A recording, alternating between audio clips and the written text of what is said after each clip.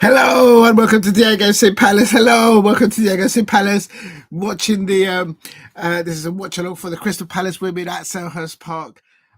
Big up Crystal Palace for hosting Crystal Palace women at Selhurst Park. It's currently Crystal Palace women 0, Manchester City women 0, and what a match thus far. It's massive time for the season for Crystal Palace women. As an example, the next 3 games that the Crystal Palace women will be playing will be against sides below us in the women's in the Barclays Women's Super League. So crucial time of the season for Laura Kaminsky, Adam Jeffrey, and all the coaching staff there. At the moment, it's coming up to about 29 minutes into the just making sure you guys can't hear it. Into the oh, wait a minute, I can't find my phone. Anyways, and yeah, so it's a crucial time. Very good start to the first half by Crystal Palace women. No unforced, not too many unforced errors. Confident start like they did against Chelsea women. Manchester City women are very disciplined. They are very patient in the build-up play. As I'm looking at right now, they're passing it around the back. Very confidently switching the play. They're very well drilled team. And oh no, they're cutting in now into the midfield area. Green challenging there. Bloody Shaw for Manchester City is a very, very experienced good. It's gone back now to the back 4 of Manchester City. Good pressing from the Crystal Palace women. Every time that Manchester City try and press between the lines across the front of the ball. I think that might be a call. No, it's a goal kick. And good work by their Shayness there. Well done. Why is the referee going over to our goalkeeper? Oh, I think she's telling them to hurry up, but and they need to be careful here. Good turnout at Selhurst Park. Still 0-0. Please, if you're new to the channel, please subscribe at Diego C. Palace. Good afternoon, Shay Arsenal. Big up. Thank you for dropping in. We're just doing the watch along here for the. I've totally lost my phone. I don't know what my phone is. And then I can also watch the other watch along on the not the other watch along, the whatchamacallit, because Tottenham Hotspur are playing in the men's in the Premier League at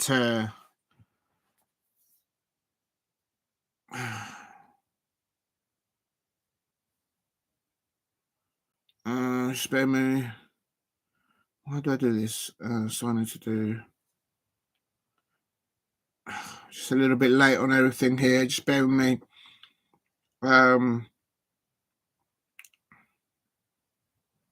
Ooh. Why is it not coming up there?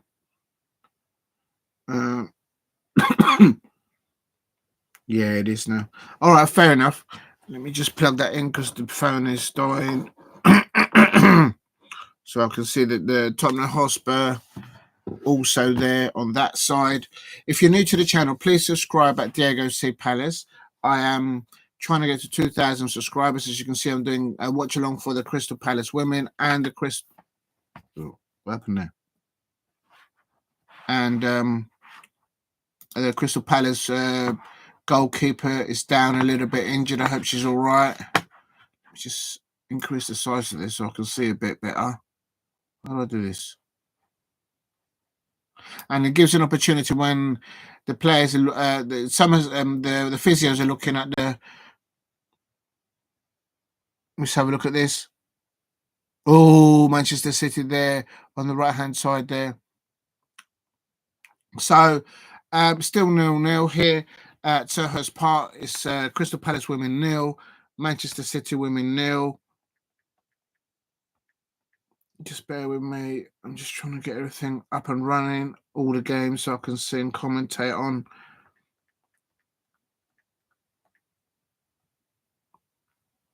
Why is that?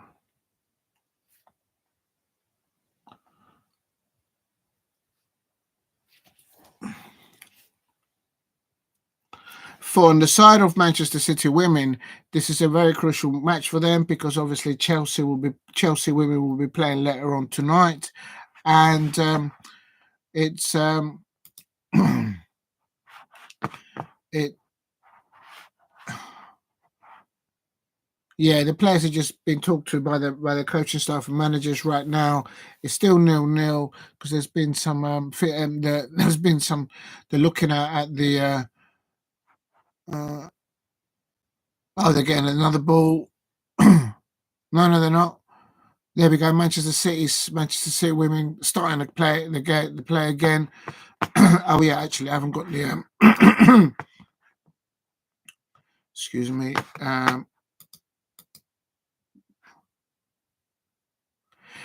The control of the ball, the possession of the Manchester City women has meant that thus far in the first half, we're coming up to 35 minutes. The Crystal Palace women have not had, excuse me, an opportunity to have a shot on goal, but there's been great press, great intensity applying to the Manchester City game by the Crystal Palace women.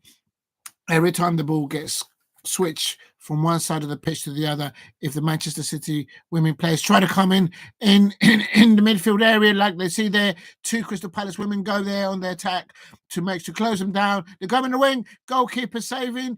Oh my days. What they tend to do, Manchester City women, very well, that team, is to play the ball out wide and whip it in, especially from the left-hand side. A lot of ground carried on the left-hand side for them, and then they whip the ball in. And of course, then we have to. It's basically it's defending a set piece in any sense, the way they play, and it's constant pressure, constant intensity from the Manchester City women play. They're trying to play it through the midfield, and then they lose balls. What they then do is they switch it out to the wing, mostly to the left-hand side. Let me just turn that up because I can't hear properly. I hope no one else can hear it. If you're new to the channel, please subscribe at Diego C. Palace. Crystal Palace women there. This time they played it out wide to the right-hand side. And Gower there for Manchester City trying to make a run in, but well defended by the Crystal Palace women there. Oh, please. It's coming up to 37 minutes, and it's still 0-0 between Crystal Palace women and versus the Manchester City women at Selhurst Park. Good turnout at Selhurst Park. Well done to everyone that's turned out out there.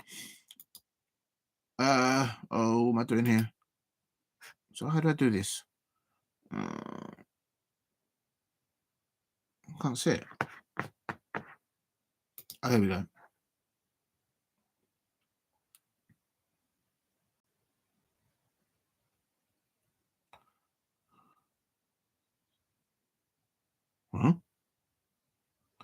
Well, that's all right.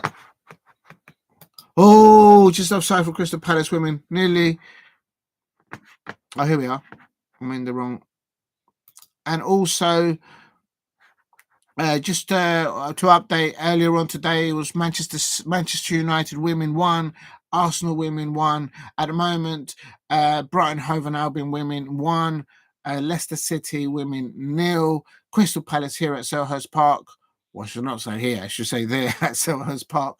Big up to Crystal Palace hosting this massive match for the Crystal Palace women. Laura Kaminsky there, I can see her there on the touchline. Crystal Palace women 0, Manchester City women 0, Tottenham Hotspur women 0, West Ham United women 1. I wasn't seeing that. And later on, we've got Aston Villa women 4:30 kickoff against the Liverpool women. And another massive game later on at 6:45 kickoff. It's Everton women versus Chelsea women. Of course, Manchester City fans will be looking into that one because, or both of them, because Liverpool and Chelsea women are up there in the table at the moment as it stands. Manchester City women are top of the women's Barclays Super League. Second is Brighton Hove and Albion women. And Chelsea, and then the Manchester United women, and then Arsenal, Liverpool women, followed by Leicester, West Ham United women, and there comes in Crystal Palace women in ninth place. Below us is Tottenham Hotspur women. They're losing at the moment to West Ham United, and then also they've got Aston Villa and Everton are propping up the table right at the bottom, and there's a cross across the 6-yard area by Manchester City women, but it's still, so they're on the right hand side.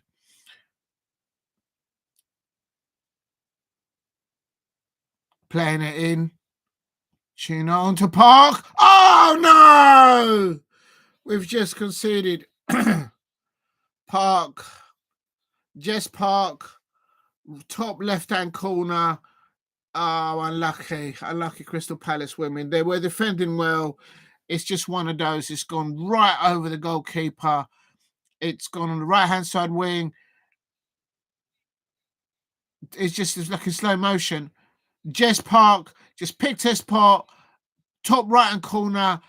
And it just, goalkeeper was full stretch, and Manchester City women have just taken the lead. Oh, I'm gutted. Come on, Crystal Palace women, we can pull one back. We can do this. You can do this. The ball, and here we go again. After kickoff, they're going for their second. Manchester City women are now pressing. Manchester City women there on about 40 minutes. They've that was a goal there from Jess Park from Manchester City. She was about 10 yards outside on the right-hand side of the penalty area, and it happened like in slow motion. The goal was like in slow motion. The goalkeeper was fully stretched, and just between her and the crossbar in the top left-hand corner, the ball just dropped in there. So Jess Park there, scoring for Manchester City women. And so now Crystal Palace women drop into 10th place on 4 points. Come on, Crystal Palace women, let's get a goal back. This will open up the play a little bit more for us. I think the plan might have been to get to half-time, to half past, to 1-1. Here's Crystal Palace on the attack. Referee! Lexi Potter gets chopped up by 2 Manchester City players, and the referee standing there and doesn't give us anything. We've been offside there. That was a foul on Lexi Potter all day long, and the referee standing there within 5 yards, 10 yards, and she doesn't give us anything. Absolutely liberties. Oh, Annabelle Blanchard nearly got an interception there. Oh, nearly. Loose balls there from Manchester City women in there, but Crystal Palace trying to keep the press, kind of keep the intensity. Yes, we've got the ball back. Oh no, we can't. It's just getting the ball off them in the first place. It's so hard. They're very well drilled, very well disciplined. The Manchester City women, they pass the ball confidently from left to right at the back, and the back three that they've got there. Please subscribe at Diego C. Palace if you're new. Big up to you, Shay Arsenal, for dropping in. Unbelievable. Right, let's go to let's see if I can get the Jess Park. Just seeing a replay of that goal. That's rewarding the dominance of possession play by Manchester City. A little bit disappointed there, but come on, Crystal Palace women, they won't give up on each other. They won't give up on the course, and you can be sure that Crystal Palace women will be looking to get a goal back. Let's get a goal back before half time. It's crucial that the Crystal Palace women don't concede a goal. Here we go. Staying rule for Crystal Palace women on the left-hand side. Try and cross it. Someone help her. That's it. Just crossing it back in.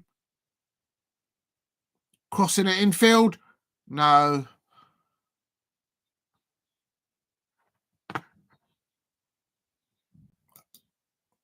This referee keeps giving all the fouls to the Manchester City women. Unbelievable. Is this referee a Manchester City women's season ticket holder? What's going on? Unbelievable.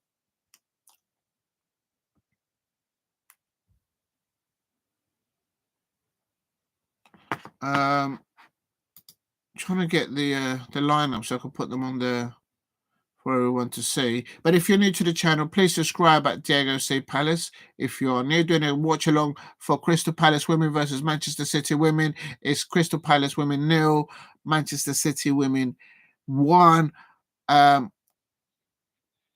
Lexi Potter on the ball there, playing the ball out there on the left wing. We can't get to a point where we can pass the ball within ourselves. Good pass there, Annabelle Blanchard on the ball. She gets closed down by 2 Manchester City players straight away. That's no coincidence. That's what these Manchester City women players, they're very well disciplined, and once they're off the ball, once their opposition players are on the ball, the likes of Annabelle Blanchard for us at Crystal Palace here at Selhurst Park, 2 Manchester City women players are on her shoulder, one on each shoulder, tracking her down, closing her down, stopping her from doing any of a great work that she's able to do. So it's one of those. Come on. It's the fourth official has put up 4 minutes of additional minimal extra time. It's Crystal Palace there on the right wing. Come on. Go. No, don't lose it. Every time a Crystal Palace women player has a ball, the Manchester City women players, it's just numbers. I don't know where they get all these players from. It's like not just 2 players. It's actually no! Oh my God, Hempt. Oh my God. Don't let her have the ball. Oh my days. Hempt just over the crossbar. Don't let him have the ball. Oh my days. If you're new to the channel, please subscribe at Diego C Palace. Trying to get good support here from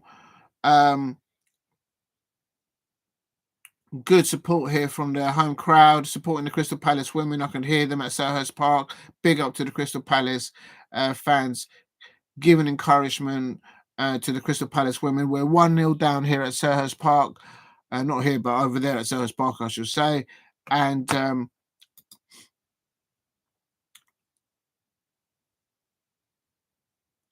Manchester City have dominance in the possession play in the first half. I can't lie. Oh, here we go. I got the teams from Gordon Bennett.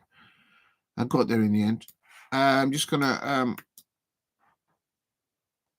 no, I can do that as I'm approaching. Please hit like and subscribe at Diego C Palace. Just gonna put please comment.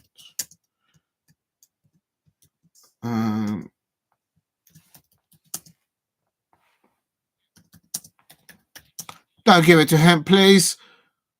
Oh no. It's important that we go into half time at least 1-0 down. We don't want to concede another one.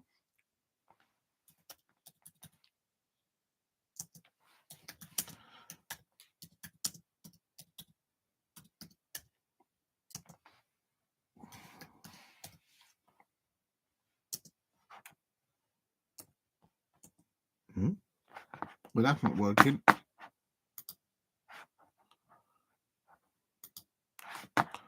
There we go. I'm just going to put the it's coming up towards the halftime whistle here. Manchester City, the way they hold on to the ball, the way they pass the ball with confidence, it's so difficult for opponents to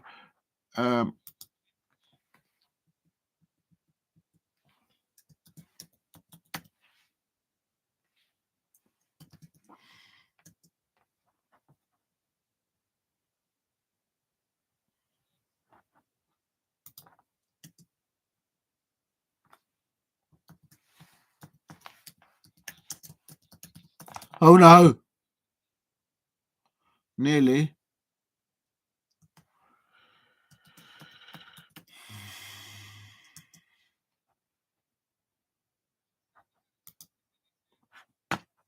There you go. I've put the Crystal Palace women's lineup and the Crystal Palace women's substitutes.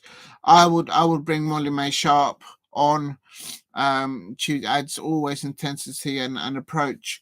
I hope we don't have to bring her on when we're like 2-0 down. But of course, I'm not second guessing what Laura Kaminsky and her coaching staff do with the Palace women players because they know best what's available. Um, we've got Atkinson's on the bench as well. And here they go. It's half time at Crystal Palace at Selhurst Park. It's ended the first half in the Barclays Women's Super League. Crystal Palace women 0, Manchester City 1 at half time. The players are going off the pitch now, going down, and it's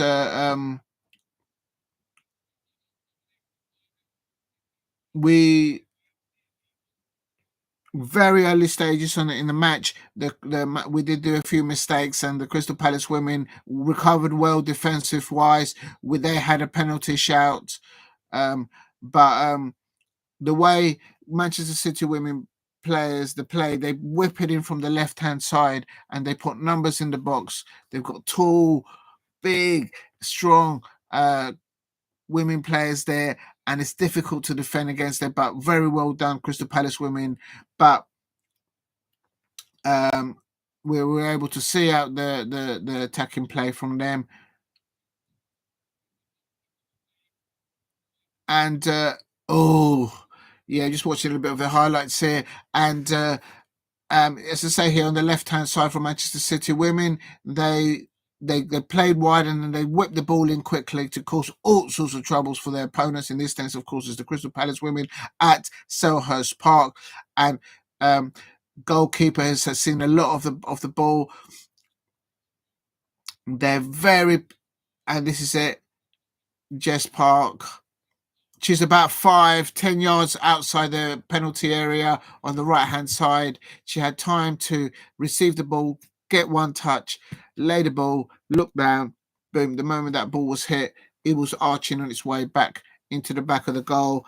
And then afterwards, they had another opportunity there. Hempt, um, um, very teasing effort there from them, and but she'd be disappointed with that at her levels. The Lionesses, England and Manchester City women player, but it's still only 1-0 to Manchester City women at Selhurst Park. If you're new to the channel, please subscribe at Diego C Palace. Oh yeah, I haven't under. Excuse me. I'm going to do the lineup now for the Manchester City women players playing here today at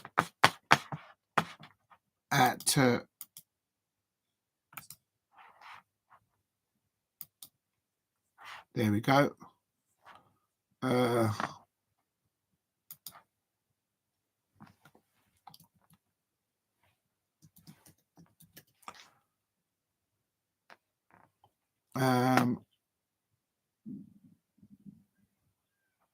And then if I put there,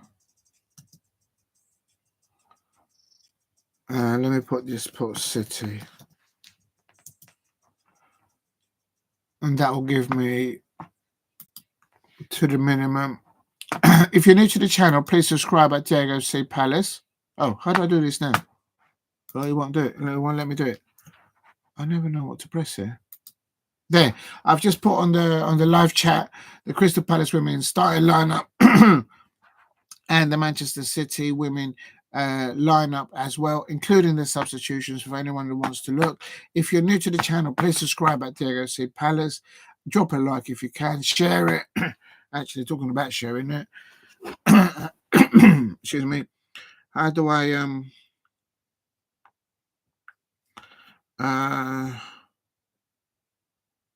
oh, how do I do this?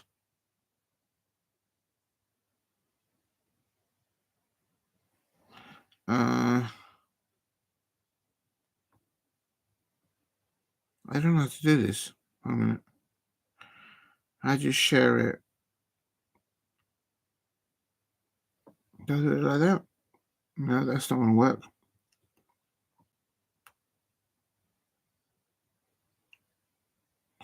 It's not working like that. I don't know what to do. Just bear with me. Let me try it on this phone. Maybe it'll work on this one.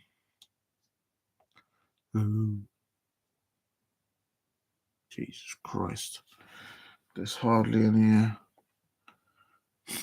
Where's the other? Oh, it's there. It's there. Just bear with me because I'm running out of my other phone. It's going to literally. It's died. It's run out of battery. Never mind. Okay, just bear with me. I'm just trying to do a share. I'm not sure how you do it, to be honest. So if I do, all right, let's do this again. Just trying to share it on Instagram. Hopefully, get a few more people in. There we go. Right, let's do that.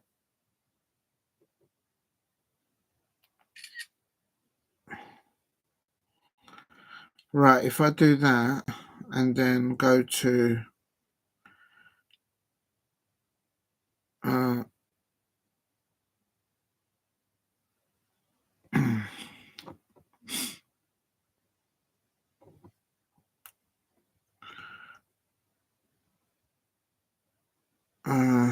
what's the story? Just spreading the word out on Instagram for the Crystal Palace women at Selhurst Park. Also, the Manchester City women, they are putting out their posts. And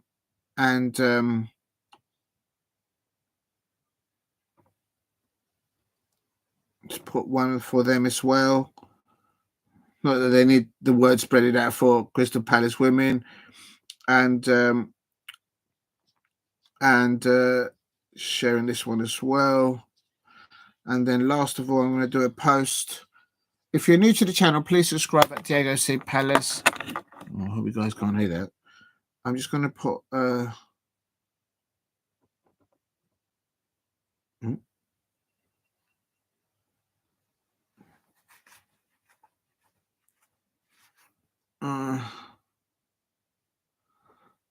do I do this bit then? How do I do that? And then next. And do live watch along now at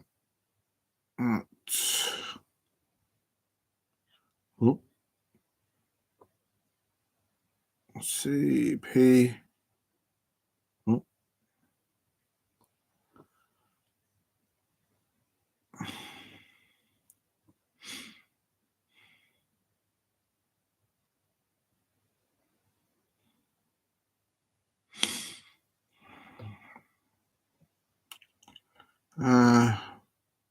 Crystal Palace women versus Manchester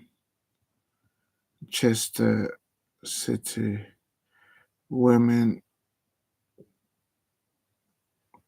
Also, who else was playing today? And also in the men's and men's. It's Tottenham Hotspur versus Aston Villa. I don't know what the score is there. I'm going to go in a minute. Aston Villa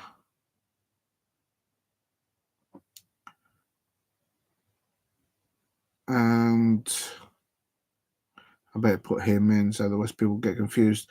And Crystal Palace. No, it's not. Who's it? It's Manchester United. Is it Old Trafford? I don't know. Manchester United versus, yeah, I think it is. Where's it at the bridge? Chelsea. No, I think it is at Old Trafford. Chelsea. That'll be later on. Chelsea.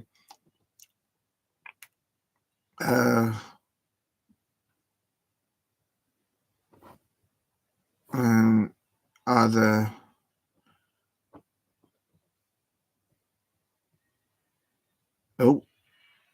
at WSL fixtures.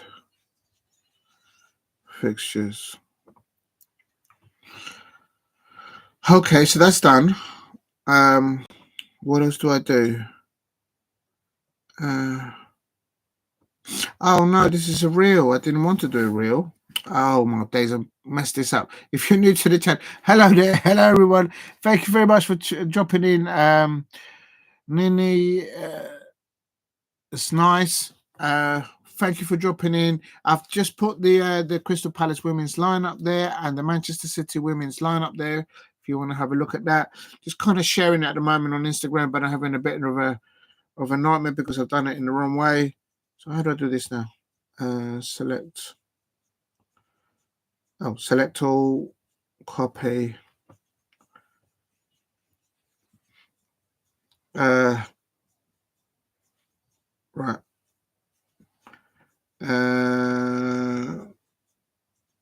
Start again. Right, I don't want to do a reel, so I've got to do that. Why is it doing that? Right. I don't want to do a reel. I want to do a post. So why is it not letting me do a post? Oh, I don't know what I'm doing wrong here. How difficult can it be? And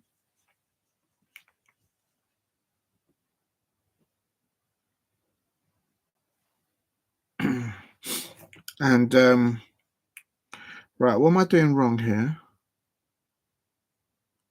I don't want to do a reel. I want to do a post. Oh, I know what to do. Hold on. If I do that, and then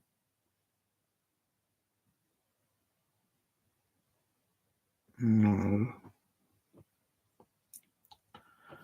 All right, this is getting on my nerves. Just bear with me, people, because I can't even do. I'm trying to spread the word on Instagram, and it's not letting me.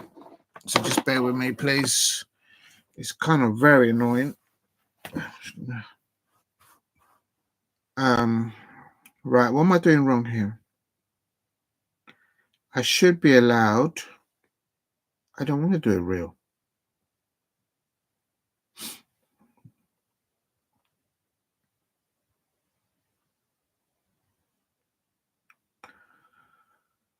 What, am I not allowed to do a blooming? Oh, right, here we go. Post. Create a post. Thank you. Oh my God, that was hard work. Jesus. I mean, like literally. How do I do this? Oh, this is too small. All right, now that I know how to do that, what I need to do is go into photos, bring up the thing that I took the photo of, bring it down like that, and take the photo again, I suppose.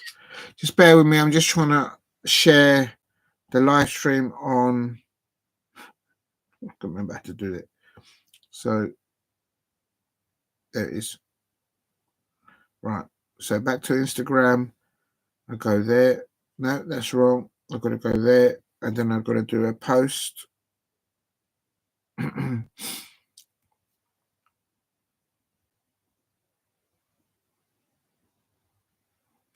that okay?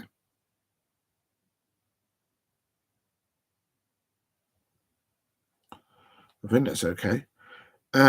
Next. Oh, I've got to be careful here because this is going to play the music. How do I mute it? I'm going to mute this, I suppose. Just come in 1 second, people. So if I mute this.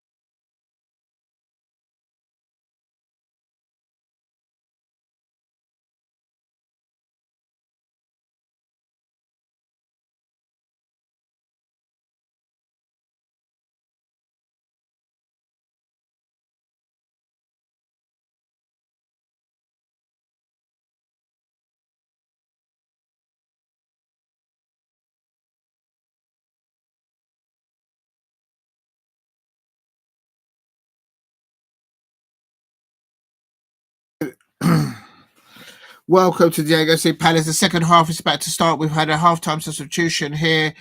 Crystal Palace women. We've brought on an attacking player there. A new signing. Just bear with me. I can't find it.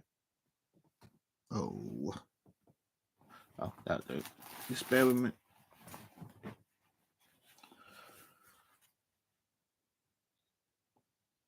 It's still, it's just the second half's about to, it's just starting now at Selhurst Park. Crystal Palace women 0, Manchester City women 1. Just Park goal in the first half. Very good dominance play from the Manchester City players. On the second place.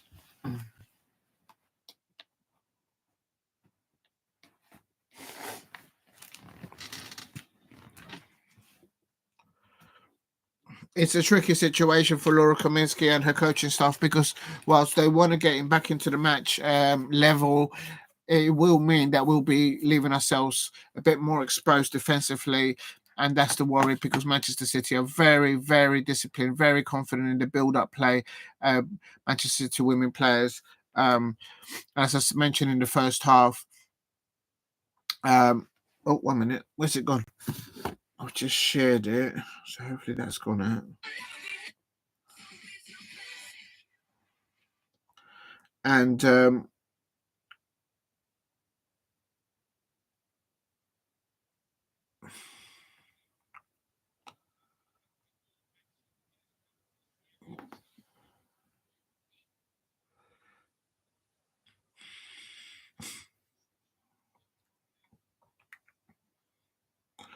right. What do I do now?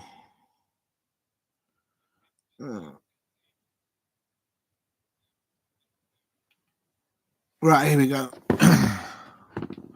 I'll leave it there. Right. Where are we? I'm just going to go back into the match itself. As you can see, I put the lineups for both the Crystal Palace women and the Manchester City women at Selhurst Park. They're playing in the Barclays Women's Super League. It's currently 1-0 to Manchester City women. The second half has just started. What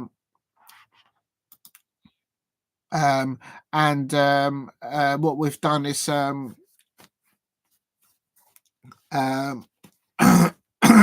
Sinead Hopcroft has come off, and Ashley Weirden, our new signing in the new beginning of the season, she's coming on to give us a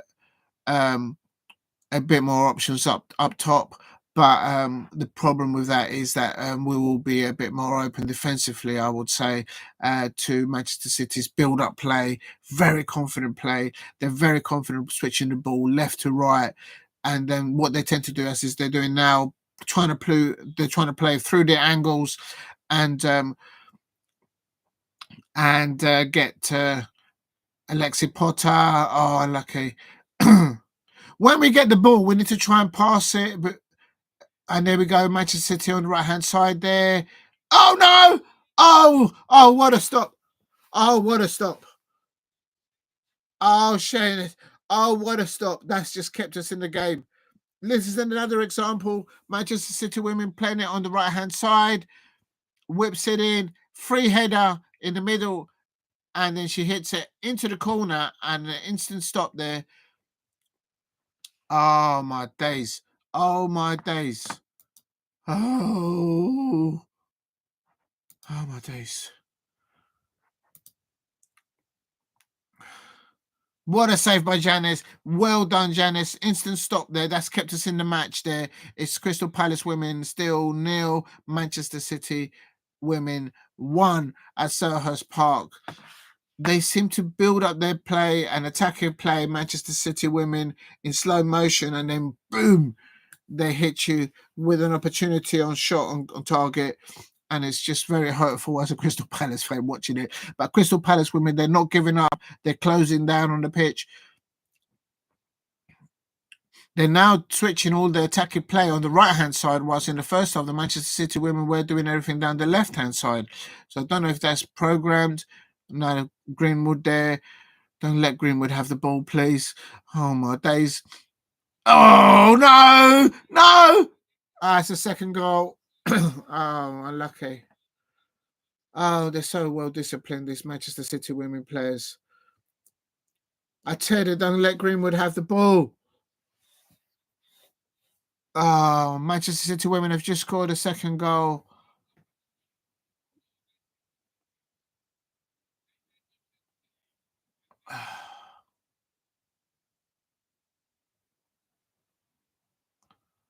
Come on, Crystal Palace women. Let's try and get one more back. This is tough. This is the tough one to take for the Crystal Palace women. They've just gone down in 50 minutes, 2-0 down to the Manchester City women. Their build-up play is just so confidently done. And the Crystal Palace women are trying to close them down. They are trying to keep the intensity on the Manchester City players' play, but they're just so prolific at switching the ball left to right, and then what most of the attacking play in the second half of the Manchester City women has been down the right-hand side, but then they switched it to the left, and then boom, Manchester City women are now 2-0 up at Selhurst Park. And of course, they will remain top of the women's Barclays Super League. They're Hemp on the ball on the left-hand side, and the referee is giving us a free kick. How's that a free kick? She won the ball. This referee. At moments like this, as we can do with a bit of impartiality from the officials. Annabelle Blanchard's going over there to have a word with the ref. That's right, Annabelle, you tell her. Absolute liberties.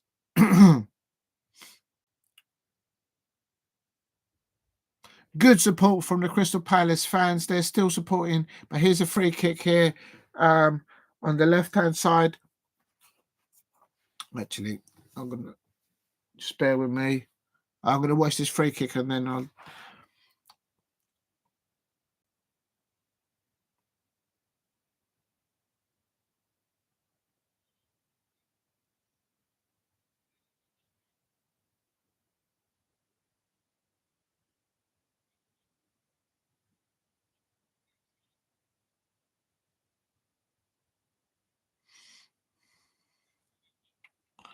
Well defended Crystal Palace women. Now is a throw-in near the away bench for Crystal Palace women. You can hear the support from the Crystal Palace fans and the Manchester City fans there at Selhurst Park. Good turnout.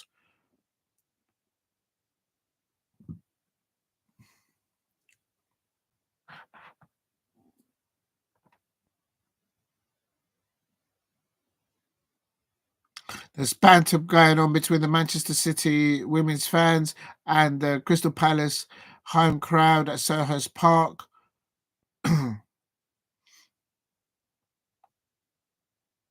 Oh, it's dangerous when we just pass the ball to Shay.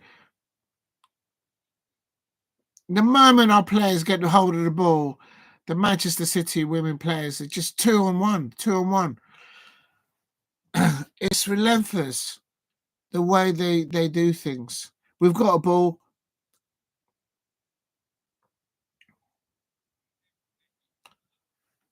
Right, hold on a second. I just got to change these. 1 minute. This is a difficult match for the Crystal Palace women, no doubt. The next 2 or 3 matches up against the teams below us, actually, below the Crystal Palace women in the oh, that's better. I wonder why I was struggling a little bit there. No, Hent on the ball, running into the penalty area, trying to cross it in, but it's well defended. That should be that's going to be a goal. That should be a goal kick, but then of course this referee is giving a corner to the Manchester City women players. There you go. It is how it is. It is how it is. Just going to have some of this. Oh. If you're new to the channel, please subscribe at Diego C. Palace. So Manchester City women corner on 54 minutes here coming in.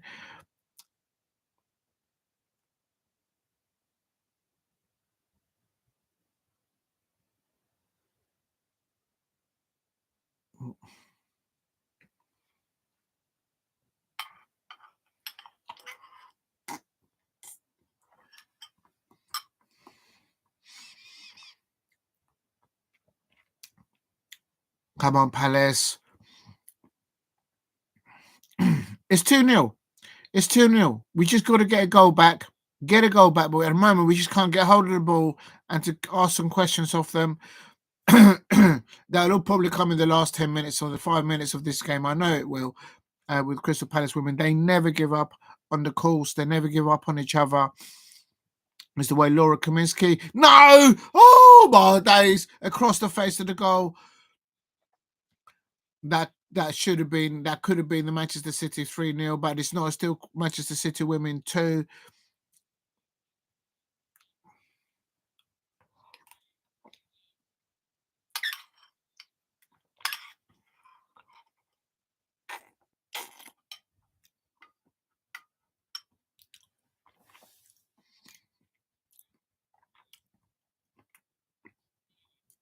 India Paige Riley's coming off.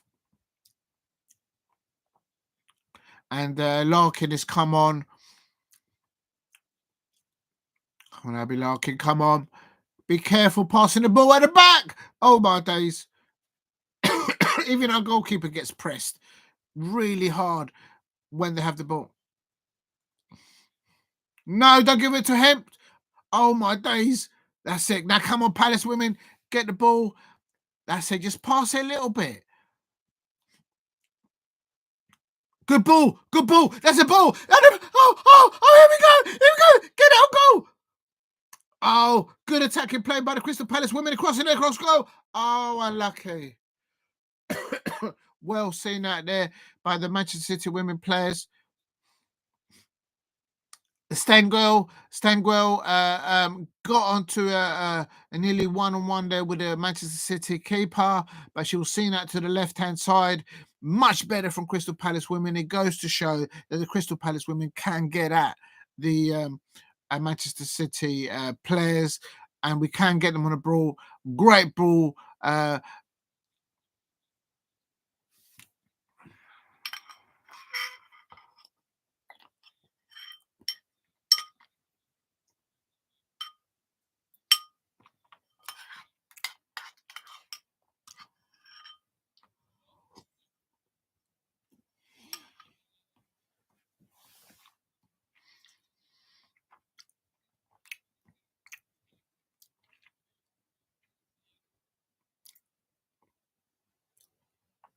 Good ball there. Oh, unlucky.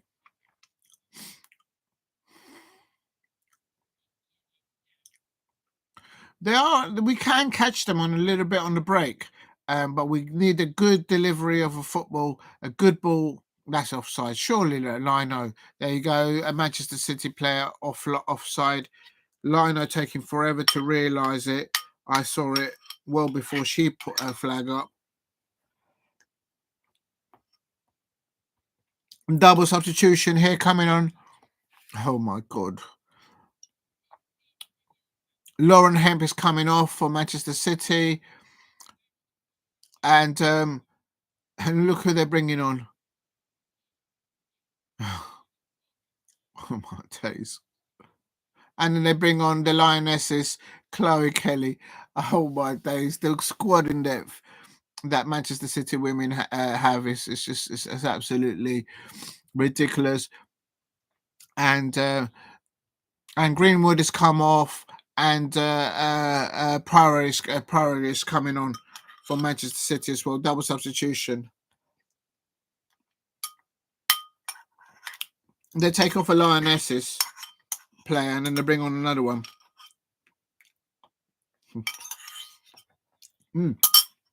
A champion, a winning player.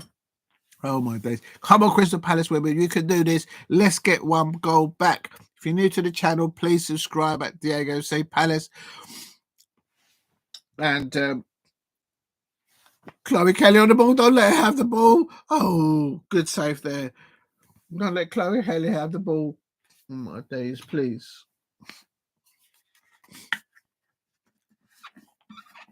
Please subscribe at Diego C. Palace.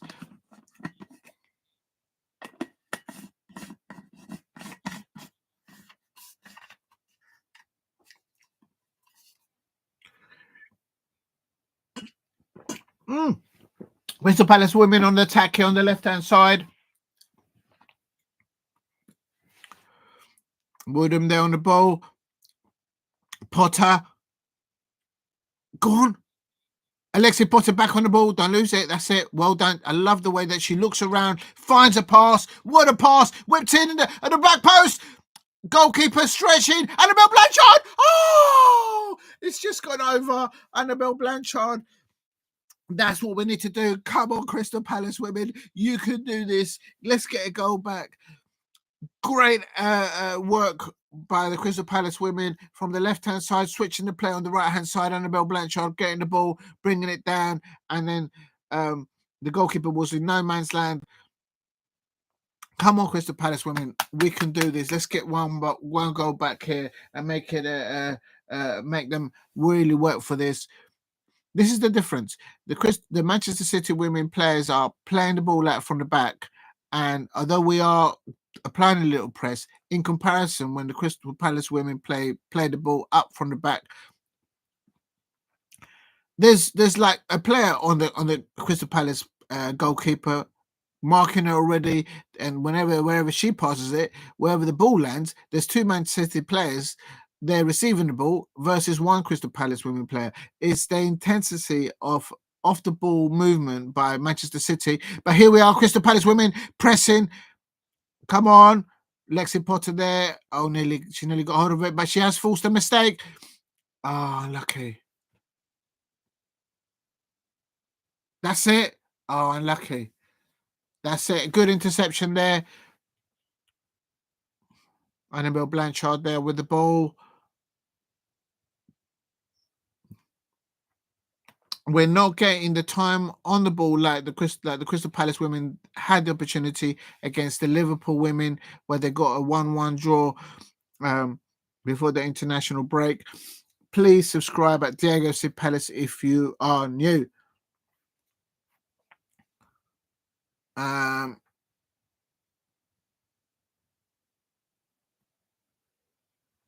Oh yeah, I forgot to do. I can't keep my eyes off this match at the moment, but I did say I was going to keep an eye on the scores on the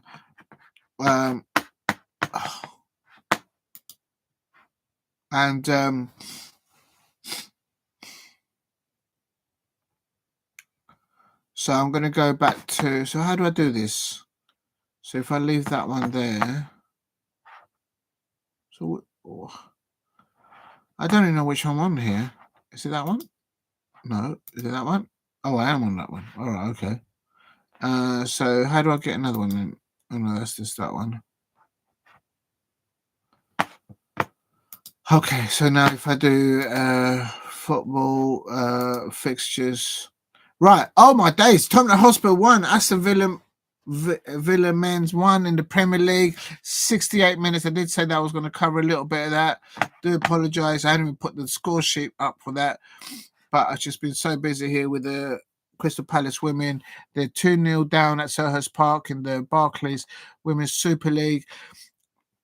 The build-up play from Manchester City women is just so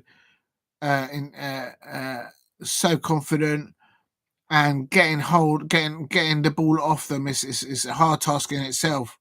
And then when we do get hold of the ball, the Crystal Palace women, they have like two Manchester City women players marking them at all times. It's just absolutely relentless the way that the Manchester City women are. They're passing the ball there at the back to the goalkeeper. We've had a few opportunities. Oh, big up to you, Damo. Welcome back. Good to see you back, Damo. Big up to you. Yeah, watching the Crystal Palace women, they're doing well, but it's just the possession play by the Manchester City women here on the right hand side. No, oh, and that should be a goal kick for Crystal Palace women. Hempty's come off. They took off a lioness, and then they brought on Chloe Kelly, another lioness is there. I mean, it's just a squad depth that Manchester City have, and they've got injured players. Vivian Medea from the ex-Arsenal player, but now she's at Manchester City. She's had an operation, who I hope she gets well. There is a strong following for her. But so even with injured players that they've got injured on the books at Manchester City, they've got. I guess for in the Barclays Women's Super League, lovely touch there. Come on, Crystal Palace women there. Yes! Yes! Oh, off the post! Off the post! Oh, off the post! We've rattled the post. How did that not go in? How did that not go in? Katie Stengel. How did that not go in? That rattled the post. Oh, what a run there. Bearden run on the left-hand side. What a run by the Bearden. She looks up. She crosses it. Stegman goes up. It hits the post, and then it goes across goal. How did that not go in? Oh, how unlucky. But come on, Crystal Palace women. There you see, we can do this. We can do this. Big up to you, Damo. And how did they not? How did they not score? Oh, unlucky. How unlucky can you get?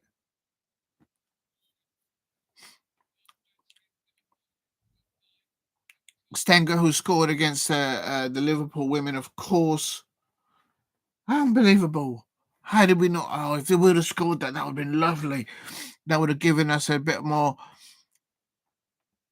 Having said that, what I am worried, and here comes Manchester City now. Oh, they played us through the ball. No, that's a foul on us. That's a foul. Why did she shoot?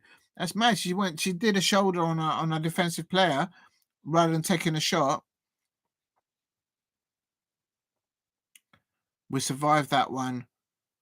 In the Premier League, in the men's matches, it's Tottenham Hotspur 1, Aston Villa 1 there.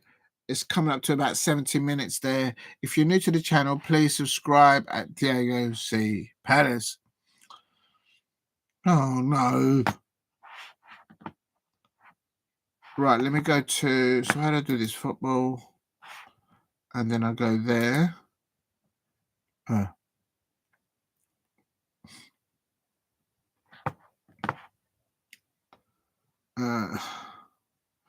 I'm also going to put on there...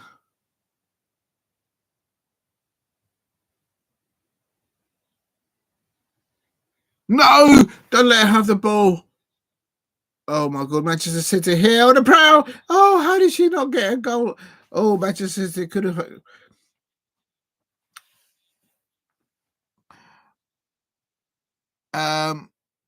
Manchester City nearly got 3-0 up.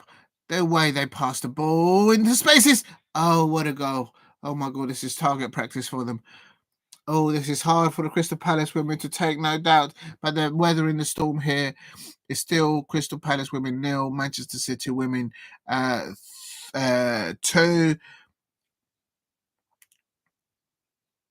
The reason why it's 2-0 is because of what oh, that was close. Good goalkeeping. Right, I'm gonna put on the chat as well. I can find it. The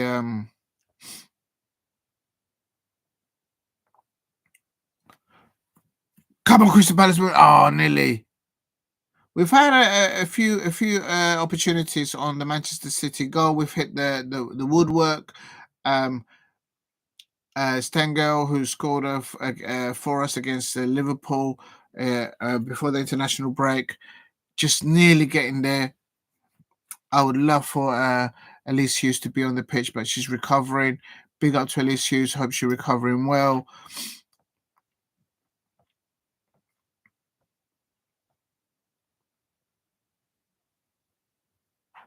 I can't get the lineups.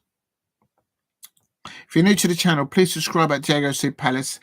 doing a watch along here for the Crystal Palace women, Manchester City women, very confident in their build-up play, in their switch of play, the way they do things. When they're off the ball, which is not many at a time, but when they are off the ball and the Crystal Palace women do get hold of the ball, they basically have two of their players on our players. It's just 2 against 1 in each situation. Very disciplined, very well how they do things. And here they go. They play the ball over the top. Oh, no, that's not a penalty. That's not a penalty. That's not a penalty. No way. That's a penalty. She went that. She, as she was running into goal, she fell over her own accord. No, there was a touch from the Crystal Palace centre back, but now the ball's midfield area now. Oh, if we can keep it to 2-0, anything can happen. So come on, Crystal Palace women, let's get it. We can cause some problems when we get the opportunities, but it's not, they don't come that very often. So, here we are. I'm just going to put on the chat also. Hello, Geezer.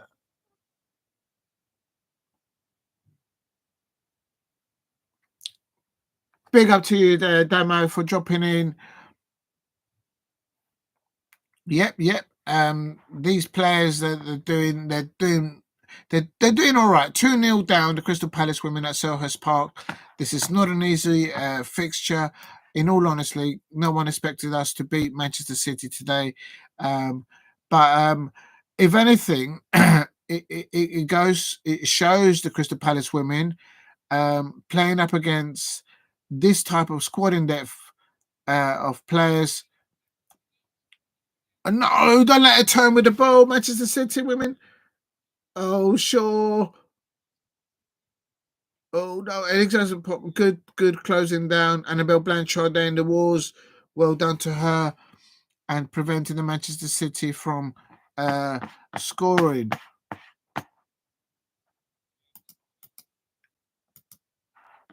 I'm going to put in the chat the lineup for Tottenham Hotspur. And they're playing the Premier League. It's currently still 1. Oh, God, I've lost it now. It's currently still 1-1. Come on, Crystal Palace women, just get hold of the ball. The intensity of Manchester City women, a free kick. Oh, they've just gone up. Oh, she gets her goal. Bunny gets her goal in the end. She's been prolific in the first half and the second half. She's been knocking on the door. Manchester City women, just on the right hand side, they were allowed to cross the ball, pick the spot. It's just a free header. You can't leave her with a free header like that. Bunny Shaw has scored for Manchester City women. It's Molly May Sharp's coming onto the pitch. Come on, Molly May Sharp. I knew she would come on as well, but I was kind of hopeful that she didn't come on at this stage. Now we're 3-0 down. It's going to be an ask for her to do.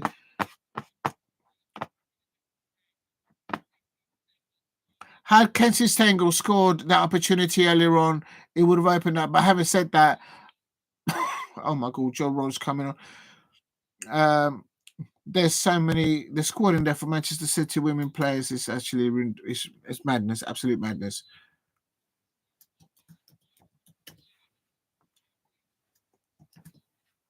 Jess Park has come off the pitch, which I'm kind of glad a little bit. I can't lie. So this is oh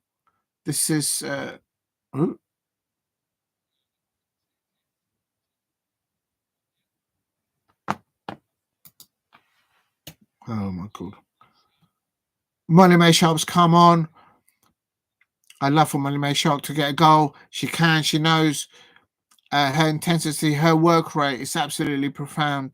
She's absolutely amazing for us. She was voted the best player of last season in the successful women's championship because they champions of 23-24. The Barclays to get here up to the WSL, and Molly May Sharp was voted the best player. For me, I voted for Hayley Nolan. There you go. I said it. But big up to Molly May Sharp on the pitch now for Crystal Palace women there. I'd like for her to start the match, but who am I to say to tell Laura Kaminsky not to put her first? Because the way Molly May Sharp starts a game, man, she just adds another element to it. The intensity that she brings to any match that she starts on, it's absolutely amazing. But come on, Crystal Palace women, let's get a goal back. Also, goal difference is important. So if we can claw one back, that will also help. Right, I'm going to put in the chat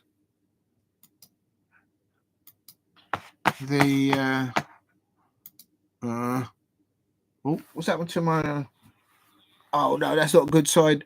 There you go, put it up. The side is falling down. Let's put that one back up there. No, Chloe Kelly, don't give her the ball. Clear the ball. Crystal Palace will be surviving there. Chloe Kelly there in the 6-yard area, 6-box area, trying to get a fourth goal for the Manchester City women. It's important that we don't concede any more goals. Goal difference is very important for any team there and thereabouts in the middle of the WSL or heading towards the bottom. Goal difference is very important, so it's important that we keep it to 3-0.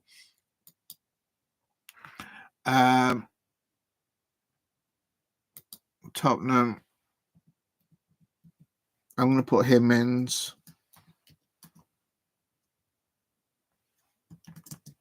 So people don't get confused. This is the lineup for the Tottenham Hotspur men's.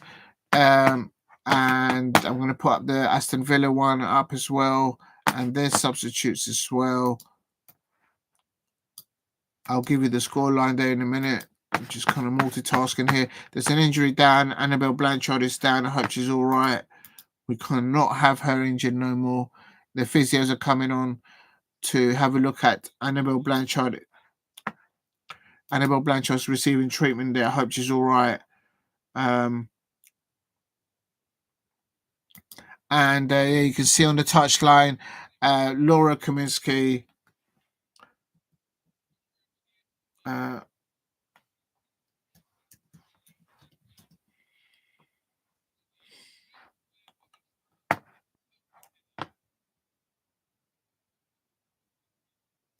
Right there, I've put on the chat. Anyone interested in this? The Tottenham Hotspur men's starting lineup and their subs, and also I've put on there the Aston Villa. Did you go to the Wolves yesterday? Big up to you, Damo. No, I didn't. I couldn't, mate. I couldn't at the moment. Busy elsewhere. I wish I was out there. There was a good turnout from the Crystal Palace men fixture there against Wolverhampton Wanderers at Molineux. I did a watch along for yesterday. If you want to go and check it out, Damo. But we should have got a goal there at the end, Damo, because Jean-Philippe Mateta's goal should have stood, but for some reason VAR decided we won't look at it. We just go with what the referee says. Anthony Taylor there deciding that there was a foul, and that shouldn't have been a disallowed goal. And there was a handball from the Wolves player as well earlier on in the match. It looks like Annabelle Blanchard is coming off, and let's have a look.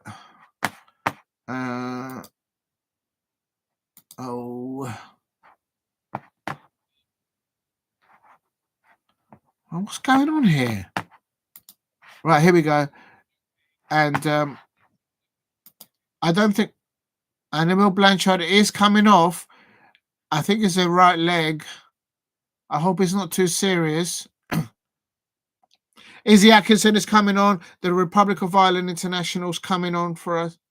I know it's not. And also, Chloe Arthur's also coming on as well. So it's a double substitution with Crystal Palace women. Chloe Arthur's coming on as well. Good luck to her as well. Come on, I'd love for Izzy Atkinson to score against Manchester City women. Republic of Ireland International there.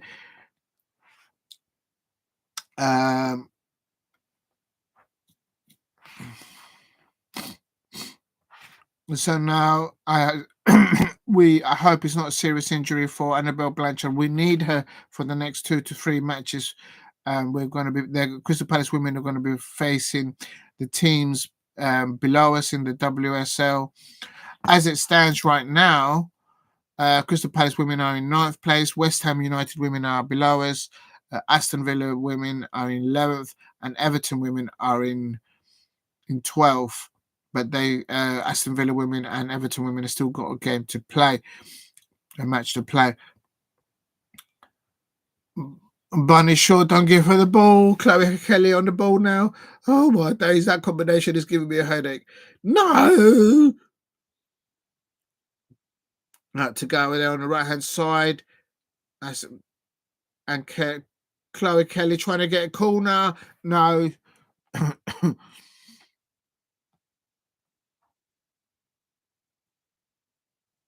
Another substitution from Manchester City women.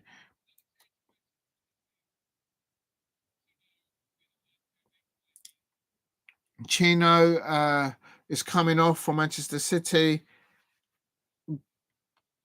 And Manchester City women bringing on Murphy.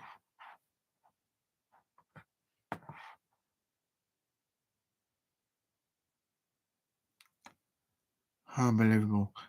Come on, Crystal Palace women. Let's just get one more go. Yeah, no, I didn't go to the Wolves yesterday, Damo. Wish I could have been there.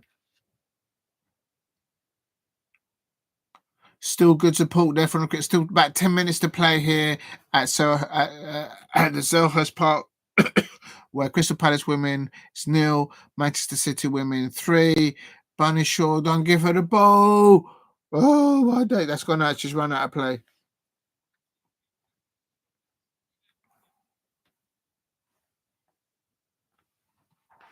Right.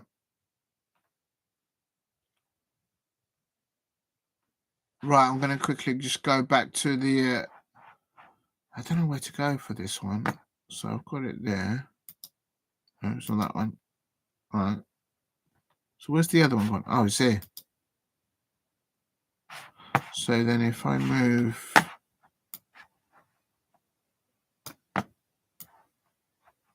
There. If I put them there, and there, that will give me that there. Oh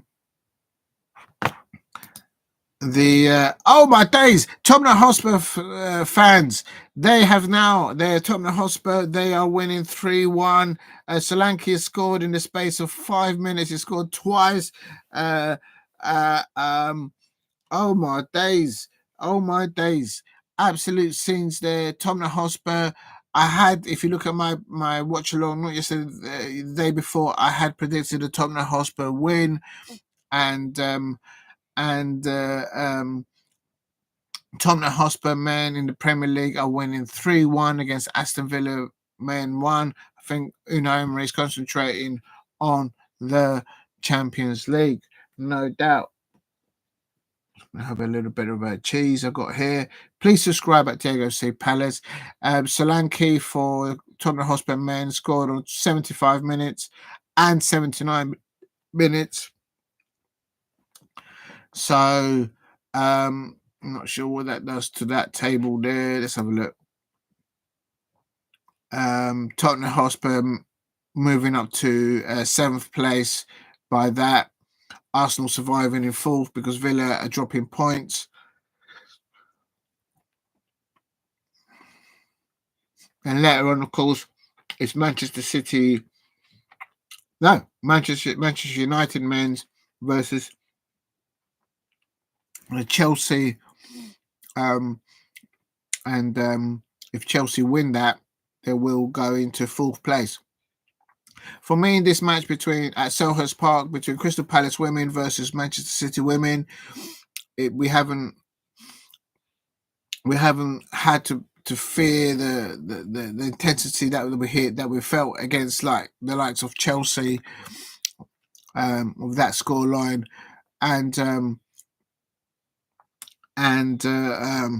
so we haven't been, the Crystal Palace women haven't been played off the park. We have defended well. We've kept them at bay in the first half, but it always has a sense that Manchester City women could step up 1, 2, 3 more gears at any moment, just like that. And but they're just doing what they need to do, get the job done at their end, I suppose. The Crystal Palace women They're not giving up on the cause. They're still trying to get another goal back. I think it's important that we can claw a ball back. Stegwell had an opportunity hitting the post in the second half. Had that gone in, I still feel that Manchester City could have stepped up more levels.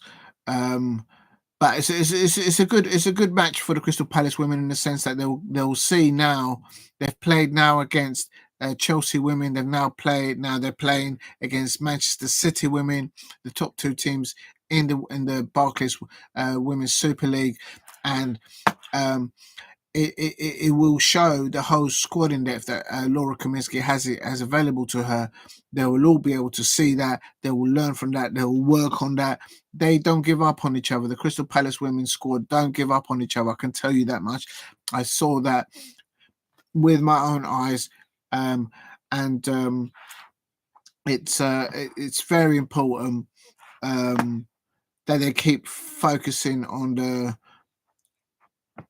What's going on with this here?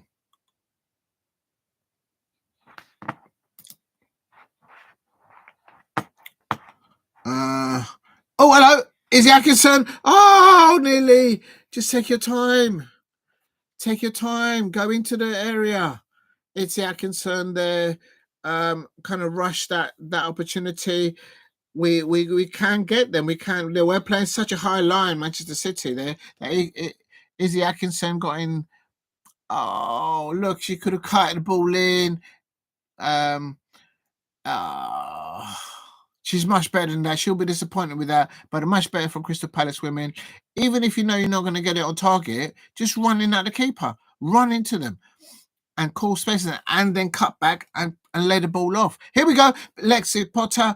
Come on, please, please, please score.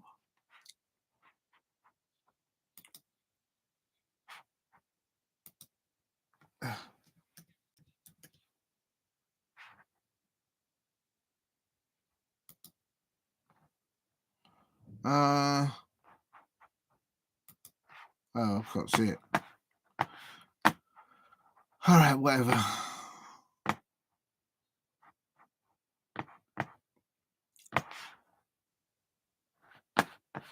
I wonder if I can actually go out of this. Just bear with me. I'm coming up to you, Demo.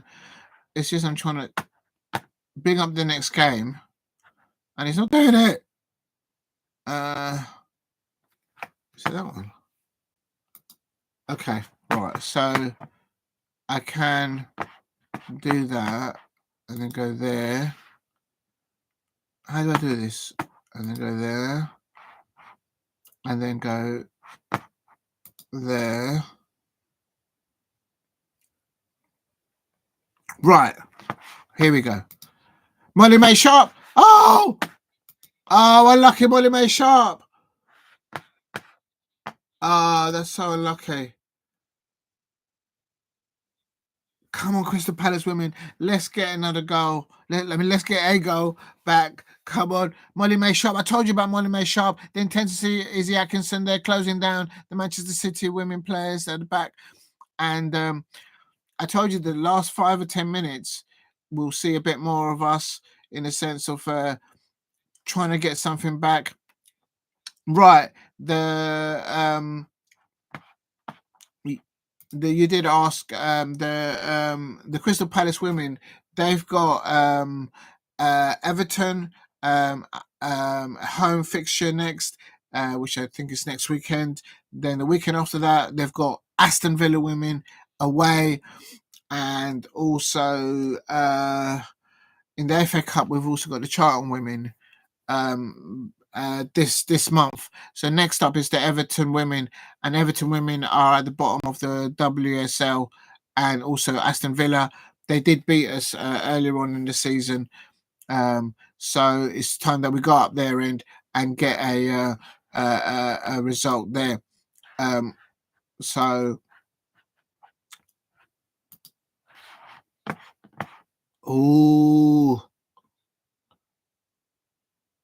if you're new to the channel, please subscribe at Diego C. Palace.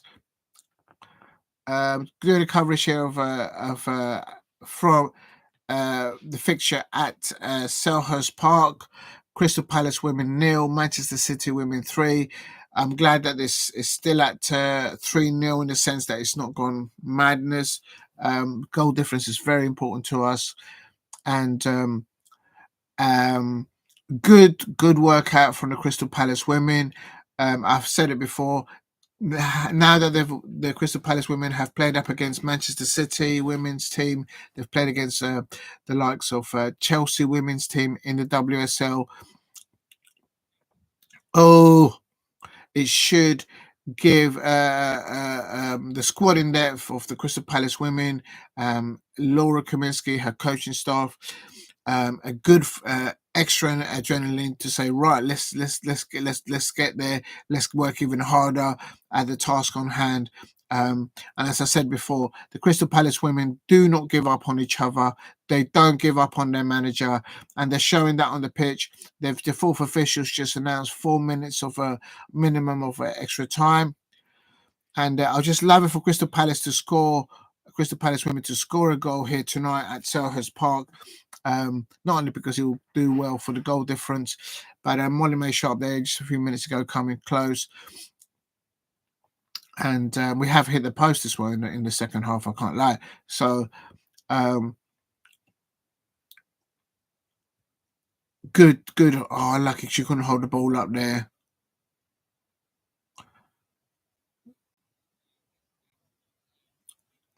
Brown on the right-hand side.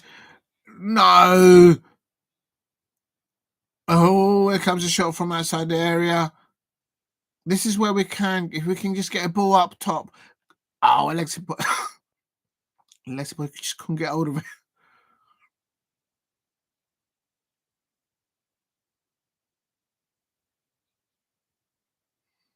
Don't let her turn with the ball.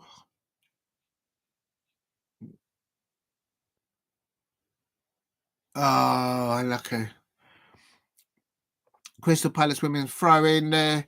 Both Laura Kaminsky and the Manchester City coach manager there on the touchline encouraging their players even this late on. You can see Laura Kaminsky there giving support to her players there. This is a tough one to take, but they're still trying to get just pull one goal back here. Crystal Palace women here at Selhurst Park. Oh,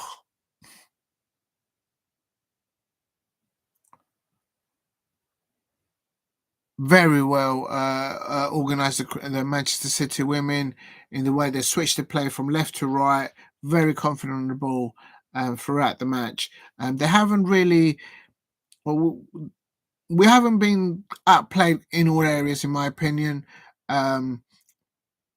Had it not been for our keeper, we would have been more serious trouble.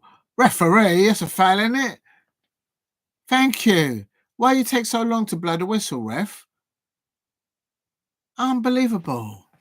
But yeah, still Crystal Palace women 0, Manchester City women 3, and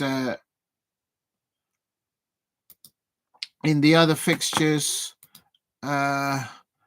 it's Brighton Hove and Albion women 1, Leicester City women 0. Earlier on, it was Manchester United women 1, Arsenal women 1, and Crystal Palace women here coming the last 2 minutes, last minute of the match is still Crystal Palace women 0, Manchester City women 3, Tottenham Hotspur women 2, West Ham United women. Oh, what a save! What a save! Oh, what a save! Oh, Chloe Kelly at her best there, driving into the midfield area, teeing up the ball, hitting it. It was on target. What a save. What a save. Well done to her. Oh, my days. Oh, my days. Chloe Kelly 1-1 there with Yanez of Crystal Palace, our keeper. And Yanez has kept this match to 3-0. I can't like, no! Don't let that's us. And Bunny Shaw there an attempt there on the back post. But Yanez I'm going to give the performance of the match today to Janice. Had it not been for her, our Crystal Palace keeper, we would have been 7 or 8 down, 8-0 down.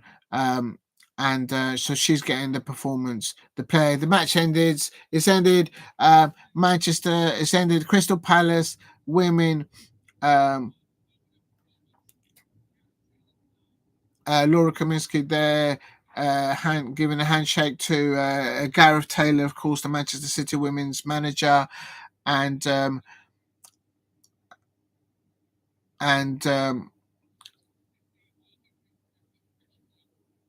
oh, so that's that. He ended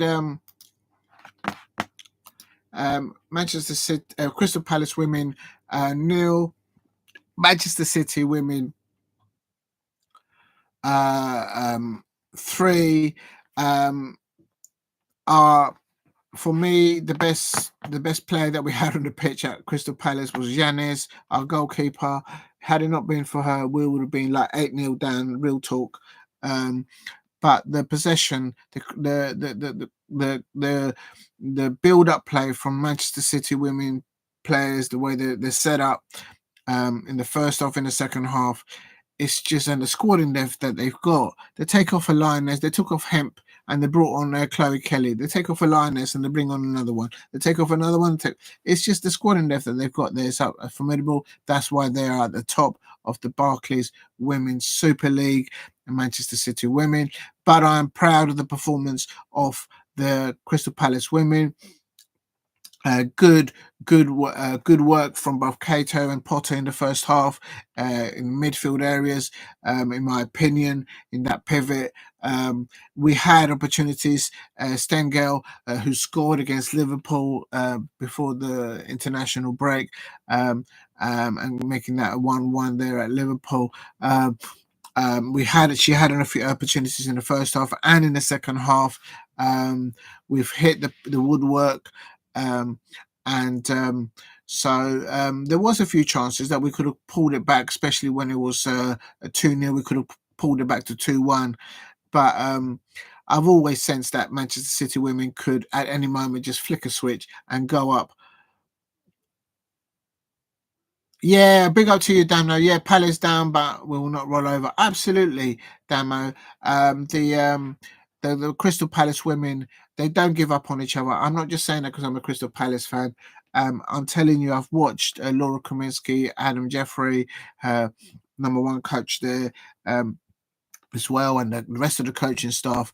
They don't give up on their players, and the players don't give up on the coaching staff. I've seen it face to face. I've seen the work that they put in there last season, especially, and this will be a hard one for them to take because the Crystal Palace women team and Laura Kaminsky, they don't like to lose. They don't like to lose. But what they will take from this match, playing against the best side in form at the moment in the Barclays Women's Super League, is that they will take stock of what's happened. They will look at it, I expect, on Monday or Tuesday, and they will look to look at bits where they can improve, look at bits where they can say, okay, we're not bad here, and they will work. It will give them an emphasis of to work even harder.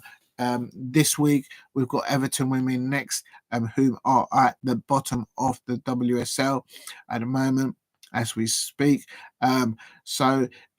Proud of the performance of the Crystal Palace women. We didn't get a scoreline like we did against Chelsea women, so very proud of them. We had a few opportunities. I'm a little bit worried that Annabelle Blanchard came off injured. We need Annabelle Blanchard 100% fit.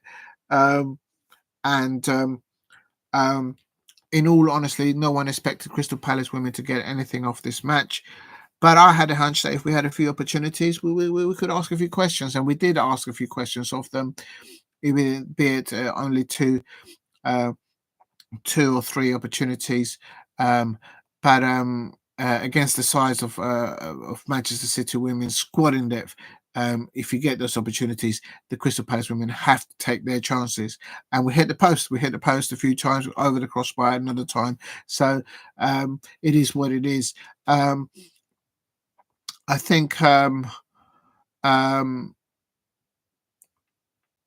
as I said earlier on, I think it's important that the Crystal Palace women get to play against the likes of Manchester City women in a competitive match. Friendlies are not the same.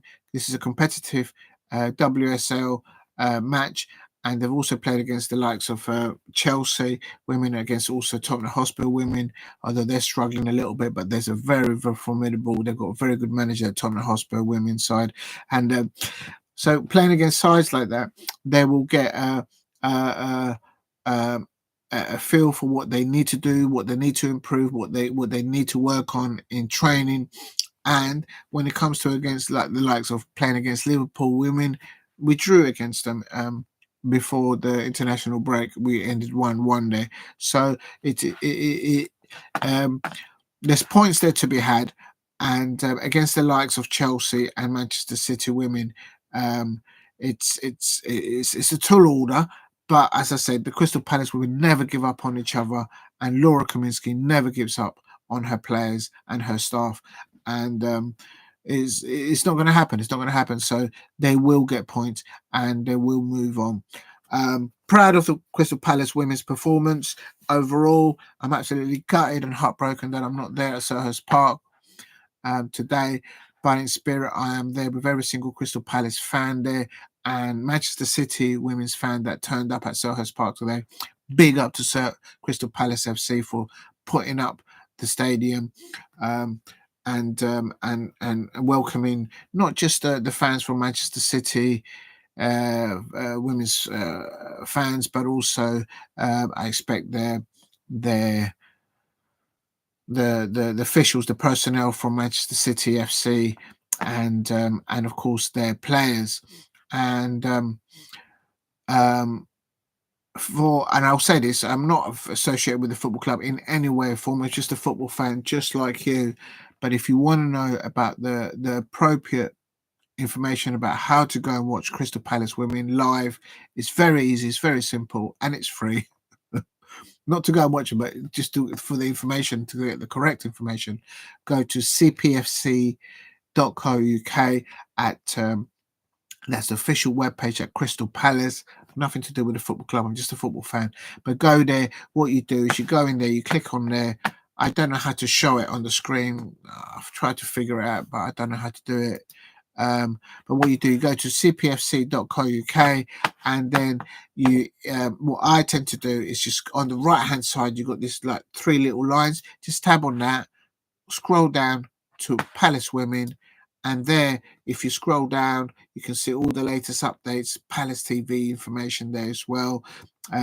You also see the options of fixtures, the profile of the Crystal Palace women, the tickets, how you can get hold of them in the sense of the partners that sponsor them, the Twitter account, the Instagram account, the Facebook account for the Crystal Palace women. And for me, as they say in here, the next fixture is next Sunday at 2 o'clock. Crystal Palace women at home. It won't be here it won't be at Selhurst Park. It will be at the VBBS Community Stadium. If you can get to it, go and support them there. They're playing at home against Everton women. That is a 6-pointer match. That's a massive game for Everton women. That's a massive match for us as well. So I hope Annabelle Blanchard will be fit and firing to go. If there's any other Crystal Palace women that are injured and receiving treatment, I hope that they will recover and be available for that match for Laura Kaminsky to select them. And then the following Sunday on the 17th, against a 2 o'clock kickoff, Sunday the 17th of November. It's away at Aston Villa women. We need to get back some points from them because they took 3 points off us earlier on in the season.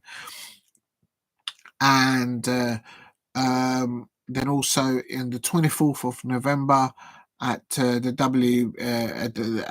VBS Community Stadium, Crystal Palace women versus Charlton Athletic women in the WSL FA Cup. And so technically the next two matches the Crystal Palace women face are of two teams that are below us. The Aston Villa women are below us, in 10th, and the Everton women are below us. Having said that, Aston Villa women still to play their 6th game of the WSL campaign, and also Everton women. So about as it stands, they're on 2 points. Both Aston Villa women and Everton women, they're on 2 points, but Crystal Palace women are on 4 points. What is worrying is that we have a deficit, a goal difference of -13. That's why I was worried that we would do that. So we will concede too many goals, but we didn't. We only conceded 3. So we need just one game where we can claw that back into single figures, and then yeah, so then we need to do that. At the beginning of the Barclays WSL campaign, the almost, if not the majority of women's ex-professionals, they're now pundits, whether they are for whatever media outlet, they all had Leicester City women and Crystal Palace women, no particular order, as the favourites to go down. But as it stands, Leicester City women are in 8th, Crystal Palace women are in 9th, and there are 3 teams below us. But so it's all about, I think it's consistency, squad in depth, and injuries. If we can get all our players that are injured back online, available for Laura Kaminski's availability, and I mean every single one of them, we got to shout. We got to shout at this to even finish mid-table upwards, in my opinion, and do wells in the cup runs. Actually, in the first match in December, that's a big one. That's going to be against so the 8th of December, where Crystal Palace women are going to be away at West Ham United women, and that's another massive one. And then the big one, the massive one, the next 2 big ones, 15th of December. Is Crystal Palace women at home versus Manchester United women. And then on Sunday, the 19th of January in the new year, it gets even bigger. It's Arsenal women versus Crystal Palace women. So it's important that Crystal Palace women in the next fixtures against Everton women, against Aston Villa women, against West Ham United women, if the Crystal Palace women, and it's not if they can get, and they will get it, if they can get 6 points or 9 points, that's making a statement in itself. If you're new to the channel, please subscribe at Diego C. Palace. I'm covering, as you can see, Watch Along on the Crystal Palace women. Absolutely gutted that I'm not there watching them, but it is what it is. Just still showing love. Big up to that. I can sense the support at Selhurst Park of the home fans for Crystal Palace, supporting the Crystal Palace women and the Manchester City women fans as well there. Big up to them that turned up, that made a long journey from up north. And as for the Manchester City men's fans and the Manchester City women's football fans, they turn up in their numbers. They always turn up for their team. I'm not just saying it for the sake of saying it. I'm saying it because I've seen it, I felt it, I've seen the faces. And big up to the Manchester City fans that turn up to support both their women's side and their men's side. I've seen it, and a lot of respect goes out to them on that count. Now, where was I? I've got to now go to so what do I do now? So then if I do I don't know what I'm doing now. It's fixtures. I want to do the roundup. Right. Oh my days. But no, I'm going to finish up with the women's fixtures at the moment. I'm just waiting for there's going to be another kickoff at 4:30 between the Aston Villa women versus Liverpool women. That's a 4:30 kickoff. But I can confirm the other results in the women's Barclays Super League today on the 3rd of November. It's ended Manchester United women 1, Arsenal women 1. So both of them dropping points there. And the Arsenal manager there will probably be sulking. I don't like the Arsenal manager. I just it's nothing personal. I've never spoken to him, never met the man. But for me, I just don't like the way he comes across. It's just me. It's just me. I'm just being real. Just don't like the man. I don't like the way he talks. The way he postures himself. I just, for me, just it's not a cup of tea. It's not a cup of tea. Anyway, enough of that. So he's dropped points. Manchester United women making the Arsenal women drop points. So that's a massive point there for Manchester United women. I expect Brighton Hove and Albion there have won against Leicester City women. I was expecting that, and they won 1-0.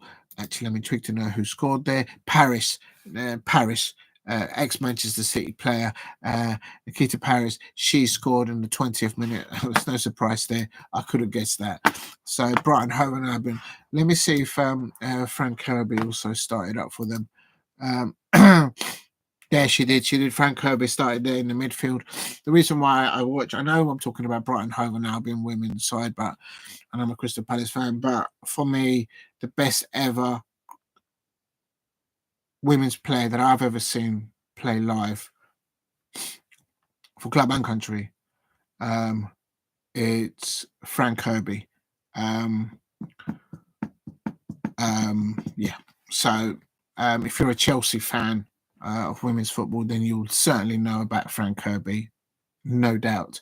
But Frank Kirby, I'm always keeping a tab on what she does, because when I see live the Crystal Palace women playing at the levels that I want them to get to, I want them to get to the levels of the likes of Frank Kirby, of Lucy Bronze, of Kira Walsh.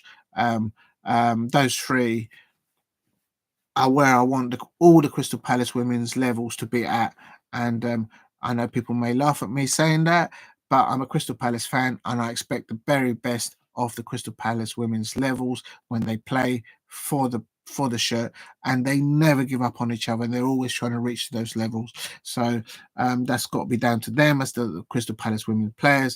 But no doubt, it's also got to be down to what Laura Kaminsky does to them when she receives them at the beginning of the season and when she leaves them at the end of the season. What a magnificent manager and coach, personal coach, in my opinion, as a football fan. Of course, I've never seen Laura Kaminsky doing her work in training, because I've never been to the training camp at Crystal Palace. But for me, Laura Kaminsky is a pound for pound one of the best, if not the best, English women's manager and coach right there, out there right now. And that proves, that goes to show on the performances of her players and how they improve when they reach and when they split and they move to different chapters in their careers. But so I'm getting a bit offline there, but it's just the way I am. So yeah, he ended Brighton, Hove and Albion 1, Leicester City 0. Nikita Paris, they're scoring there, and Frank Kirby starting there for Brighton, Hove and Albion. Crystal Palace women at Selhurst Park today, it ended Crystal Palace women 0, Manchester City women 3. Manchester City women could have scored 3 or 4 more, easily more matches, more goals. But for me, the player on the match, on the pitch, for both sides, for me, was our goalkeeper Janice. Had it not been for Janice, those one stops, which I've lost count, possibly got into double figures, or maybe it's a little bit exaggeration. But Janice kept us to a 3-0, and I'm in no doubt that the back line of Green, Aspin, Gibbons, Woodham, and the two in the pivot in the midfield, Cato and Potter, they will be looking at themselves in training and says we need to give more cover, more protection to Yanis, but gutted that Stengel didn't get the opportunity to score. But it is what it is. And as I said before, I think it's important that the Crystal Palace women get to play against the likes of Manchester City women team, the Chelsea women's team, the top two teams, in my opinion, in the Barclays Women's Super League. And they will take it. They will take stock of what's happened today, and they'll go into training on Monday or Tuesdays and prepare themselves even better for that Everton fixture next Sunday. It's a home fixture for Crystal Palace as well. Right, the next match was Tottenham Hotspur Women 2, West Ham United Women 1. West Ham United Women did score the first goal, which I was surprised to see, but Tottenham Hotspur, a very well trained, very well disciplined side. I've been there at the Gunner Group Stadium, which is where Tottenham Hotspur women play, and they they turned it around in the second half by the looks of it. A goal by England, and also it looks like it's an own goal by one of the West Ham players. So yeah, he ended Tottenham Hotspur women 2, West Ham United women 1. I was expecting a Tottenham Hotspur women win there. Um, there's no coincidence that last season they got to the final, although they lost against Manchester United women in the FA Cup women's final. But I've seen them live. I've seen the Tottenham Hotspur women perform live, and they're very good. They're very good. So I'm not surprised that they won against West Ham United. Right, it's coming up about 10 minutes away. Aston Villa women kick off against Liverpool women. Everton women are kicking off at 6:45 against Chelsea women. I expect the Manchester City women will be looking at that. As a Crystal Palace fan, I'm not saying this with a little bit of salt or not too much salt. The Everton versus Chelsea women. I'm looking for that match and the Liverpool match for both Everton and Aston Villa to increase their goal difference. Everton women are on -6 at the moment goal difference, and Everton women are on -4. So I'm looking for them to drop points, to lose, and to have a really bad day at the office, as it were, and for them to get into double figures of or near the double figures of minus goal difference. The reason why I'm saying this was Crystal Palace women at the moment, although we're ninth, we have got 13. We've got the worst goal difference in the whole WSL, so we need to change that. West Ham United women, they're on -8. So this is what I mean. We need to get that. We need to get that into single figures and let somebody else go into the double figures. That's how I see it. It's about survival. It's not about salt. It's about survival. Also, in the because I am covering the men's as well as a watch along. Please hit a like and subscribe at Diego C Palace. I have put up there the lineups for both the Tottenham Hotspur men and the Aston Villa men's side and their subs in the chat if you're interested in that. The Manchester United men's team is going to kick off at 4:30. Manchester United men versus Chelsea. I predicted 2 nights ago Manchester United to win 1-0, but then analysing how Chelsea changed the squad against in the League Cup, and of course they lost because they made, I think they made 9 changes. For me, I'm gonna change my prediction. My prediction was Manchester United 1, Chelsea 0. But looking into that fixture as an outsider, looking into both of those clubs, I think Manchester United won't find any kind of stability, coaching staff versus players versus coaching staff, until Ruben Amorim gets there with his coaching staff and starts to do what he has to do. At the moment, they've got Ruud van Nistelrooy there, of course. So I'm thinking, and I'm going to change my prediction. It's going to be Manchester United 1, Chelsea 3. I just got a feeling that this game is come too early for Ruud van Nistelrooy, though, because of the way Chelsea, they're going to put their best squad out there. in my opinion. Actually, talking about that, if you're new to the channel, please subscribe at Diego C. Palace. I am about to, if I can find it, the owner of Manchester United, Sir Jim Ratcliffe, is at Old Trafford. I need to have something to drink because I'm like literally. I need to drink something. Please keep hitting the likes. Help me get to 10 likes during this live stream. So Jim Ratcliffe is at Old Trafford. I'm going to do the lineups for both Manchester United and I don't know how to do this. There we go. So Manchester United. I have to put men's in there because otherwise people get confused. Right, that's the men's. Right, here we go. Just bear with me. Yeah, so I did go for. I was going to go for a Manchester United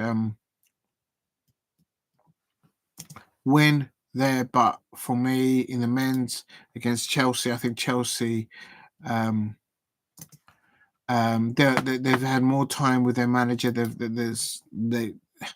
Their breakout play, Chelsea, because I was at the bridge earlier on this season, and the way Cole Palmer, Jackson also lay off the ball when they're on the counter with Chelsea, they're just unstoppable. They're a little bit unplayable, and I think they're going to catch at the Manchester United midfield and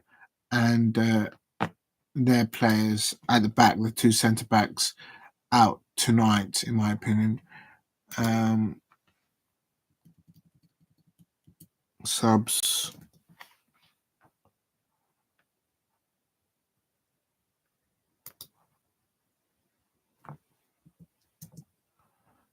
Just bear with me. I'm just trying to put the.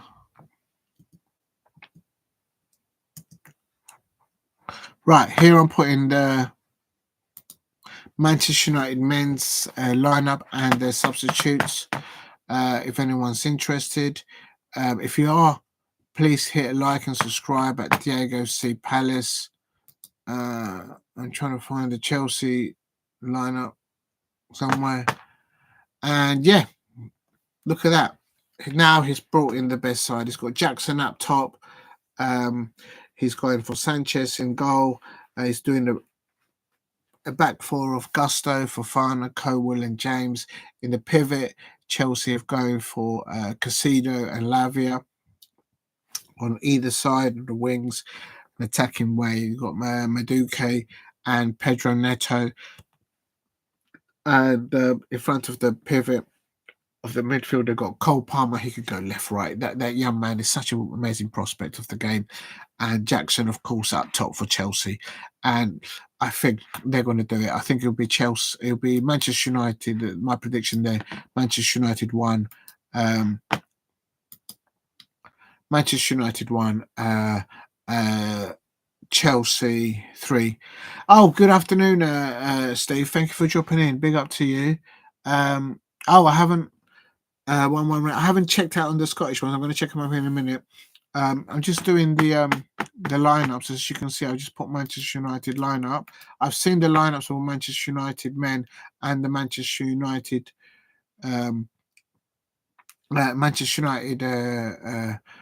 players and the Chelsea players, and I flip. No, I don't flip flop. I've changed it because I've seen the lineups. I'm going for a Chelsea win now. I think they've got too much now. Chelsea. I think once Ruben Amorim gets in place with his coaching staff, Steve, once he has a few games settled in with his new players, with his squad, with his new coaching staff at Old Trafford or Carrington, wherever it is that they train, I suppose at Manchester United, that they that's when you can really judge Manchester United where they are. At the moment, they've got an interim manager, and Cole Palmer and Jackson. If they don't score today, I'll be very surprised. Right, so I'm just putting the just bear with me, Steve. I'm just putting the Chelsea lineup and they.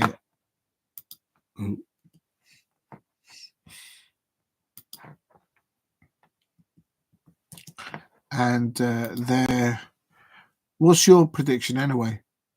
2-1 Chelsea victory. There you go. I'm not surprised that you've gone for that as well. It's not because. Oh, 1 minute.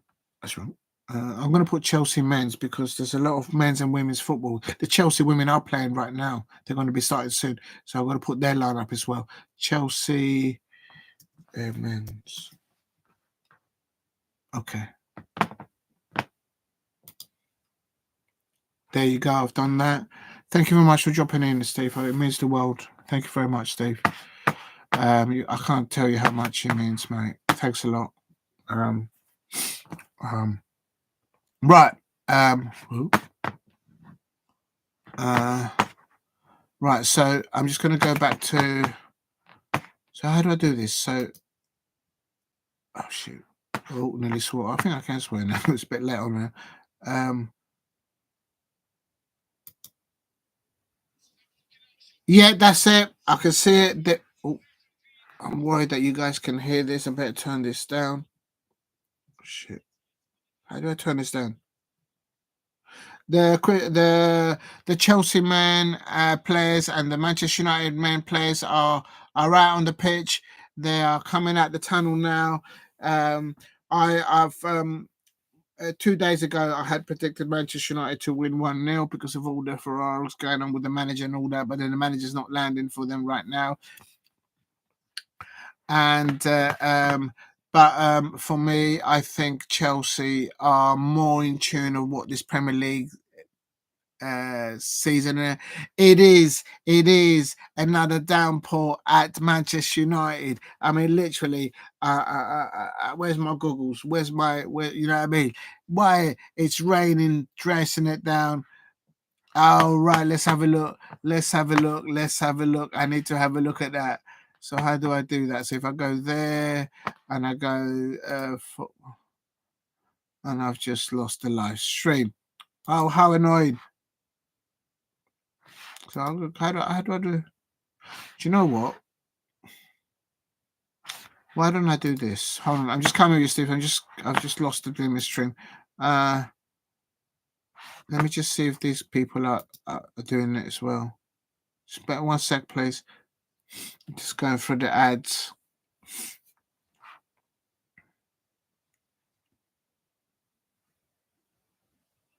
Oh, come on.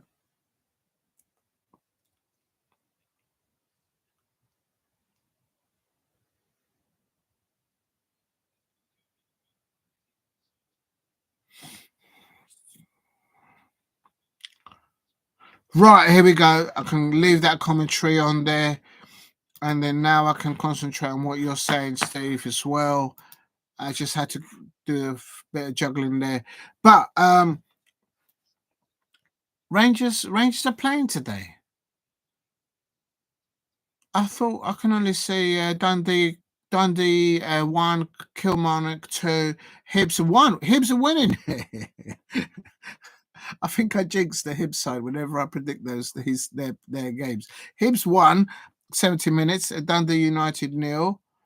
Unless they're in are they? It's the league, the semi-finals. Of course, it is the Scottish League Cup. Yeah, and Rangers. What is going on with Rangers? I mean, this season they're nowhere to be found. I mean, they're nowhere at the levels of. And this is going to hurt me saying if there's any Rangers fans out there, that's because this is a bit of dagger in the back sort of thing, I suppose. But they're nowhere near at the levels of Aberdeen or Celtic. Real talk. And I've been outside looking into that league and Rangers, what's happened to them? And in that match, I'm going into it. It looks like there you go. Motherwell, an assist by Seddon on 25 minutes up to a Halliday. Motherwell took the lead, and Rangers only managed to score into the just at the beginning of the second half. An assist by Barron up to Dressers, and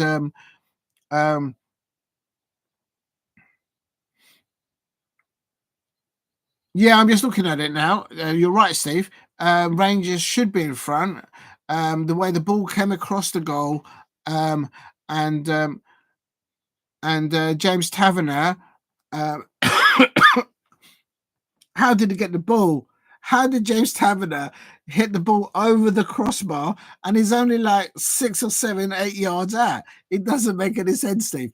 Rangers, what has happened to them? They can't sort of turn the screw and get the job done. Unbelievable scene. On the Hearts, he played Kabul and Azerbaijan. They play normally in the Euro Cups. They got relegated last season. Oh, there you go. Was that because they lost him? That he didn't play for them anymore? Now, let me look at the lineup quickly before um, and it's chucking it down at Old Trafford. It's the rainiest river. Um,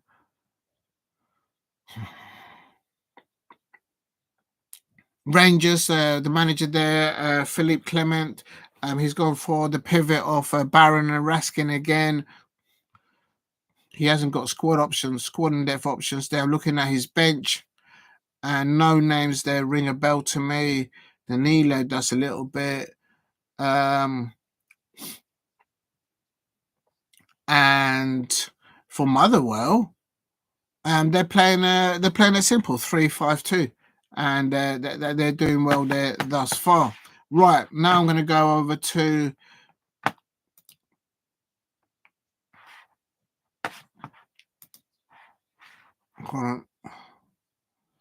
we've got I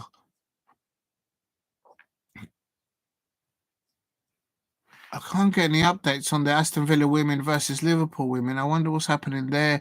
They're supposed to have started at 4:30, but nothing's happening there. I'm not getting anything. Maybe there's a delay there in the startup there. I don't know. But later on at 6:45 is the big one. Everton women versus Chelsea women there. Yeah, so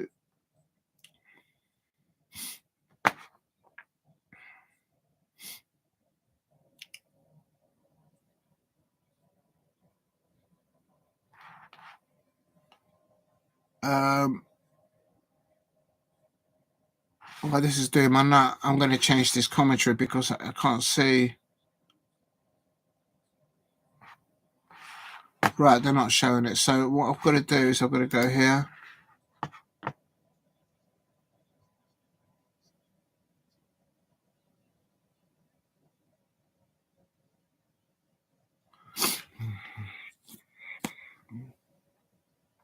Now I'm going to stop that one. I'm going to change that straight. Hold on a minute, because I can't see and I can't hear. So if I go there, football fixtures. Okay, leave that there and then go up here. And what I'll do is go there, and then I can. Right, got it. If you're new to the channel, please subscribe at Diego C. Palace. And oh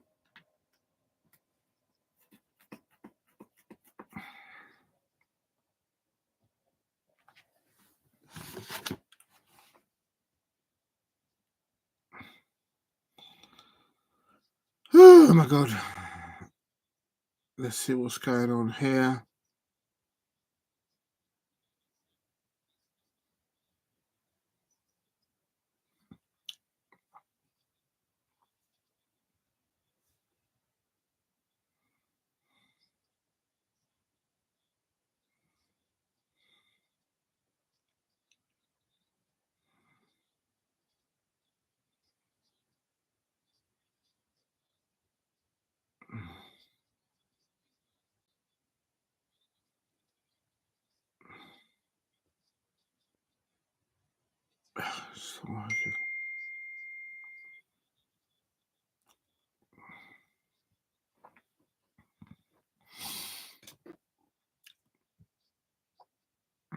Right, here we go.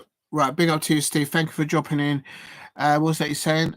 He was only there one league, so I presume you're talking about Andy Halliday. They play in Europa League Cup stages. Oh, back in the 15 to the 16 season, and they beat Panathinaikos in the playoffs in Greece. Yeah, later on to reach the group. Believe me now. But if they're reaching those kind of later stages in the Europa leagues, it's got to be a player there.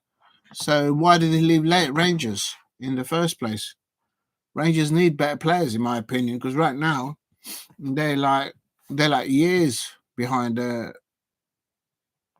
Aberdeen and Celtic, and that's saying something. I think, as an outsider looking in, never mind if you're from up there as well, you probably understand that even more.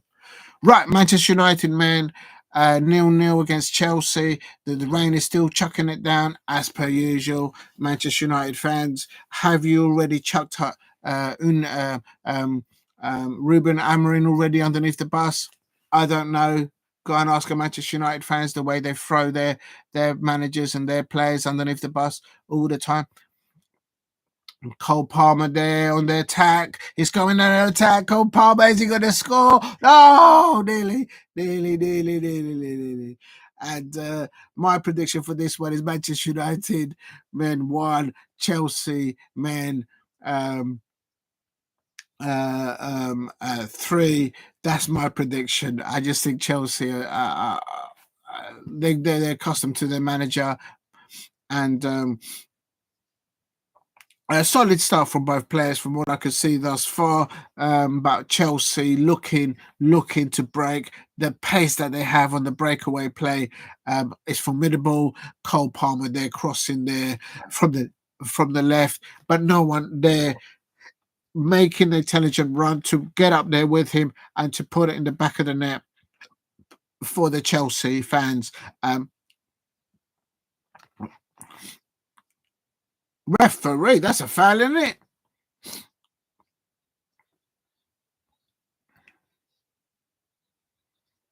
Now in that league, Karabakh played in Group Stage 11 season in a row and won 10 out of 11 titles. When you go for titles, you want to challenge. Must be boring winning like every March. Yeah, I mean I remember back in the day, it was Rangers as an example, if you like.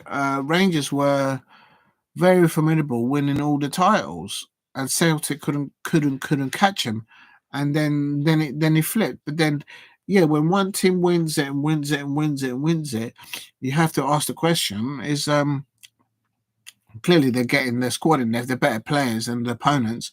And back in the day, I remember Glasgow Rangers. They were winning everything. When they had Ali McCoy's playing for them and all that back in the day. For me, Chelsea have started the brighter here at Old Trafford, even though it is raining and maybe the rain is affecting the Manchester United players more than that. I'm just going to quickly go into Chelsea! Chelsea, they're intercepting that ball there for Manchester United. Is he worth the money that they've spent on him? At the moment, he's keeping Chelsea at bay.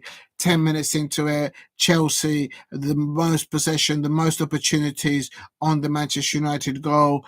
Elsewhere in the Scottish Premiership, it is now Dundee 2, Kilmarnock 2. Hibs are still winning 1-0 against Dundee United. I hope I haven't jinxed it, because every time I talk about Hibs when they're actually scoring, they end up losing. So I hope there's no Hibs fans out there. But here in the Premier League, I can confirm that the Aston Villa women versus the Liverpool women have kicked off, and it's 0-0 there. and still it's just 5 minutes into the match. They were very late. I don't know why they were running late.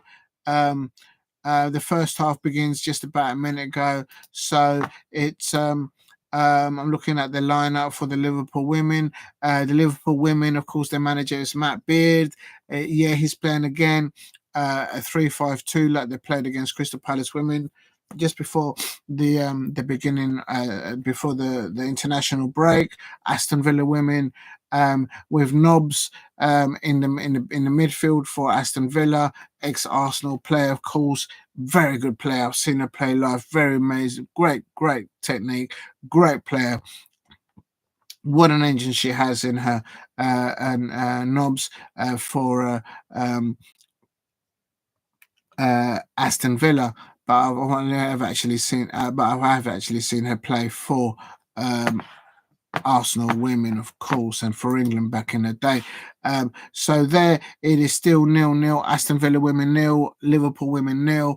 Everton women versus Chelsea women gets a kickoff at 6:45, and also in the Scottish League Cup, coming up to about 76 minutes, Motherwell won, Rangers all over the place, won as well. They pulled it back in the second half, but in the first half, Motherwell were telling Rangers fans what to do and when to do it. Real talk.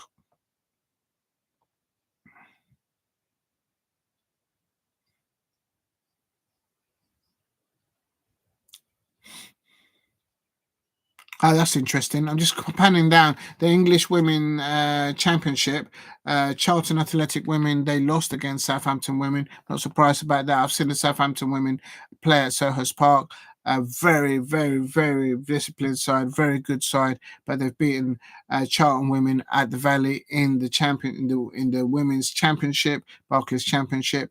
So it's like Division 1, if you like, not in the Premier one.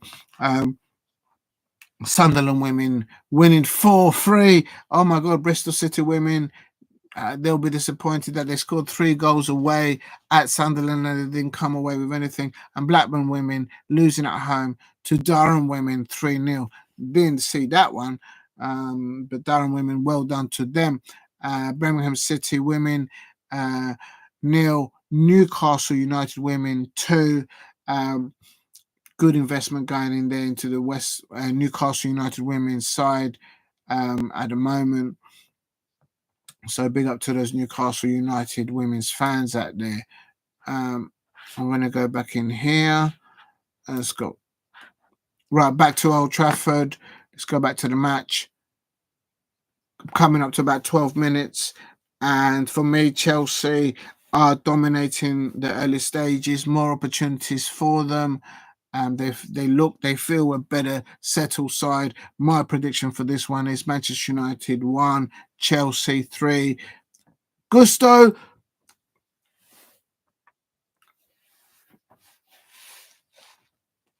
It's another corner for Chelsea now coming in, and for me, Manchester United, I've got their backs against the wall here.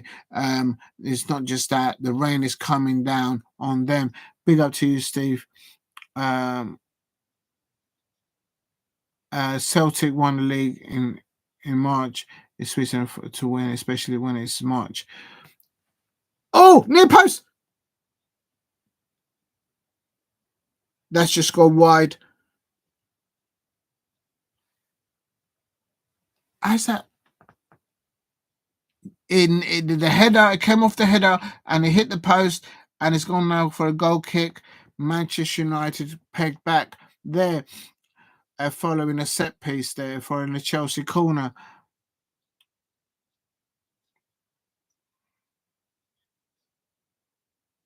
Yeah, I agree with you, Steve. It's the earlier that you can wrap up the title is important for any league, for any side, I suppose. And also Chelsea here looking, looking the real deal, as they say in that program. It's the real deal there. I expect Manchester United fans will be fearing that this could be very ugly once Chelsea open doors and start scoring their first goal.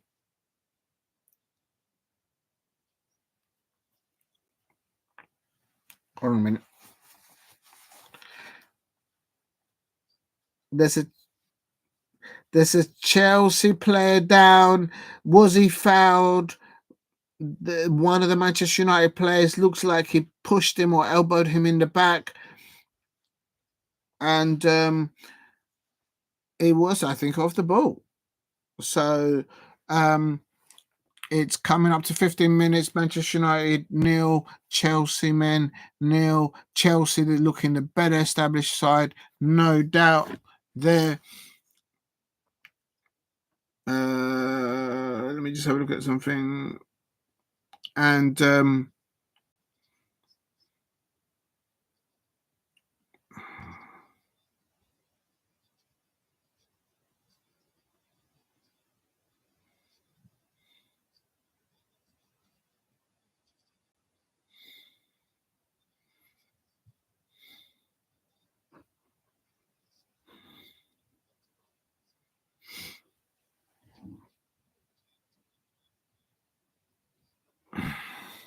right, if you're new to the channel, please subscribe at Diego C. Palace, doing watch alongs for both the women's football matches in the WSL and the Barclays Championship as well. Just mentioned a little bit about them. Also mentioning the live now, Manchester United versus Chelsea in the Premier League for the men. It's 0-0 coming up to 16 minutes here. For me, Chelsea have been the better side. Chelsea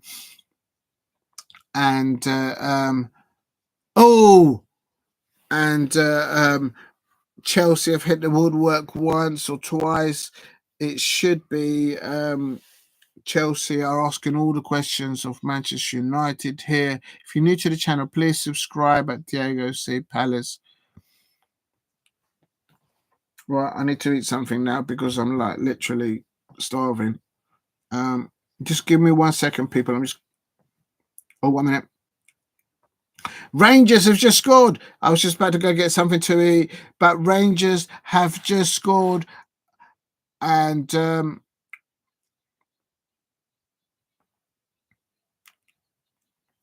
there you go, semi-finals in the Scottish League Cup. Rangers have scored. I was wrong about Rangers. An assist by Cerny up to Benjamini, and it's Rangers 2, Motherwell 1. Motherwell did start the first half a lot more lively, and it's Rangers. It looks like Rangers are going to the cup final. Earlier on, Tottenham Hotspur men won against Aston Villa 4-1. I had predicted, if you go 2 watch-alongs back, I had predicted Tottenham Hotspur to win. I just had a hunch that they will get it because obviously Crystal Palace just recently beat both these sides. So I've got a feel for both of these sides as a football fan. And I felt that Tottenham Hotspur will edge it over Unai Emery in the Premier League. And 4-1 is a very convincing win, if I may say so. Here at Old Trafford is Manchester United 0, Chelsea 0. And elsewhere in the women's WSL, Aston Villa women 0, Liverpool 0, Liverpool women 0. We need Aston Villa women to lose points because they're below the Crystal Palace women in the WSL table. Still, Dundee in the Scottish Premiership, Dundee 2, Kilmarnock 2, and Hibs 1, Dundee United 0. But here at Old Trafford, Manchester United are starting to get a foothold into the match a little bit better. And the Neto versus Darlot there on the left-hand side. There is some battles going on there. Who's going to win this? Casemiro is going to be lucky to stay on the pitch, in my opinion. But now he's someone sliding into him. So it's there's some hard tackles going in there. There's always been there between Manchester United and Chelsea. I can't lie, as a neutral looking into these two clubs, but for me, there's some harsh tackles going in there, and there's going to be some yellow cards here. No, yeah, I agree with you, Steve. This looks a good game, mate. good Premier League game, but I'm still going for a Chelsea win. I got a feeling that they've got too much. They just need to open up. Bruno Fernandes. Oh, and for the moment now, Casemiro, then Ugarte, then the pivot. They're doing a number over Casido and Latvia. I can't lie on their position there, and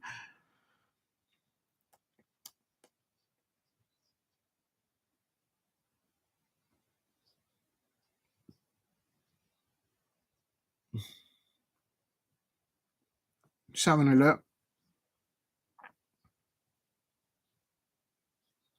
Manager, the referees Robert Jones here at Old Trafford, and the VAR referees Michael Salisbury. So, um, um, right, 20 minutes into the match, it is still Manchester United 0, Chelsea 0. Just bear with me, people. I need to go and get some grub because I am literally starving. I'm just going to get something. Just give me 2 minutes. Please hit like and subscribe at Diego C. Palace in the meantime. Just going to get some nibbles, something to eat. Oh dear. Jake. Oh.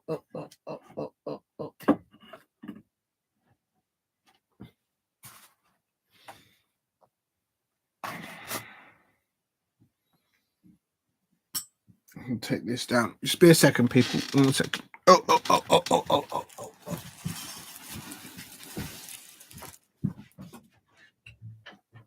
A ver.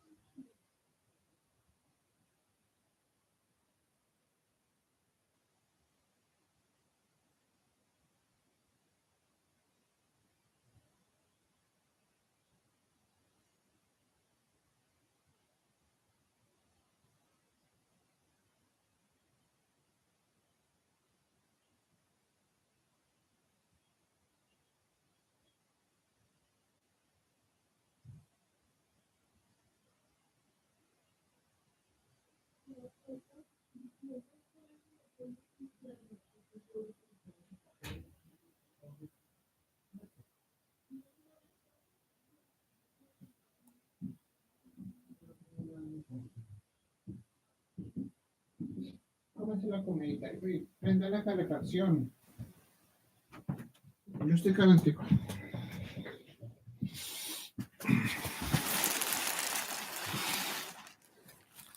Right, welcome to Diego C. Palace. I had to go and get some food. Sorry, people, but I am literally starving. I've got some chicken here.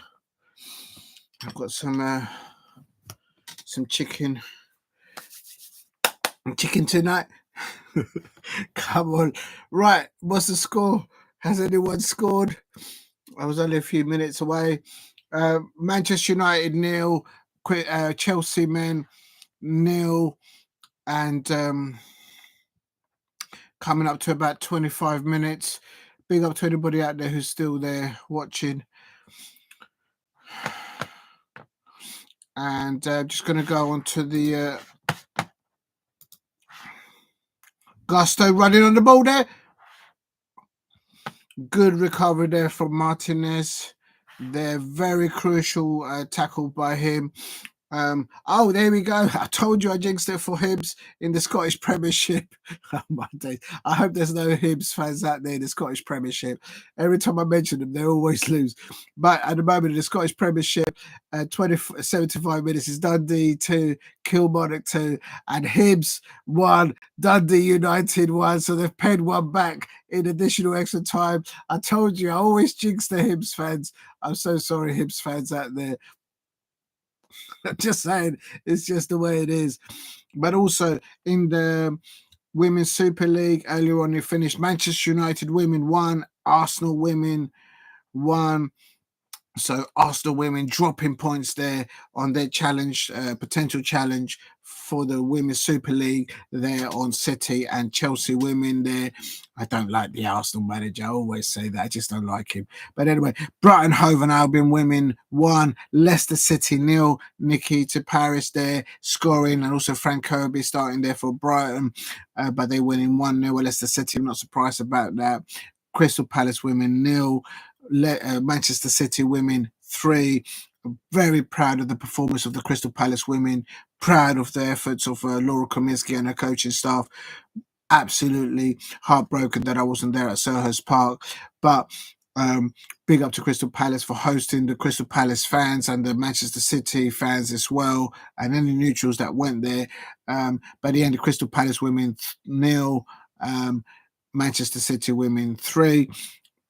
Very dominant. They play. You can play it back there on the watch along that it is this one, and very dominant possession play by Manchester City women. They could always step up, but they did not play the Crystal Palace women. Crystal Palace women did have a few opportunities. We did hit the post certainly in the second half, and we could have pulled it back when it was 2-1 to 2-0.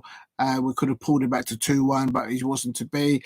Elsewhere, Tottenham Hotspur women, they won 2-1 against West Ham United women. West Ham United women scoring first early doors, but Tottenham Hotspur women, very disciplined, very prolific side there. They pegged it back. And currently on 25 minutes, it's Aston Villa women 0, Liverpool women 0. And later on, it's a kickoff at 6:45. It's Everton women versus Chelsea women. Now, in the Scottish, I can find it. I can't find it. Help! I can't find it. Yeah, in the Scottish League Cup semi-final, Rangers are still playing and they're winning 2-1 up. Rangers look like they're going to the final. No surprise there. And but here at Old Trafford, it's all kicking off here at Old Trafford. Fofana didn't get the ball, he didn't get the free kick, so now they're all squaring up to each other.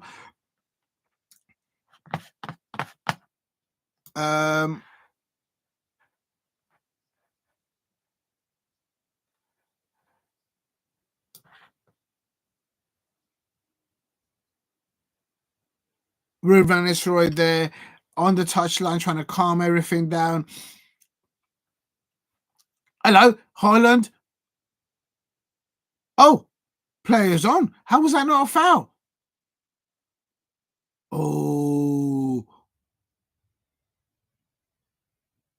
Oh, the home crowd are not happy with that. They thought they should have got a foul. He didn't get that. This referee, who's this referee? This referee, Robert Jones, is not giving anything to the home fans. The home fans at Old Trafford are booing the referee. Ruud van Nistelrooy is losing his nut on the touchline. He's like, what's going on? Fourth official and referee. It's bad. It's livening up this match between Manchester United and Chelsea in the rain.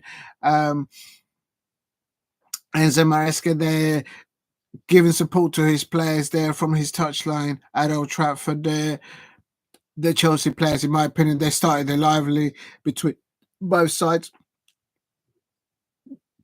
Oh, that's the second heavy touch by Gusto there.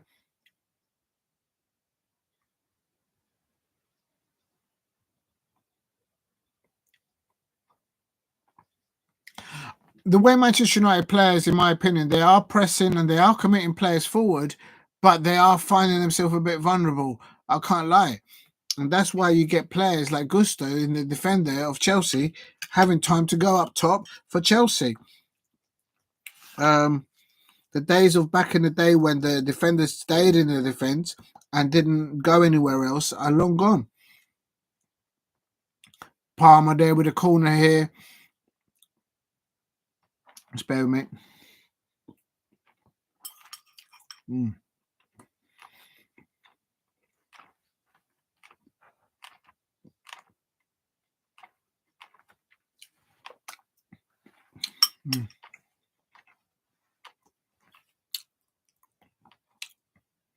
And I've got some bad news if you're a Crystal Palace fan.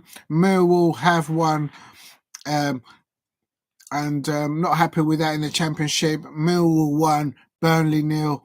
Not happy with that. I'm not going to talk about that anymore. I don't want to ruin my weekend. I can't have Millwall winning any points.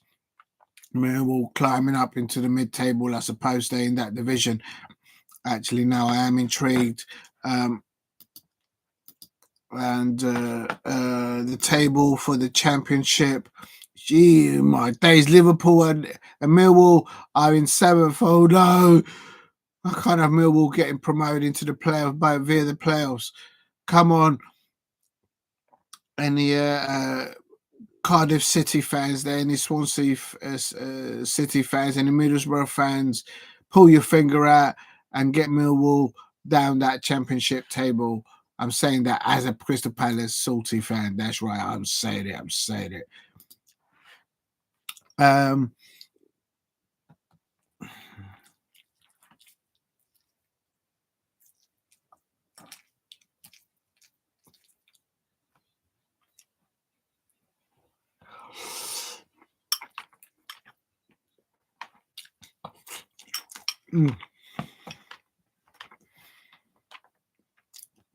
And Rangers, the League Cup holders, they have won.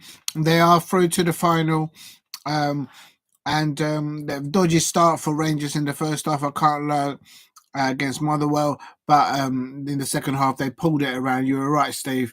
Rangers pulling it back there, and it's ended there. Rangers 2, Motherwell 1, and it's in the Scottish League Cup semi-final. And big up to anybody out there in the chat. If you're new to the channel, please subscribe at Diego C. Palace. You're right, Steve. Motherwell, dodgy. Good start at the beginning, but in the second half, Rangers pulling their finger out and getting the job done there. Clemens, the manager there for Rangers, getting the job done. They're into the final. If you're new to the channel, please subscribe at Diego C. Palace, doing watch alongs here for both the men's, as an example now, Manchester United in the rain again at Old Trafford, Manchester United 0, Chelsea. Oh, and almost dropped the ball. Oh, he grabbed it though. No, slippery fingers there. What is he doing? Dropping the ball like that? Manchester United fans there not happy with Onana. They're dropping the ball in his goal, but he recovered it well. Manchester United 0, Chelsea men 0 at Old Trafford. For me, Chelsea started the likelihood, the pivot of Casido and Latvia. Out pouncing, out finding the lines up towards Palmer and Jackson, causing all sorts of trouble for the Manchester United defenders and the two midfielders of Casemiro and Ugarte couldn't handle that at the beginning, but now Manchester United have come into the fold. In my opinion, it's even Stevens now, about 30 minutes into the match. It took 30 minutes for the Manchester United players to wake up at Old Trafford with their interim manager, Ruud van Nistelrooy. Ruben Amorim, I expect, is watching with a kind of cerveza in Spain, in Portugal, and maybe a custard pie there, and watching. Right, I'm getting rid of these players. They're all no good for me. And real talk, which of these Manchester United players will be out the door first once Ruben Amorim drops in there with his new coaching staff? He's giving the ball away. Manchester United are stretched there. Chelsea on the break, and I tell you, Chelsea break. Oh, De Ligt, good recovery there from De Ligt from Manchester United. I can't lie. De Ligt, a lot of the Manchester United fans have thrown De Ligt underneath the bus. They don't think he's good enough for them, although they've spent a lot of money on him, I expect. Was it?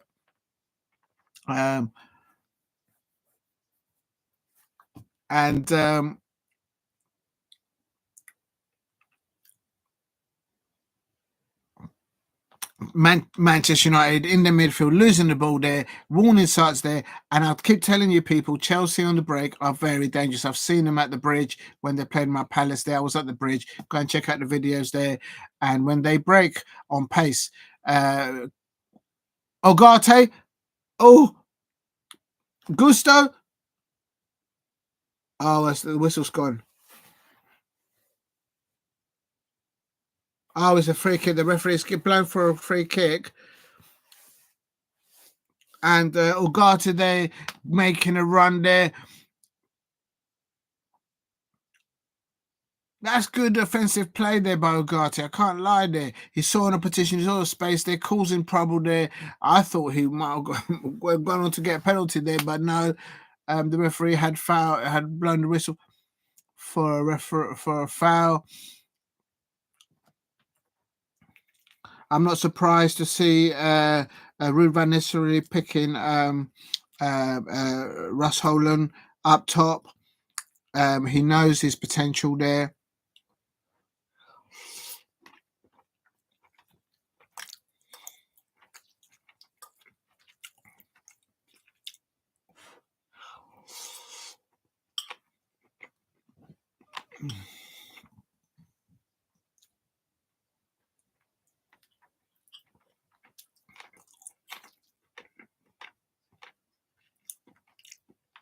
Gusto has been given a yellow card.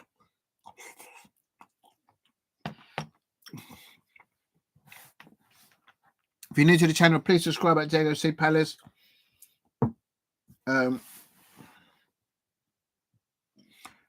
Bruno's behind the ball here. Rashford is also behind the ball. So who's going to take this? There's a lot of pushing going on in the ball here. The referee might have to get intervened there.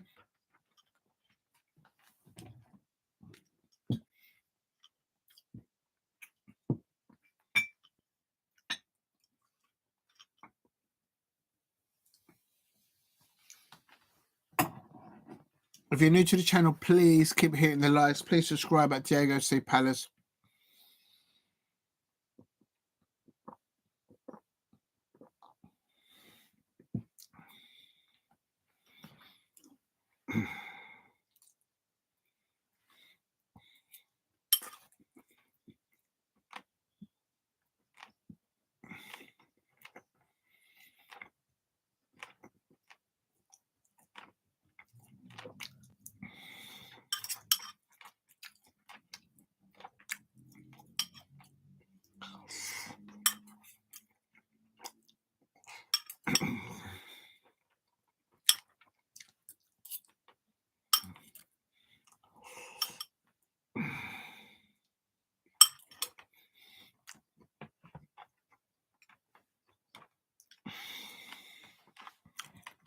Also,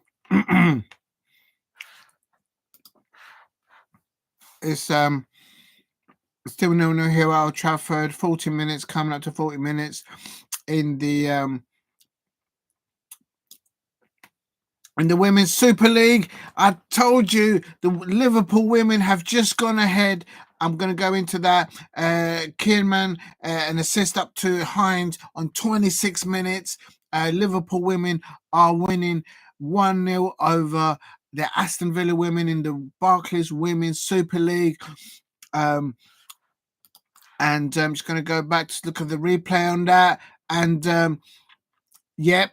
Hines, right-footed shot from the centre of the box.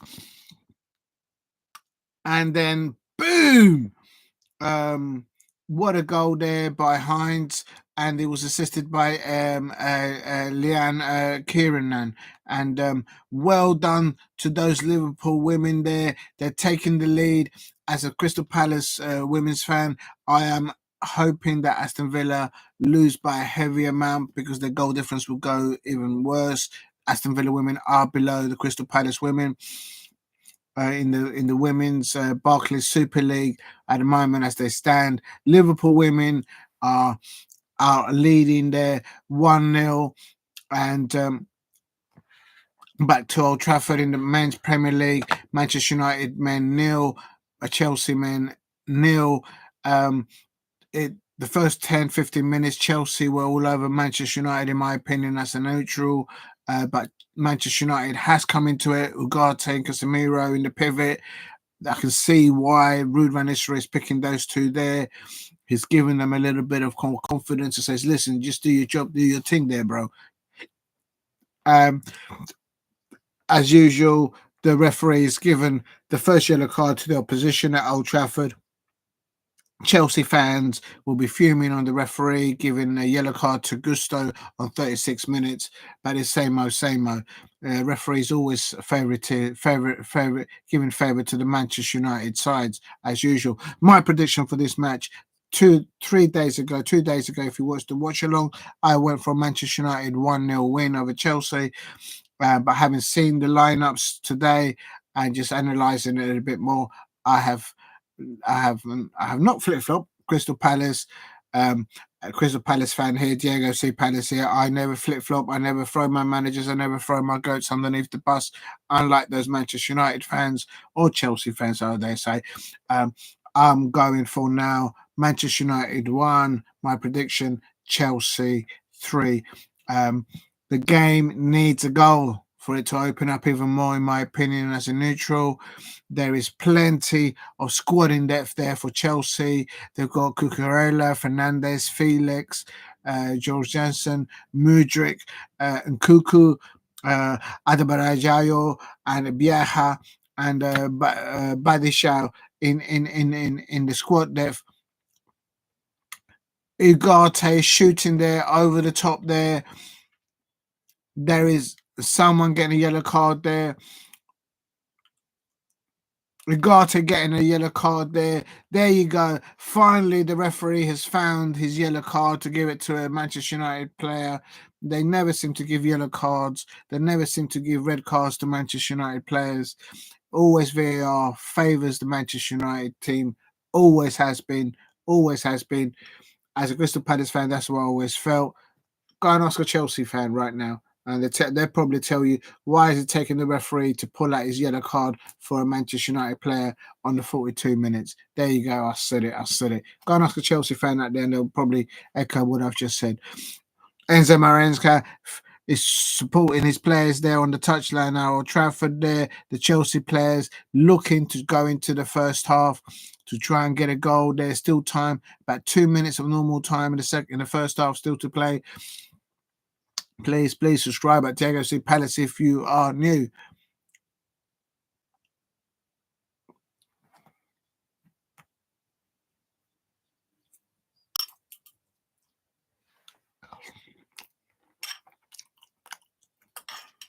Palmer with a free kick. Ooh. Holland there clearing the ball there for Manchester United, deep in the Manchester United half. That tells you something when the centre forward is tracking back and helping the defenders. He's only doing that because of the manager. Ruud van Nistelrooy has told him, you can do this, young man. And that's what he's doing.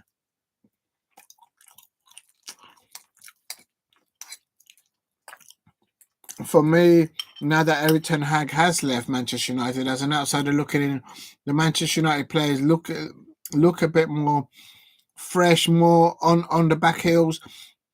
Garnacho on the ball, good tackle there by Latvia.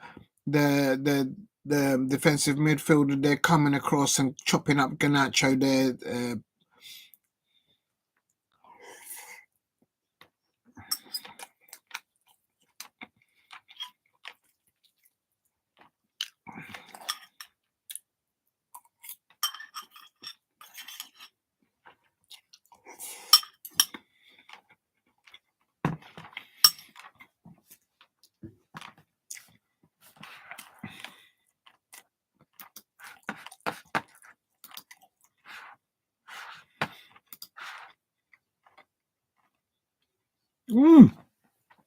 Dundee has just scored a third goal in additional extra time there against Kilmarnock.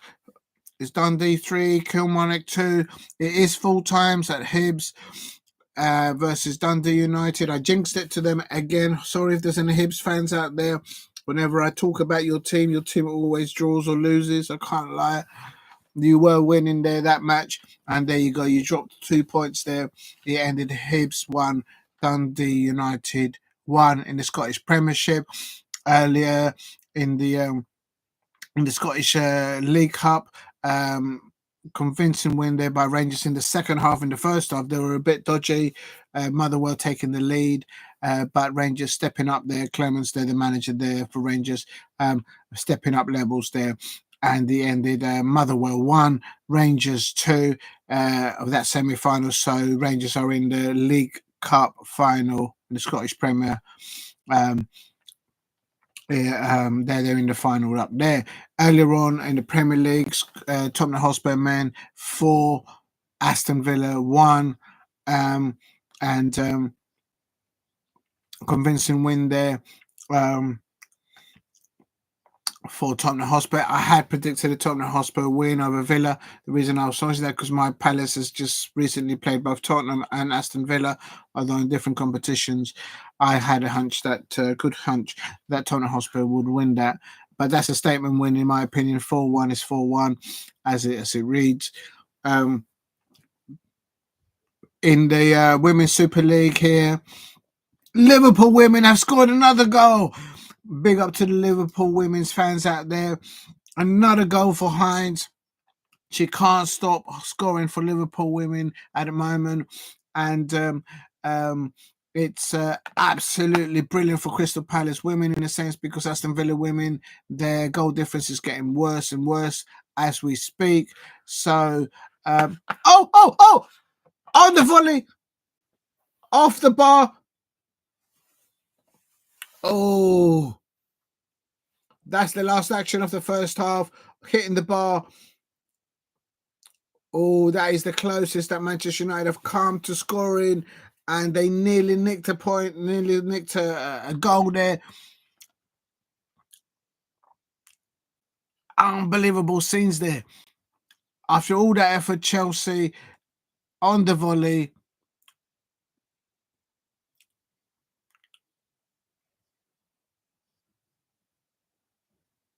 That should have been a goal.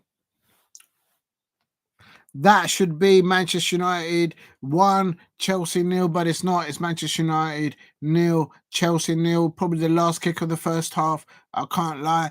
And for me, now the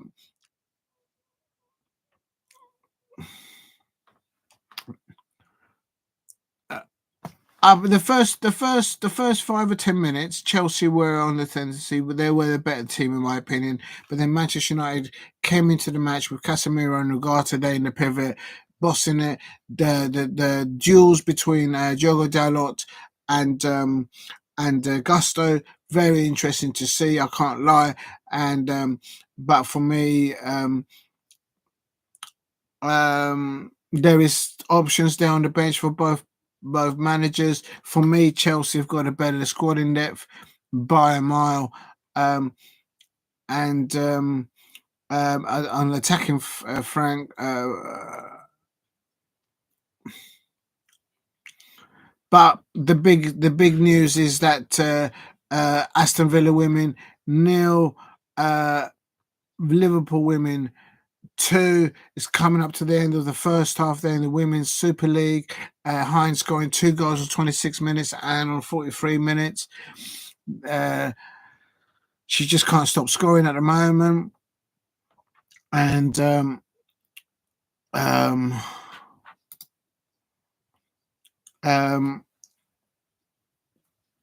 yeah, lovely goal there by Taylor Hines. She just can't stop scoring there with her left foot on the left-hand side of the box, and put it into the centre, and what a goal there.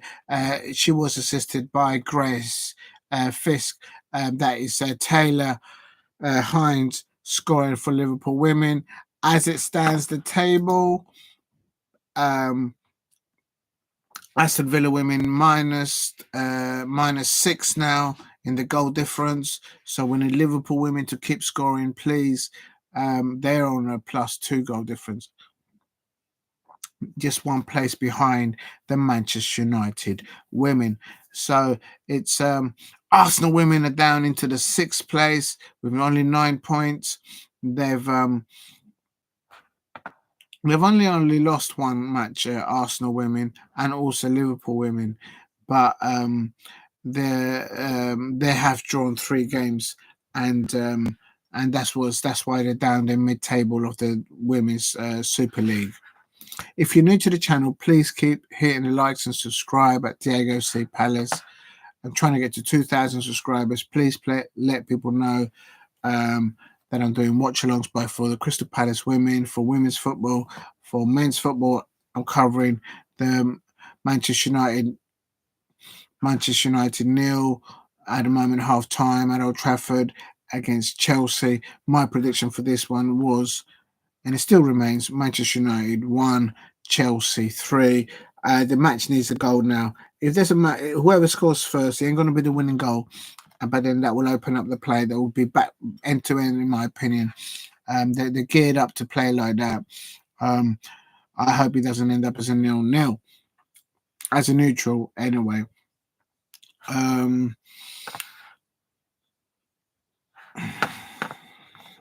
just gonna have some more chicken tonight.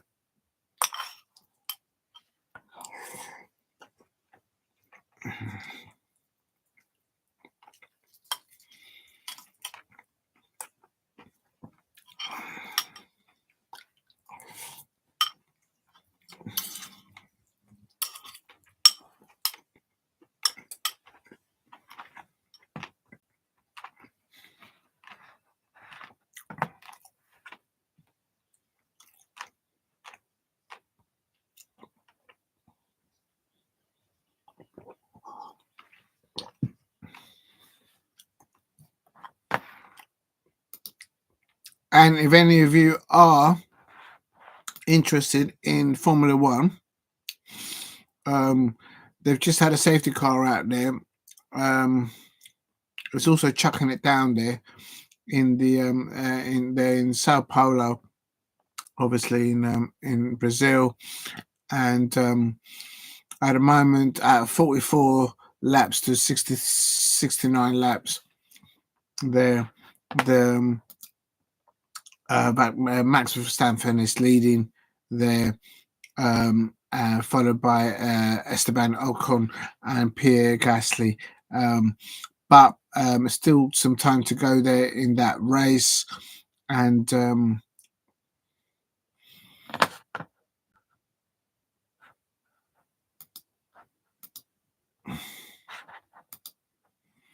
yeah, there's still some time to go there on that. So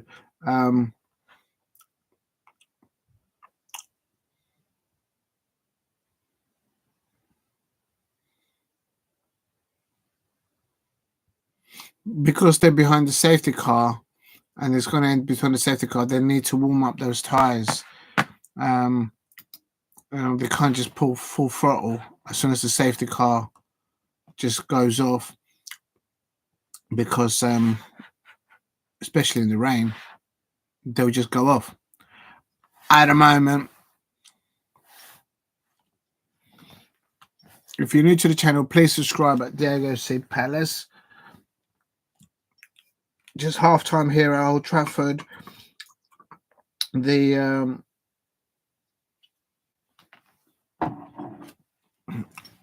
just listening a little bit there to Ange Postecoglou with after his 4-1 win over Aston Villa, and he still doesn't sound happy. The man never he looks happy, but he's very just listening and looking at Unai Emery.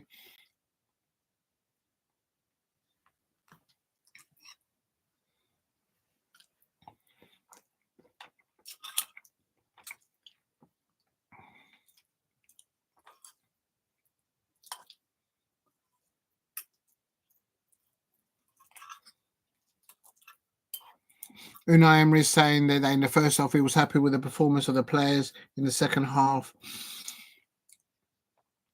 but it was not so much the case in the second half. And Unai Emery is saying that Tottenham Hotspur were just that bit more clinical in their finishing, hence why they've won 4-1. So he's downplaying obviously the defeat, the way that this happened.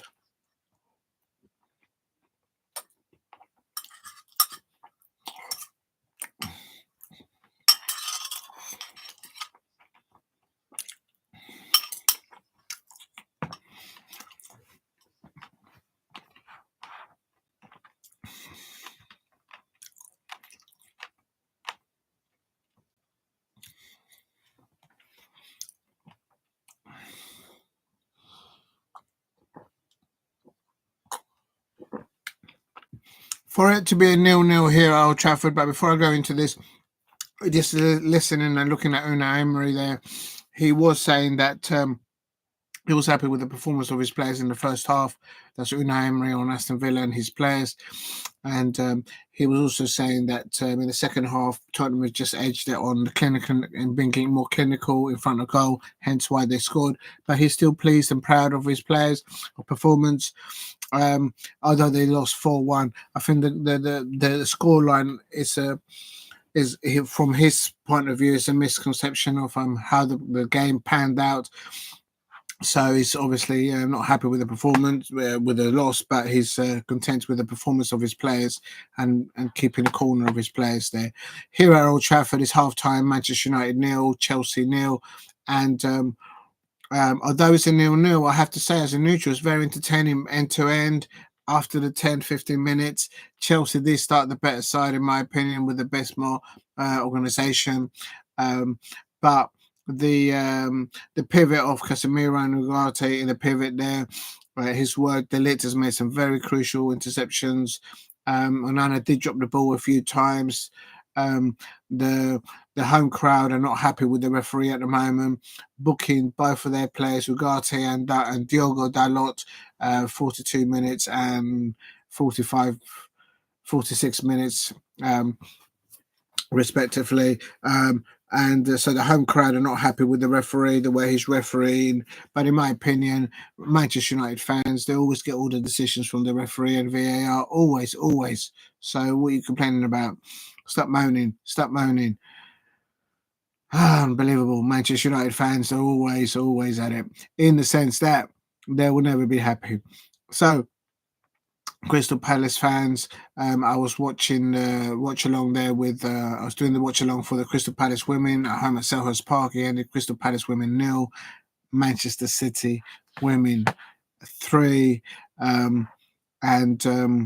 It's reached, before I go into that, it's reached half-time at Villa Park in the women's Barclays Super League. Aston Villa women 0, Liverpool women 2. It's half-time there. And Taylor Hines, she can't stop scoring for Liverpool at the moment. Very two solid goals on 26 and 43 minutes in the first half for Liverpool. Aston Villa women, actually I'm going to look at the lineup. Yeah, Nobbs starting there for Aston Villa, and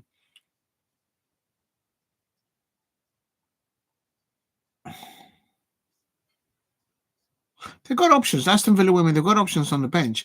But they certainly don't have the squad in depth that Manchester City have. I'll tell you that much. So there is options there. Rachel Daly, the Aston Villa captain, for she's not had the time on the ball that she probably would have had, in my opinion. But as it's halftime there in the Barclays Women's Super League, it's Aston Villa women 0, Liverpool women 2. And I need Liverpool women to keep scoring so that the goal difference for the Aston Villa women gets more into more negative. Because in the table, in the Barclays Women's Super League, Crystal Palace women are just above the Aston Villa women team as it stands as the result stands there. Right. Do I foresee any changes here at half time? And I've just lost the stream. Oh, no. Why did I do that?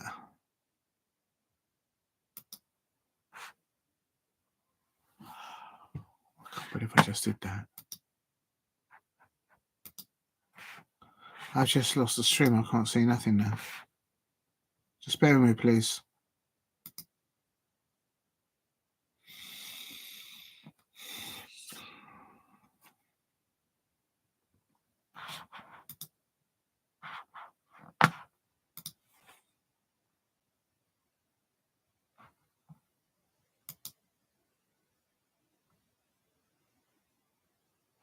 I can't get it no more. Oh, that's so annoying. I can't see it now. Right, let me go back. Why won't it let me do it? I'm going to have to go somewhere else now.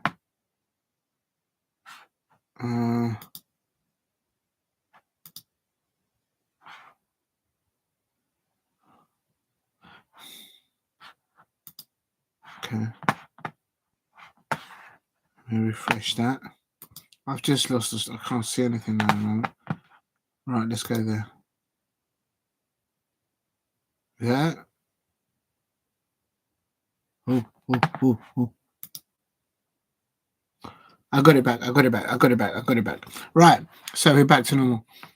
Big up to anyone in the chat. Thanks for Steve for dropping in. It's still half time here at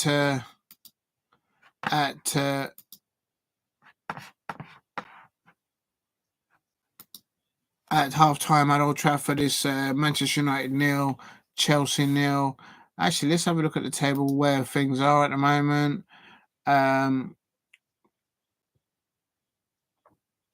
West Manchester United. Oh my God, they're all the way down in 13th place.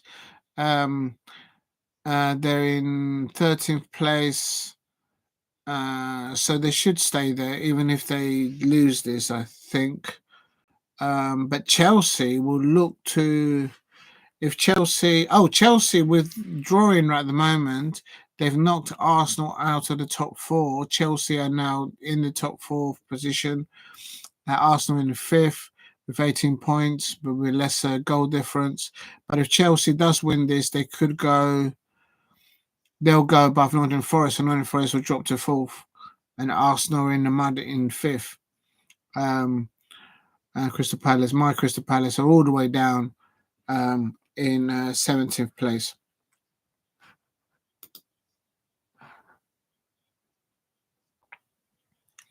The Grand Prix is still going on, but they've had a lot of stoppages because of the rain. And having said that, talking about the rain, I hope all the people recover well in Spain, the southeast of Spain. It's so sad to see so many people flooded, and who knows how many have lost their lives in Spain. A lot of the matches in La Liga were postponed, so my thoughts and prayers go out there to the Spanish people and any holiday makers or any business people out there in Spain that have been caught up in those floods in Spain. Desperately sad to see that. Hopefully they'll be able to recover everyone and help everybody down there. A lot of the football fixtures have been affected, of course, because of what's happened. Back here at Old Trafford, it's there has been a change and Gusto's come off, and Mark Cucurella's come on, and with that dodgy Barnet that he's got a dodgy haircut that Mark Cucurella's got. I can't lie. So I can only think that can only be because of that could only be because of the of an injury, I suppose, to Gusto. No changes for Manchester United. They still remain as Onana in goal, Diogo Dalot as the right back, Delete and Martinez as the centre backs, and Mazraoui as the left back. Diogo Dalot the right back, Casemiro and Ugarte in the pivot. In midfield there, in front of them on either side, they've got Garnacho and Rashford, Bruno Fernandes there in front of the pivot behind Haaland, who's playing in the number 9 role. So free kick now. Jackson up for the ball there. It's in the halfway line. For fun, a bit dodgy on holding that ball, in my opinion. There,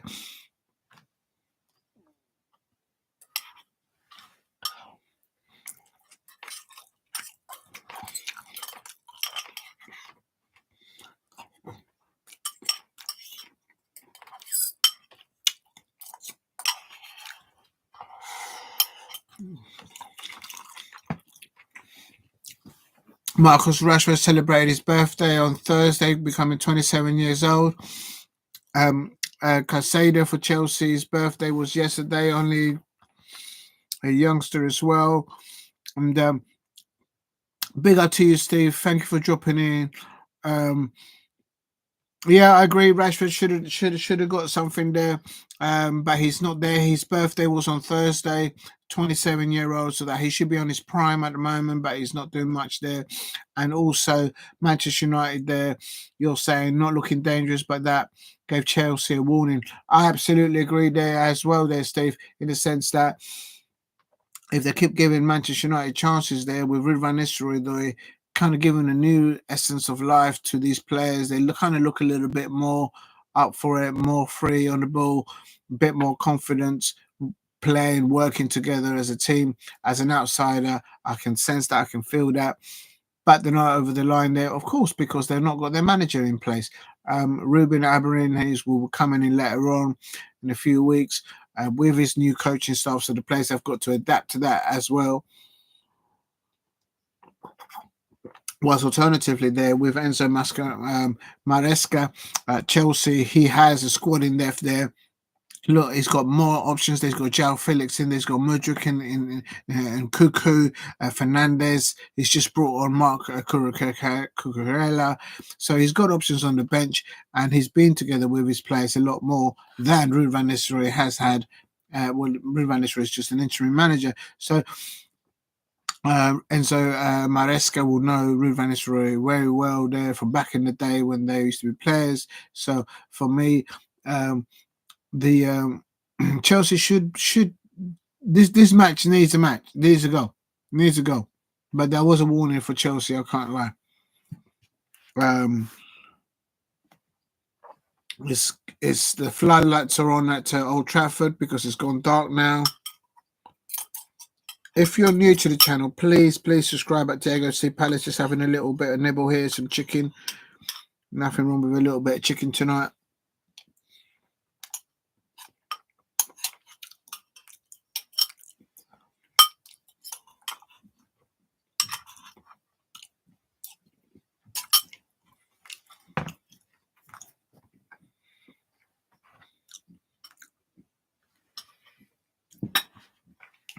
Please subscribe at Diego C Palace. I'm gonna. Oh, Casemiro. So what happens if I do this? I don't want to lose it now. Oh, it's there. So scores. Oh, here we go.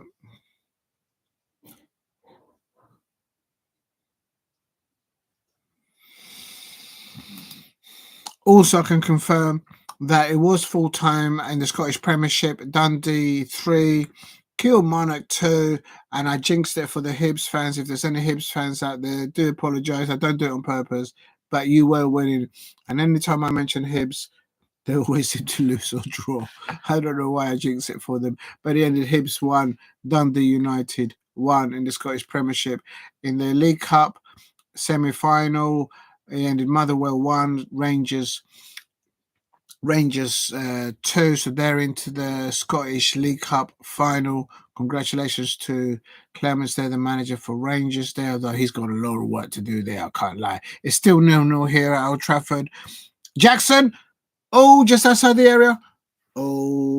Gives it back to Lavia there. Ugarte interception there. Ugarte, I think, has been player of the match for Manchester United, in my opinion. A lot of work's been carried out by the two sets of pivot midfielders for both sides in there, and it's still in the women's Barclays Super League. Aston Villa women 0, Liverpool women 2. Taylor Hines can't stop scoring for Liverpool right now. Were very solid, well taken goals there by Taylor Hines there for Liverpool, and I need the Liverpool women to score some more goals to make it a greater minus goal difference for Aston Villa, as they're just one place above the Crystal Palace women in the Women's Barclays Super League. Later on, in about 1 hour's time at 8:45, which I will be covering, is the Everton women versus Chelsea women. Again, we need Everton women to concede a lot of goals and the Chelsea women to score lots of goals to worsen off the goal difference for Everton women. Nothing personal, I just need to look after. Why is my thing keep falling down? I have no idea. This is like, there you go. It's my Crystal Palace. Oh, what are you doing? What's going on? It's not working out too well. This watch along. It's all coming apart. Help. Anyway, but yeah. So here it's still 0-0. I expected, my prediction was Manchester United 1, Chelsea 3. So I expected lots of goals and nothing's happening. But yes, as a 0-0 draw. That's fine. It is actually a good match to watch. And I can't lie, as a neutral, I can't lie.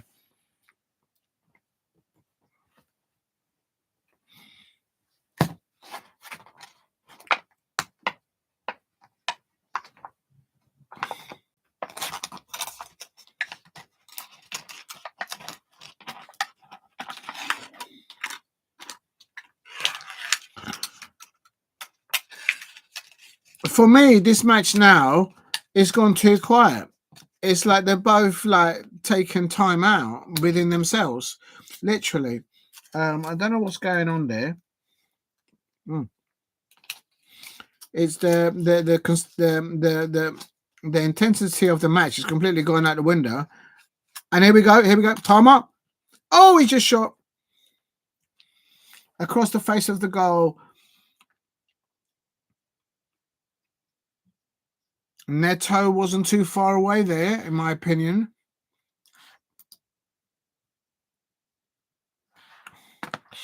He could have passed it back there. Manchester United players playing it risky there. Chelsea on the ascendancy there, nearly going a goal up.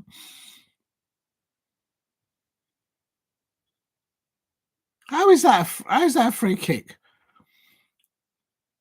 Holland goes down and automatically the referee gives him a free kick. He didn't even watch it. That's not a free kick. It's football. For me, the way the Chelsea manager has, he now knows out of the squad in depth that he has who should be starting and who should be doing what, who needs to be doing what.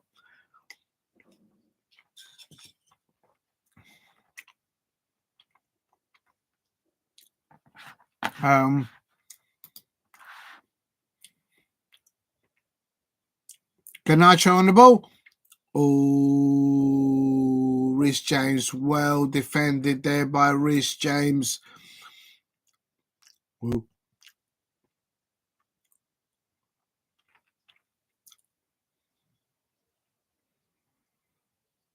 Yeah, that's a throw-in now.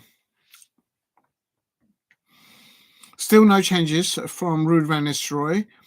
And we're coming up to the 60-minute mark. We're about 66 minutes, 67 minutes. That's a foul on Bruno, if there ever was one. Referee, yes, he's seen it. So that's a foul on Bruno Fernandes. Why do they take so long to see things? Unbelievable.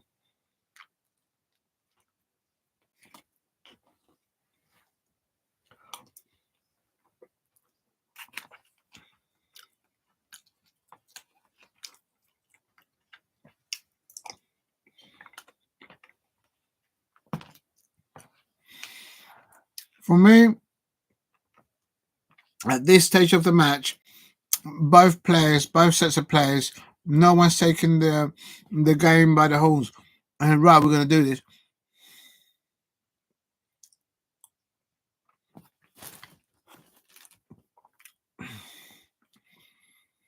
Casemiro covering there well for Diego Dalot.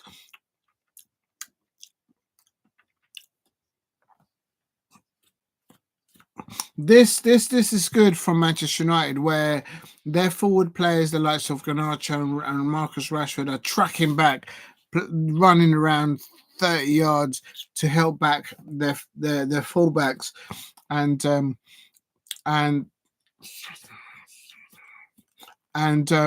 so that tells you something, that Ruud van Nistelrooy is telling the front players, look, if you're up there, break a sweat, come back and help your players. You're a team.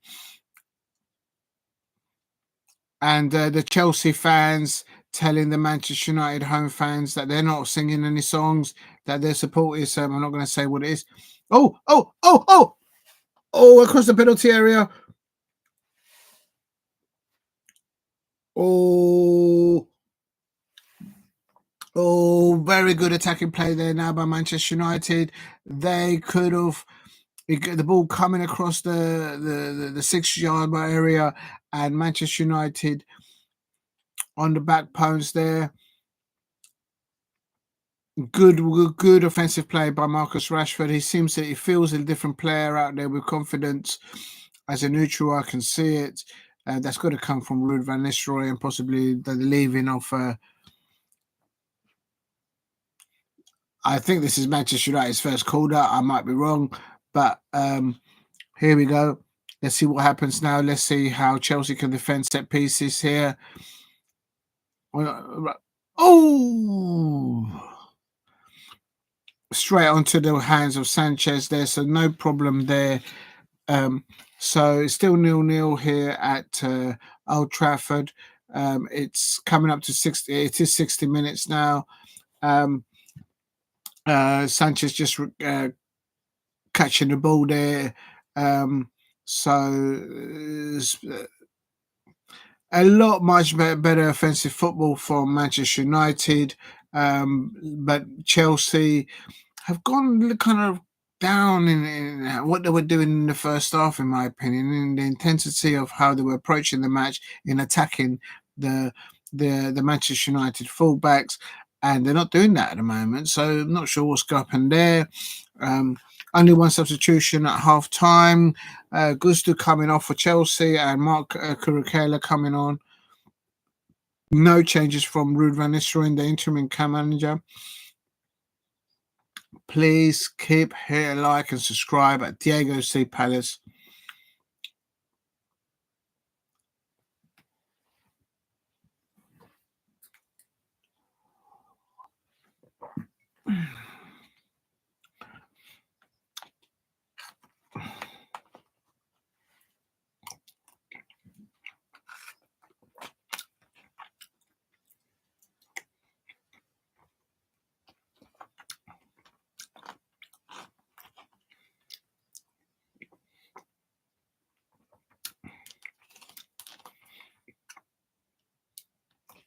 For me, as an outsider looking in, this should be a massive 3 points for Chelsea if they can deliver it, because Manchester United at the moment are not in a position to be where Chelsea are, challenging to get into the top 3, top 4, and so Chelsea should be 2-0 up right now.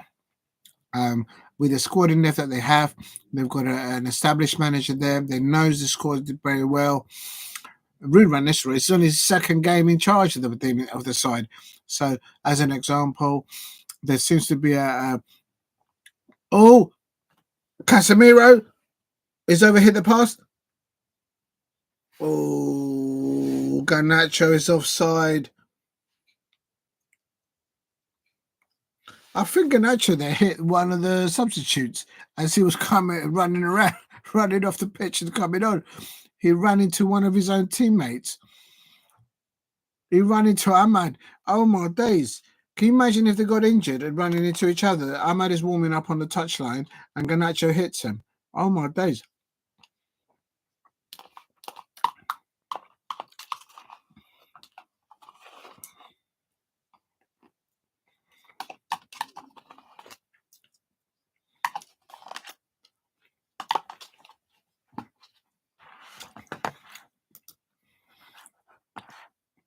Unbelievable.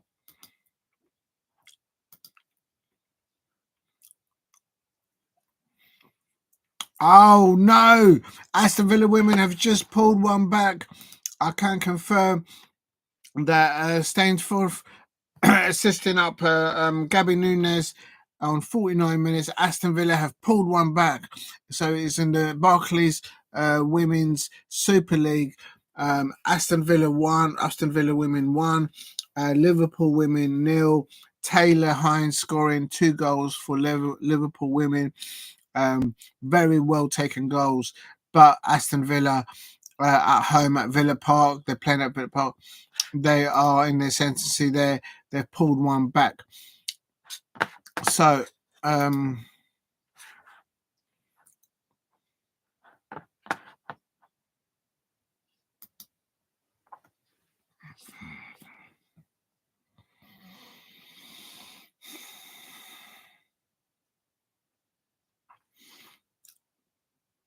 I think if there's the Chelsea away fans at Old Trafford tonight, they'll be saying to themselves, we should have utilised that the way they started the first half and made more of it, and they haven't. So, but on paper, for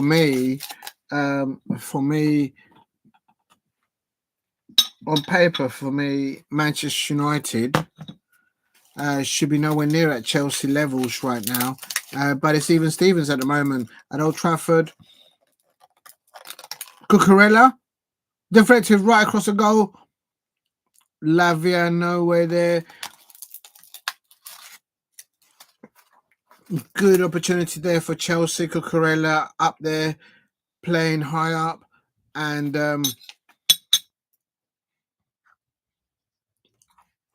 it's telling something the way how well Manchester United now are playing that I've not mentioned Jackson or even Cole Palmer getting on the ball.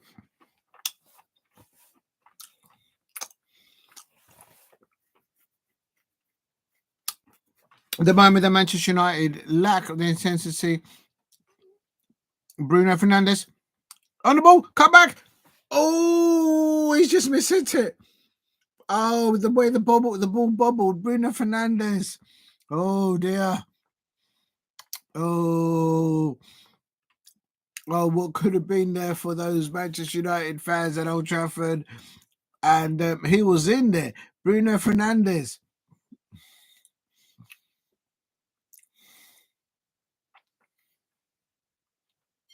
Why did he try and pass it to Garnacho? There was no one near him.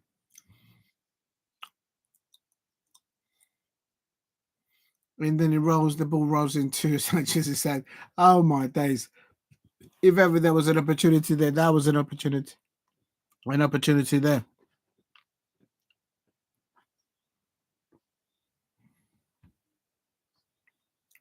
If you're new to the channel, please subscribe at Diego C. Palace. Trying to get to 2,000 subscribers here.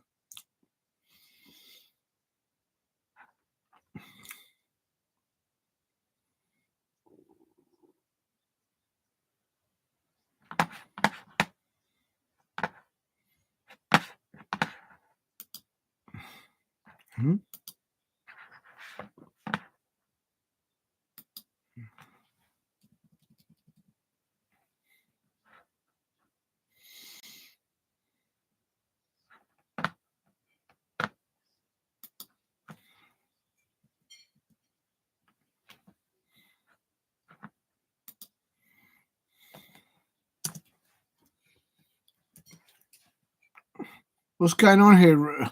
Marcus Rashford is not happy. He's really gone over there and having a pop at someone there.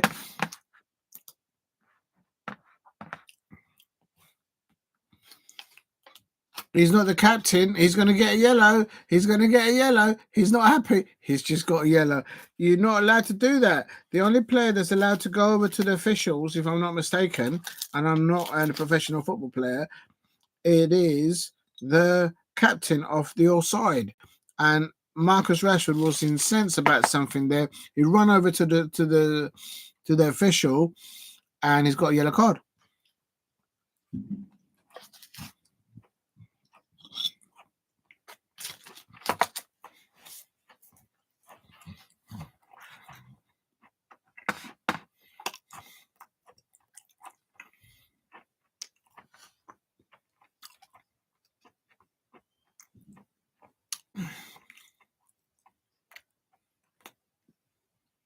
Oh, taking a quick. He's taking a free quickly. Casemiro. There you go. That's a penalty. That is a penalty. They've taken the free quickly, and in a flash, he was going wide, and that's a penalty. Penalty to Manchester United. Ooh, Haaland gets the ball. He took it on his chest. It's all because Manchester United took their free kick quickly and Chelsea were asleep. Crosses it on the chest, the Haaland. This is what I keep telling Manchester United fans. You haven't seen the best of Haaland. I've seen him do that all the time for Denmark. That's a penalty all day long. It's a soft pen.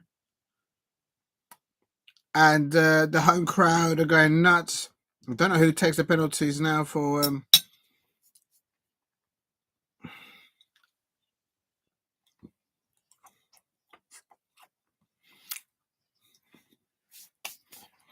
That is a penalty. It's a soft one, but it's a penalty.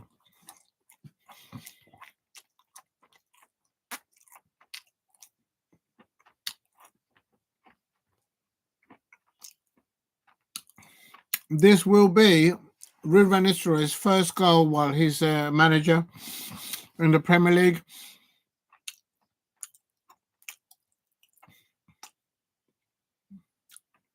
Bruno Fernandes has just scored for Manchester United. The absolute scenes. Chelsea should have been winning this game from the first half performance, in my opinion.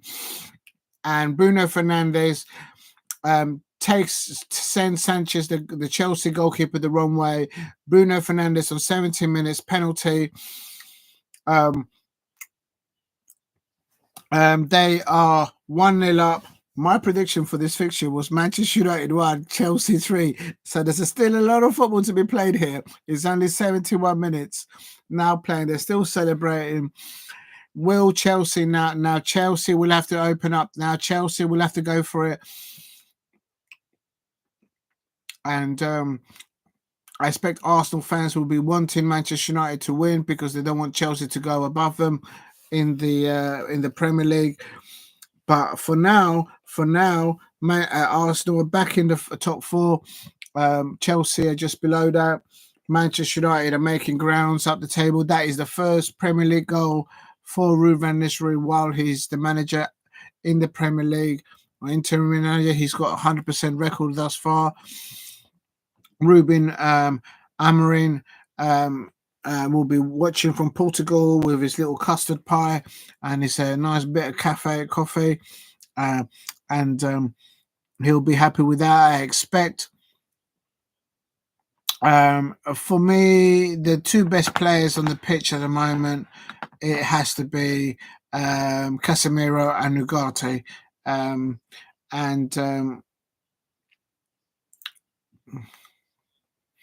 But yeah, Manchester United are leading 1-0 here at and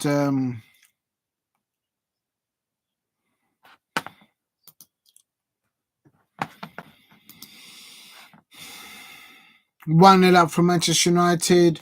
Now the Chelsea players will have to open up now in the Barclays Women's Super League. Aston Villa women 1, Liverpool women 2. It's coming up to 66 minutes there.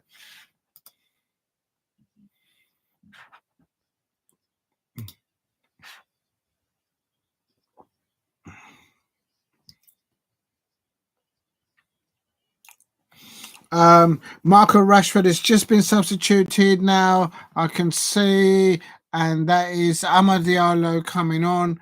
So he looked different, Marcus Rashford, as I'm a neutral, and I can see he looked more a better complete player today.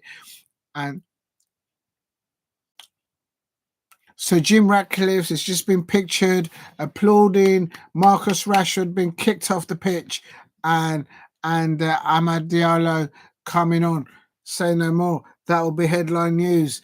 The chairman, the half owner of Manchester United or wherever it is, of Ineos, he was applauding when they hooked Marcus Rashford.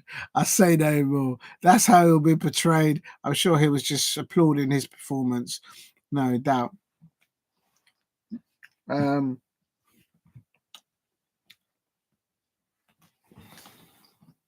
That is only the Manchester United fourth goal of the Premier League season.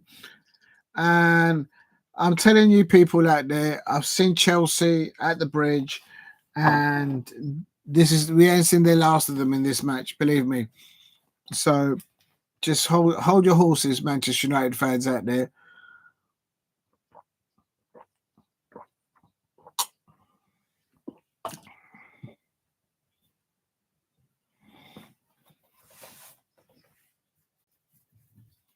Oh, Caicedo! There you go. What did I just say? What did I just say? Manchester United fans, what did I say? What did I just say about a minute ago? Don't hold your horses there just yet. I'll tell you, hold your horses, Manchester United fans. There you go. Marcelo Caicedo, over £100 million paid for the man. A lot of the Manchester United players were saying, what a load of waste of money. What a goal! What a goal! He was given too much time. The Manchester United players were still high-fiving each other. They were still celebrating that Bruno goal, that Bruno penalty. And there you go. There you go. From the corner of the D there, Moises Caicedo on his left foot, on the volley with his right foot, and bam, in the near post. Onana gets just like a stroke in the hand onto the ball as it's going in, but Moises Caicedo equalising for Chelsea. I told you my prediction for this match was Manchester United 1, Chelsea 3. I'm just saying. I've been at the Bridge and I've seen the counter effect, the play from the likes of Chelsea players and the jamminers that they are in the transfer windows. That's right, I said it, Chelsea fans. They've equalised there. There you go. 1-1, game on. I told you that there was more goals in this match. I told you, and you don't listen, people out there. Please hit a like and subscribe at Diego C. Palace.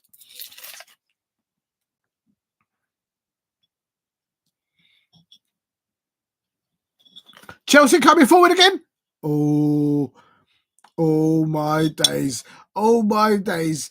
Chelsea have now got their tails up, and Manchester United threatening to concede a second. And Chelsea are now, I could hear the Chelsea away fans at Old Trafford. Oh my days. This match is now wide open.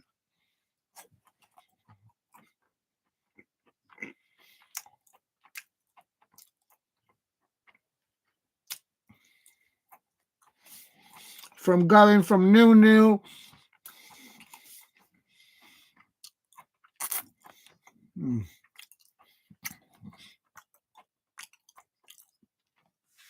What a goal from Moises Caicedo.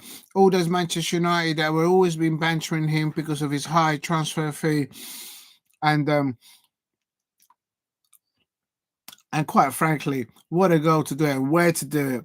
Manchester United. I'm sure Moises Caicedo's family will be watching that and celebrating, and but that's credit to the lad. Credit. He's only a young man. His birthday was, I think, yesterday, and so. What a beauty! It was a half volley there. What a ball! Once he hit that ball, there was no stopping it. Onana's a good goalkeeper, but he'll never make world stops. He's not there, in my opinion. Wonderful technique by Michael Casado. Oh no, nowhere near. He gets a little brush of the ball, but nah, Onana's not a level world class. Not for me anyway. If you're new to the channel, please subscribe at Diego C. Palace. Trying to get to 2,000 subscribers.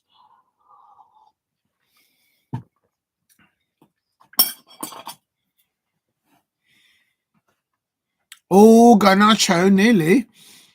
That was well wide by Garnacho by the time the ball was going to land, but it's a corner. It's a corner. So there you go. It's the Manchester United corner now. So a little bit of an end-to-end action here going on. I told you that this game had goals in it. I told you that once a goal goes in, it will open up, and rightly so. A quick free kick taken by Manchester United, and they got themselves a penalty.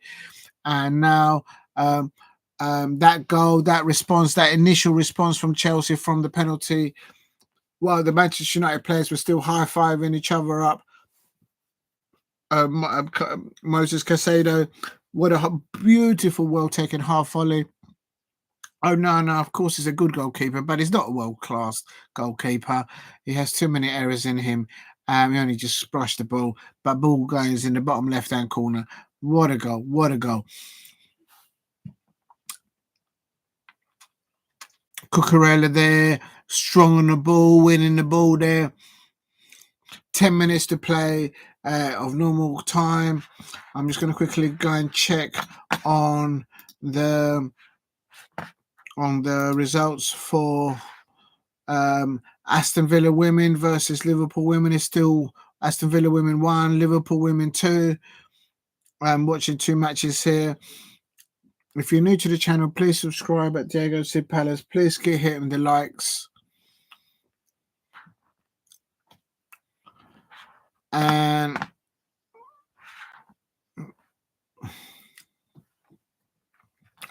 what's happened to my... At the moment, Manchester United are... Ooh, I'll put it there. I don't know why my thing keeps falling down there. There you guys. Put it back up. Someone send the memo, please. Oh, my God.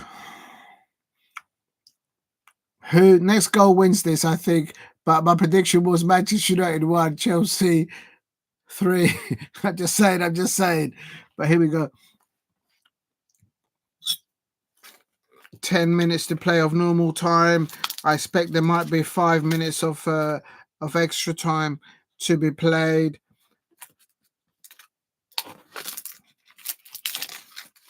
And those of you interested in Max Verstappen has won the Grand Prix there.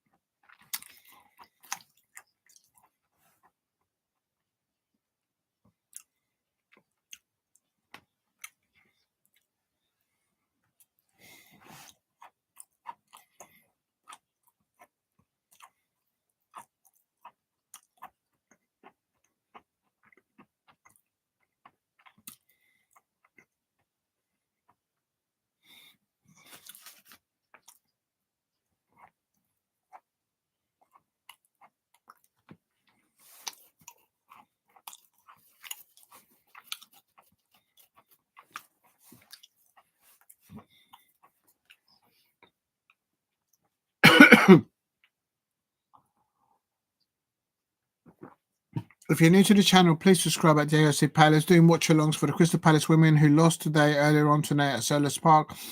Crystal Palace women 0, Manchester City women 3. Very proud of the performance of Laura Kaminski and her players. But the next 3 games for Crystal Palace women is against teams that are below us in the Barclays Women's Super League. So those are the ones that should count. If we can get 6 to 7 points or even 9 points, oh man, that'll be absolute scenes, and I don't see why not we cannot do that. And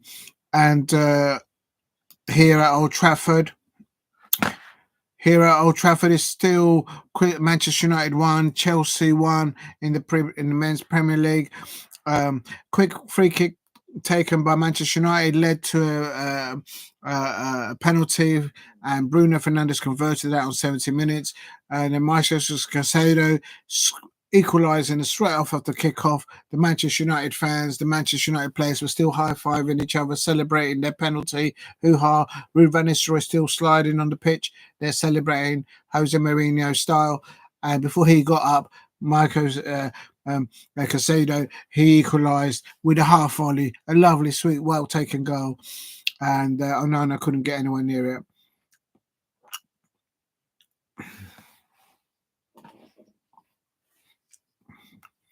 Zerke coming on to replace Højlund. So Højlund not seeing the full 90 minutes.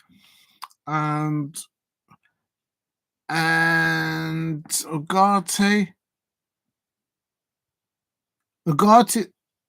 Ugarte's coming off as well, my understanding. And Vindelon is coming on. So Ruud van Nistelrooy not afraid to do the substitutions where he needs to do them. And no Eriksson today. So he wasn't involved at all. I don't know if he's injured. Bruno Fernandes in the penalty area. Oh, Fofana. Zerke gets back. Oh, Garnacho.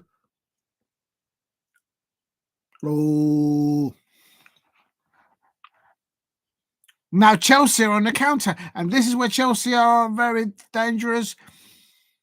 Oh, what a tackle there. By Casemiro. He's giving away a free kick, but there we go. But at Manchester United should have done better with that, I think. But never mind. Double substitution for Manchester United. Russman Højlund comes, and Manuel Ugarte are off, replaced by Joshua Zirkzee and Victor Lindelof, like for like.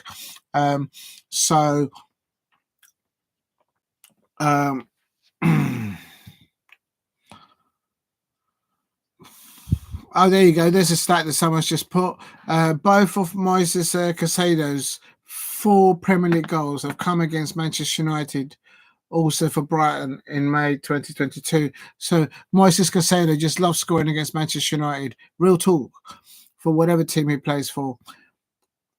And Casemiro now in the yellow. Yeah, he's been booked. He made a foul. I thought he won the ball when they played at the same time, but because they gave a foul to against him, he started to have a word with the ref, and the referees just said, "There you go, you can eat one of these cards, young man." So Casemiro goes into the yellow book. Please subscribe at WSL Palace if you are new.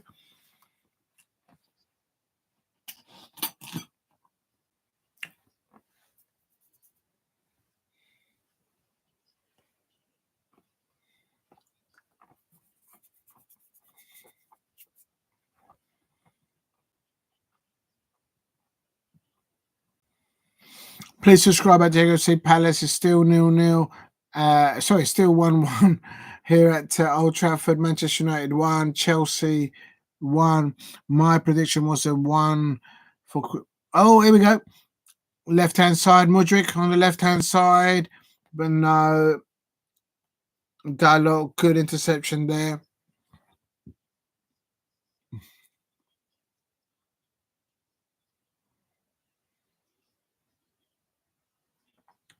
Zerkey is a good player, but he hasn't got pace with the ball. So that's why I think maybe he's coming on as a sub now.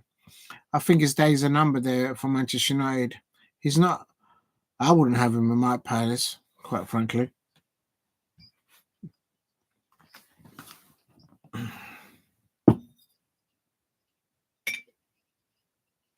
Oh, Mudryk a back flick there. Oh, Palmer, very close. Chelsea knocking on the door for the second goal. And they're going to lose the ball here, Manchester United, on the edge of their box. Oh, Chelsea are now up in the levels. They are pegging back Manchester United in their own half. And it's all behind. Everyone's behind the ball, behind there for Manchester United. Manchester United players panicking now because they know that Chelsea have got their tails up.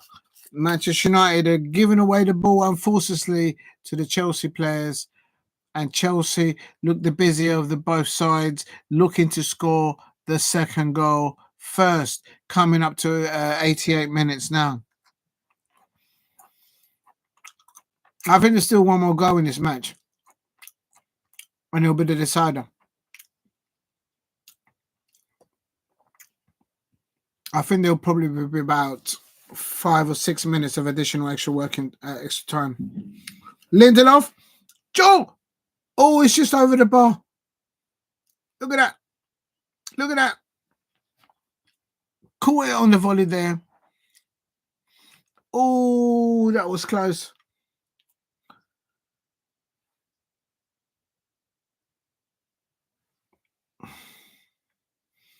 Oh, it's just leaning back a little bit there.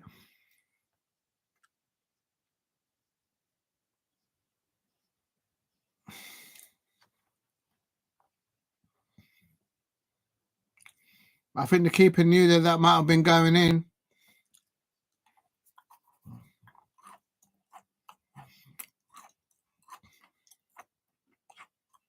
Oh, Bruno Fernandes! Oh my God! How did Manchester United not score there? Bruno Fernandes.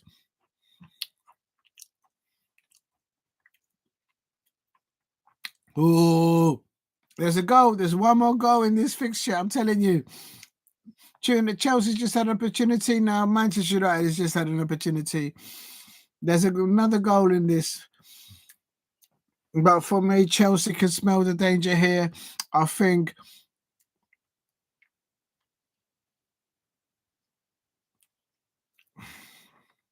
had the likes of Mark Hughes be playing for Manchester United tonight, Manchester United will be 2-1 up. But they don't have the quality of Mark Hughes, the ex-legendary player for them. It is still 1-1 here at Old Trafford into the first minute of extra time. And oh my days. It's still 1-1. Anything can happen now. Please subscribe at Diego C Palace. Please keep hitting the likes.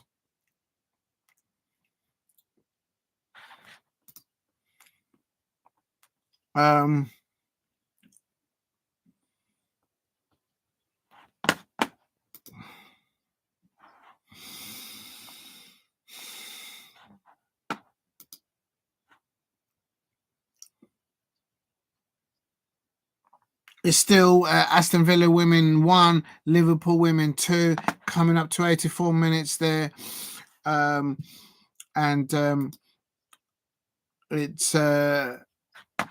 It's anything can happen there is still. So I'll keep you guys in touch with that one. But at Old Trafford is still it's still Manchester United 1, Chelsea 1, and 4 minutes of addition of injury time. I was wrong. I thought there'll be 6 or 7, but they've gone for 4. Bruno Fernandes on the ball. I can't lie. Manchester United do look more likely to score right now, But I tell you something, they got to watch it tight with Chelsea on the break. I'll tell you, it's all kicking off. Maserati on Neto, and then Maserati then it fails on him. It is a free kick for Chelsea. Will they utilise this? The crowd is not happy with that. The whole crowd are not happy when Chelsea get the decisions. The Manchester United fans, they're always moaning. Always. Real talk. Oh my days, do they moan. Non-stop. Here's Chelsea taking the free kick. Up to Neto. Maserati on the ball. Garnacho. Well defended there by Cowell coming across there.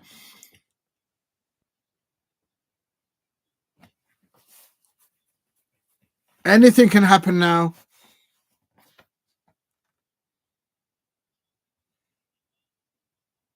Oh, yeah, it pulls it back now. So there's a Chelsea free kick. The home crowd are not happy with that because obviously Chelsea still got the ball. Oh,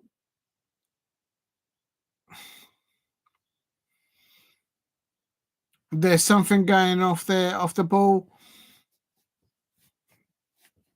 The players are kicking off of each other. There's always scenes between Manchester United players and Chelsea players. Always. I've got a feeling that someone might get sent off here. There's a lot of yellow cards right now in the book. You remember Diego Costa and all that back in the day for Chelsea, or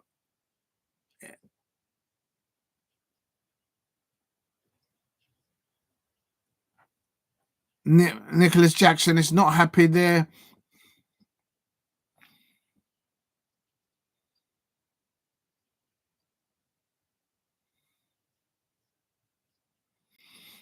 Big up to Shea Arsenal. I'm on 4 minutes additional extra time. I'm like 2 minutes behind it. Oh, there might be a red card here. There might be a red card here because of all the shenanigans that's going on here. Nicholas Jackson is not happy. Cole Palmer is not happy. They're looking at it. So this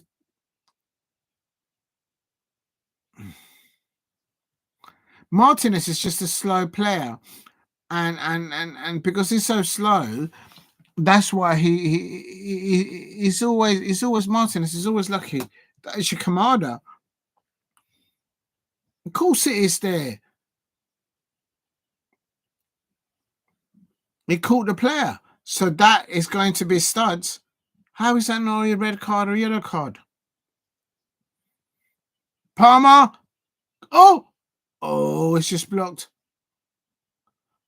Palmer's just shot and one of his own player got in the way. It's what happened to Palace yesterday. Oh my God. We're now clearly over 4 minutes or 5 minutes into the match, I think. There's still time to play. I think Lisandro Martinez should not be on the pitch. And again, Manchester United players getting Lisandro Martinez stud hit Cole Palmer's kneecap with the studs, and he doesn't get yellow, he doesn't get sent off, nothing. And I'll tell you something, because he's at Old Trafford, because he's a Manchester United player, that's why he got away with that. That's why he got away with that. Had that been a Crystal Palace player, he would have been sent off right now. Absolutely ridiculous. This is what I'm talking about. Martinez shows his studs on Cole Palmer's studs, and that's why Nicholas Jackson and Cole Palmer was so fuming on it, because that could end the career. That could end the season for a player. And Martinez is always like that. Look what happened against Daichi Kamada. He shouldn't be on the pitch. He's gonna injure someone really horribly one of these days. And there you go, I said it. And people say, oh, he's not intentionally. Well, he's got form. It's end off. He's always doing it.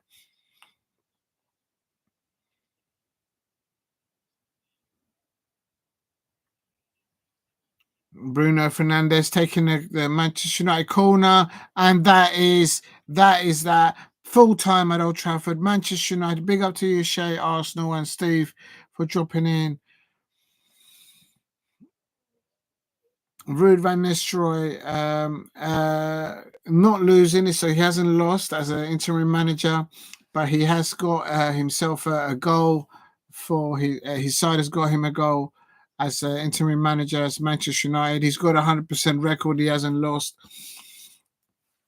as an interim Manchester United manager. It's ended on the 3rd of November, Sunday the 3rd of November. Manchester United won, Chelsea won. For me, Martinez shouldn't be on the pitch. Lisandro Martinez studs on Cole Palmer's kneecap. He shouldn't be on the pitch. He should have got a red card. And for me, Chelsea should have secured the 3 points, given the time that their managers had with their squad. But at the moment, because Chelsea has equalised, Arsenal are out. I'll say it again. Arsenal are out of the top 4. They've played 10. They're on 18th by the goal difference of 6. Chelsea have played 10 and they are on 18 points, but they've got an 8+ goal difference. So Chelsea are in the top 4. Nottingham Forest fans and their players are up into 3rd, having played 10.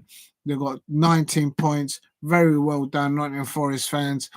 And Aston Villa, of course, dropping points today. They remain in 6th. Tottenham Hotspur making ground there, up to 7th place, only on 16. So if they win the next match, they could go into the top 4. Results going their way as well. And at the bottom end, Manchester United stay in the 13th place. They are still in the bottom half of the Premier League, 12 points of having played 10 games. I'm going to quickly go over to if I can find it.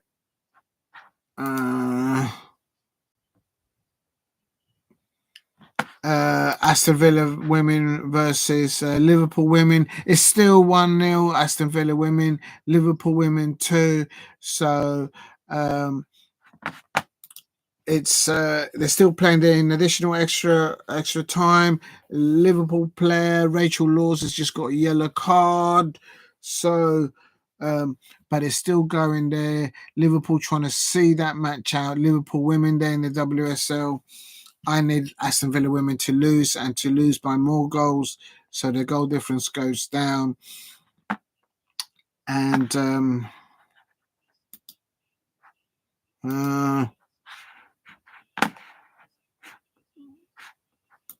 I've paused that now because that's finished. Right, I'm going to concentrate now on the Aston Villa women versus Liverpool women. It's if you're new to the channel, please subscribe at Diego C. Palace. In the women's Barclays Women's Super League, it's Aston Villa women. Aston Villa women 1, Liverpool women 2. There's a foul there by Mary Taylor. The Aston Villa women. Could Liverpool women capitalize on here and get a third very late on? That could happen. They're still playing there. I'm trying to see how much or how many minutes of additional. No, they haven't said there. No, it doesn't say. But yeah, no. So it's still they're still playing there in the Women's Super League. Earlier on, there is still in the Barclays Women's Super League. He ended Manchester United women 1, Arsenal women 1. Arsenal stuck in the mid-table of the WSL. I don't like their manager. It's been true. Brighton Hove and Albion, the kids of Paris, they're scoring for Brighton Hove and Albion. Leicester City 0. Brighton Hove and Albion also starting in the lineup with Frank Kirby, best ever women player that I've ever seen in my life, and playing for England, and for then when she was playing for Chelsea back in the day. Crystal Palace women 0. Manchester City women 3. Very proud of the performance from Laura Kaminsky and her players. They did what they had to do. They frustrated Manchester City in the first half. But the way the possession play, the build-up play for Manchester City, the discipline that they have, the intensity that they have, especially off the ball. There wasn't many times they weren't on the ball, off the ball, but when they were off the ball, they basically, Crystal Palace players, they had two. It was 1-on-2. Basically, 2 Man City players versus 1 Crystal Palace women player, and there was just very well disciplined Manchester City as well as the Crystal Palace women. We weren't played off the park, in my opinion, at Selhurst Park, but in the Crystal Palace women 0, Manchester City women 3, Palace women hitting the post in the second half. Better second half than in the first half. Defensively, I think they were very well in the first half. Tottenham Hotspur women 2, West Ham United women 1. West Ham United women taking an early lead, early doors, but West Ham United, Tottenham Hotspur women pulling it back in the second half, like I knew they would. I predicted them to win. Aston Villa women 1, Liverpool women 2. We're into additional extra time, into the 7th, coming at 8 minute now. Oh my God, how long are they going to play this place?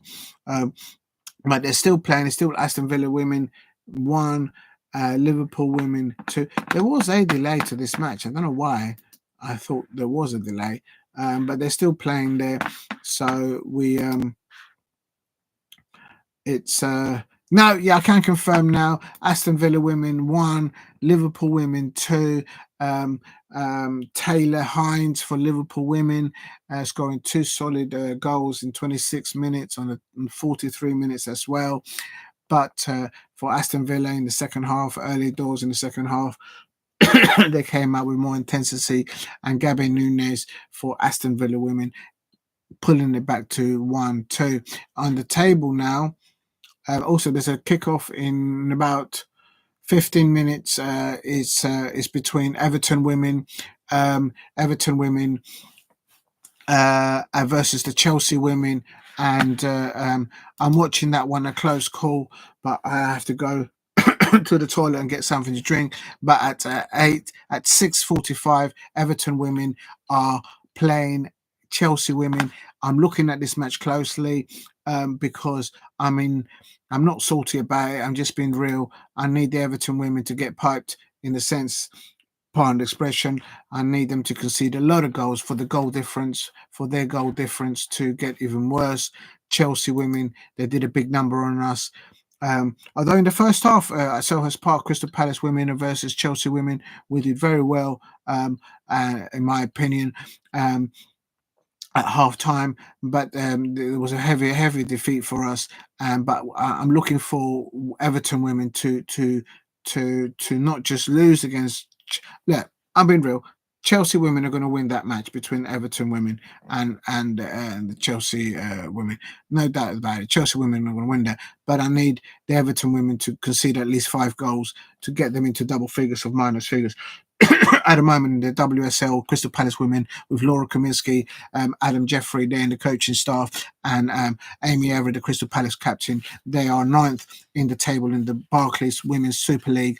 And for me, the goal difference of minus 13, we need to reduce that steadily. Come the next 3 games for the Crystal Palace women are teams Aston Villa, Everton, and West Ham United women. So we need to get at least, in my opinion, 6 or 7 points there. If we can get 9 points there, bish bash bosh, big up. That will prove to everyone what I've always said about Laura Kaminsky being pound for pound the best England manager out there.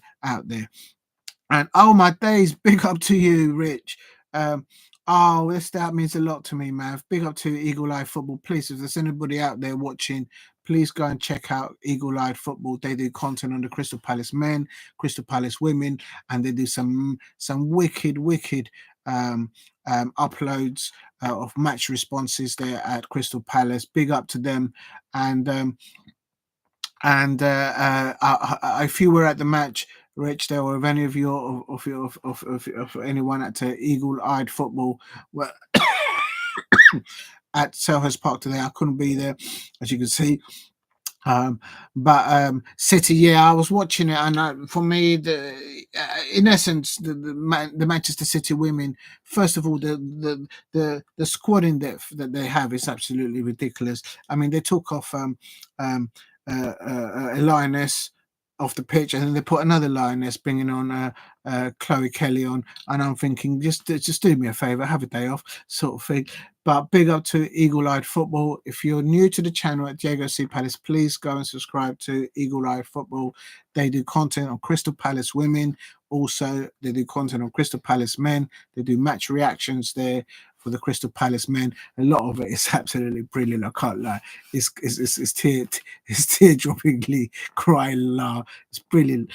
So big up to you, Rich. It means a lot of you dropping in there. And big up to Shay Arsenal as well for dropping in there as well. Yes, City women were a different class there.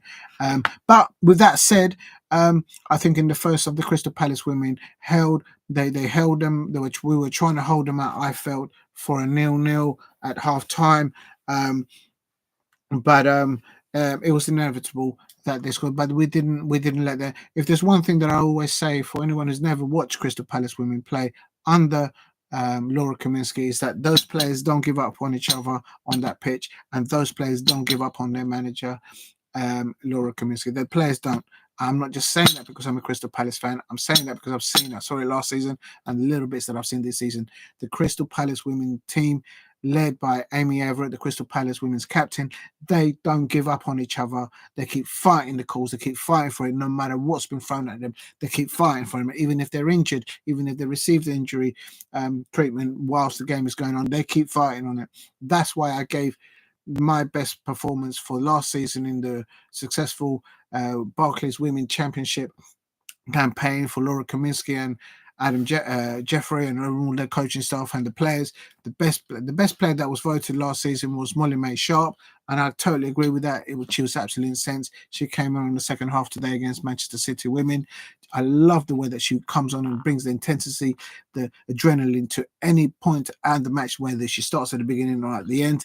But last season, for me, she got the vote for the season, but I gave my vote to Hayley Nolan, the Republic of Ireland international and Crystal Palace defender. That was my vote for last season. But big up to you, Rich, from Eagle Eye Football, for dropping in. It means the world for you to do that. Believe me, I think you understand what I'm trying to do here, and yeah, it's a lot of work. I need to go to the toilet, man. Real talk. I need something to drink as well, but yeah, so it's I'm just going to quickly go into it. So yeah, Aston Villa women, they've dropped points today. Their goal difference is -5, so they're still below Crystal Palace women, and it's you've got Everton. You've got Everton women below us as well. They're in the table. West Ham United women there. At the beginning of the season, all the pundits and all professional women's football players and international women's football players on all the networks, they all said that Leicester City women, no particular order, and Crystal Palace women were the worst favourite to go down. But if you look at the Barclays Women's Super League, Leicester City are in 8th, Crystal Palace women are in 9th, and below us with Aston Villa, Everton, and West Ham United. Now, if you look at the net spend of Aston Villa women versus the net spend of Everton women, and the net spend of West Ham United women last season compared to what Crystal Palace has had to offer, the head of football at Crystal Palace women is a lady called Grace Williams. Big up to Grace Williams and to her staff at Crystal Palace for the work that they did last season, to watch you and your staff celebrating, lifting up that Barclays Championship trophy was absolute scenes. Absolutely loved it, man.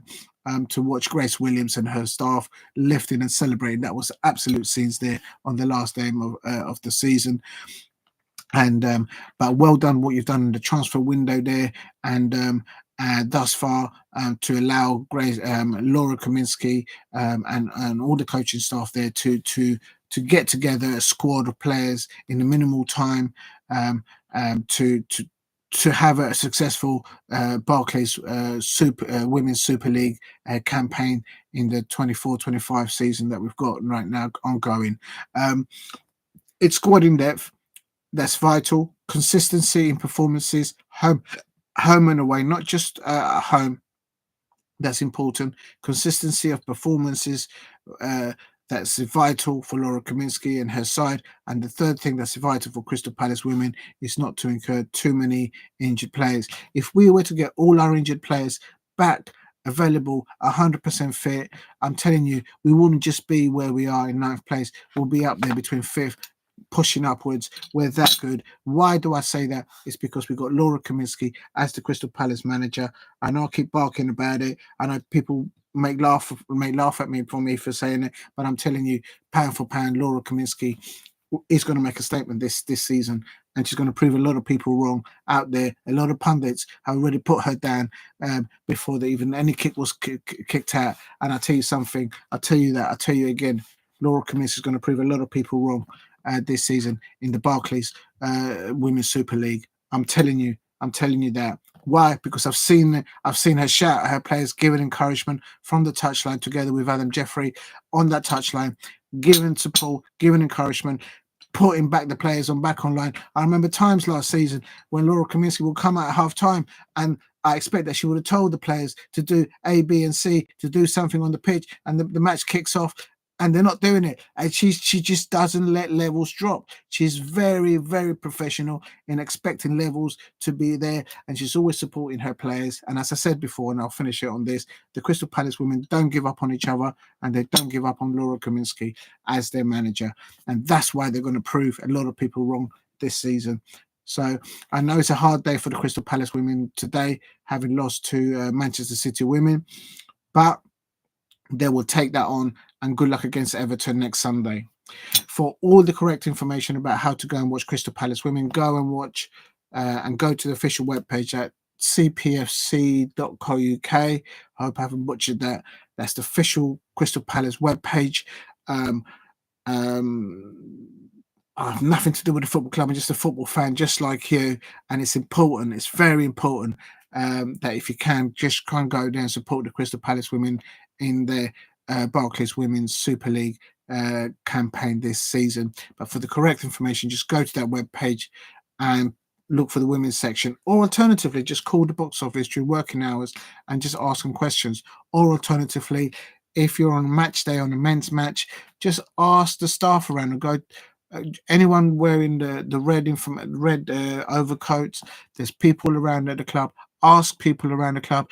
If you're anywhere near the entrance number 10, there is a place where you can drop your bag, or you can drop your bicycle there. Just next to where Chief Parish parks his beautiful car there. There's a little booth there. There's plenty of staff there from Crystal Palace. Ask them about the Crystal Palace women fixtures. They will help you get the right information so you and your family and your people can go and watch Laura Kaminsky, Amy Everett, the Crystal Palace captain as well, and their players. Right, I'm going to go back to 18:45. It should be about kickoff now. Actually, I'm going to put up the lineup for. Yeah, I can't get it. Oh, I had it a minute ago. That's so annoying. How do I do this? Oh, big up to Steph. Big up to you. Big up to Steph. Thank you very much. Oh, big up to you. Thank you for dropping in. It means the world. And every single one of you, Steve, RFC, Shay Arsenal, Eagle Eyed Football. Please go and check out and subscribe to Eagle Eyed Football. As I said earlier on, they do a lot of content on Crystal Palace women, on Crystal Palace men, match reactions, pre-reactions. There it's a wonderful channel there. Go and check them out. Go and subscribe to them both on YouTube and on Instagram. That's Eagle Eyed Football. I'm just trying to get, if I could. Oh, here we go. Yes. I got it.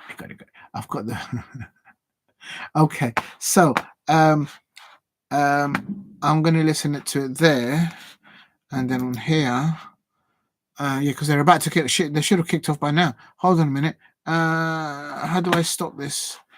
Oh, hurry up. How do I go to? Okay, so now if I go to there, why is it not coming up? The live game. It should be live. Why isn't it live? Oh, this is so annoying. I had it a minute ago. Why isn't it live? It says it's live. Oh, my head hurts.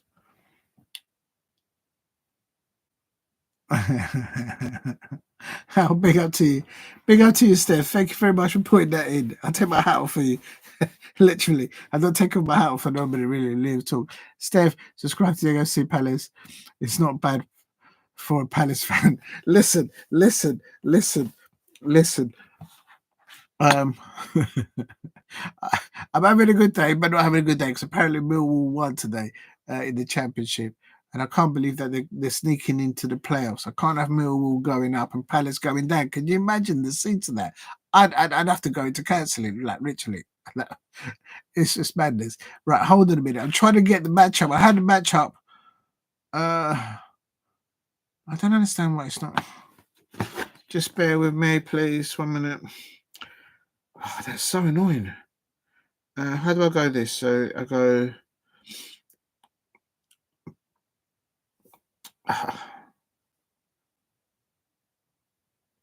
It's not coming up. WSL.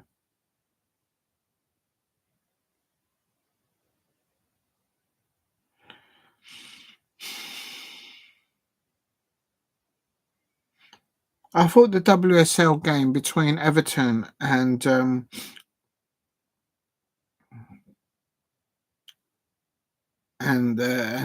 Chelsea women will be live, but I can't find it now. I don't understand. I'm sure I said I want. Oh, this is so annoying. So annoying. Oh, here it is.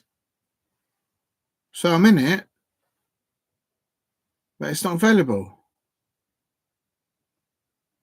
Something must have happened because I can't get it. I can't get the. It should be on YouTube.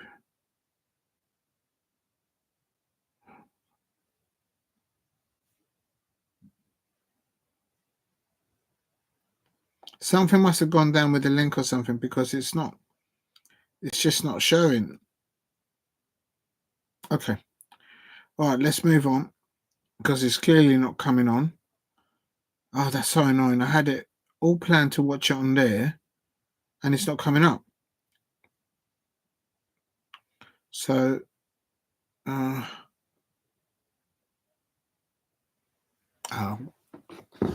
nearly swore there, but it has started. The match has started. So I'm going to have to go and watch it elsewhere, which is a pain in the backside. Let me just try one last time. Oh, my days. I can't get it.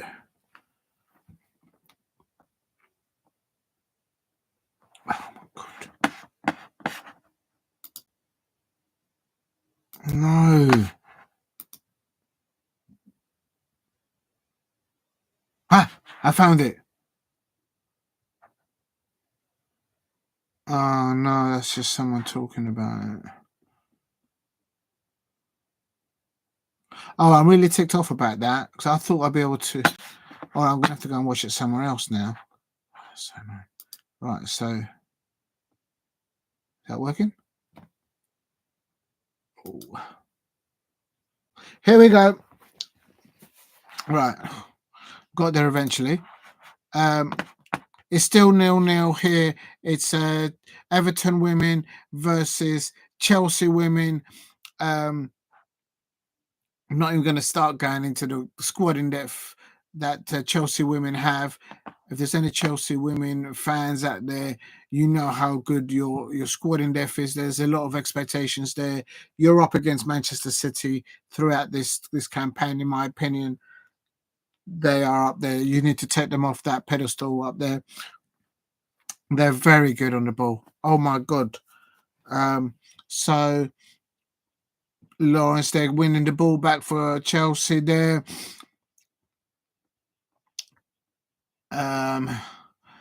If you just bear with me, I'm going to try and put the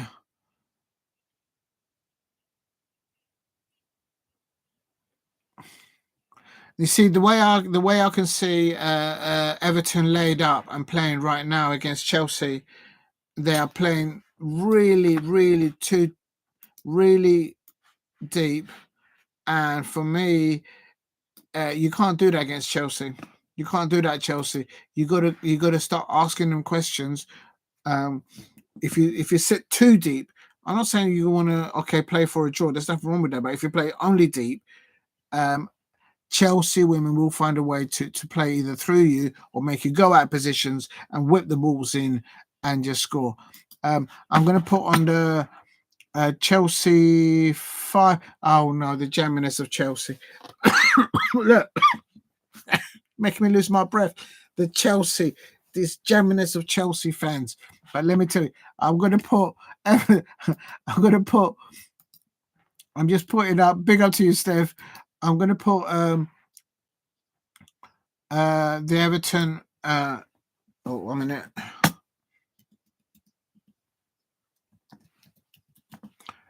Women's side there, and where are we?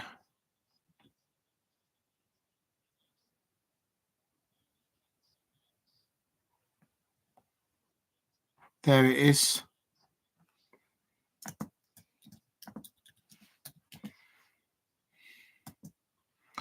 Right. There I'm putting the lineup for the Everton women. And not to disappoint any Chelsea fans out there. By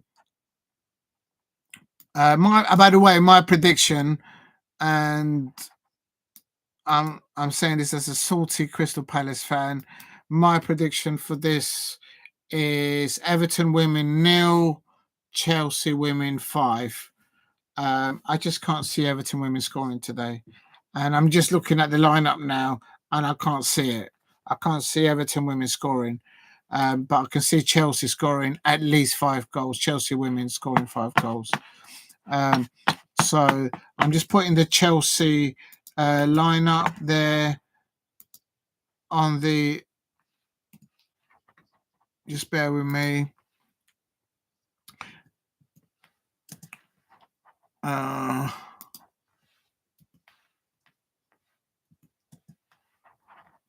If you're new to the channel, please subscribe at Diego C. Palace. I'm just doing a watch along gingerly for the last match of today, which is between Everton women and Chelsea women. And the Chelsea women here on the Everton just clearing their lines there, but just about. I'm just trying to type in the Chelsea lineup. Just bear with me, I'm coming. Ramirez is a substitute, and the Colombian international. We played Crystal Palace women played Chelsea in the FA Cup last season. I was there at Chelsea, and Ramirez scored a back heel, and that was heartbreaking for me. But the referee was helping Emma, the then Chelsea manager. I can't lie. Of course, now they got Van Boston, the Chelsea new manager, and just coming. Chelsea. Women.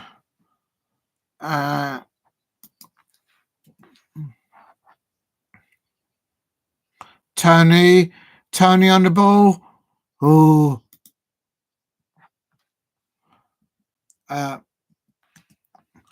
good opportunity there by Tony Payne there, but to no avail.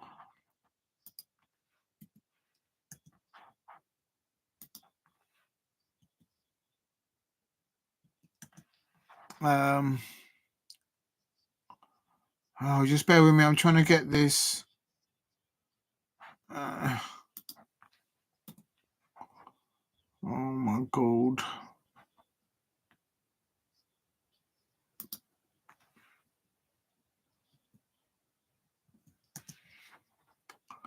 Come on.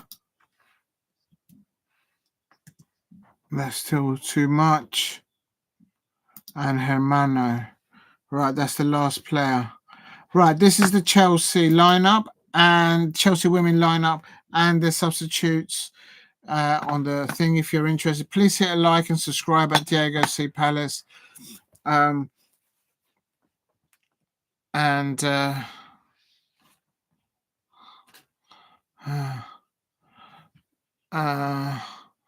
oh,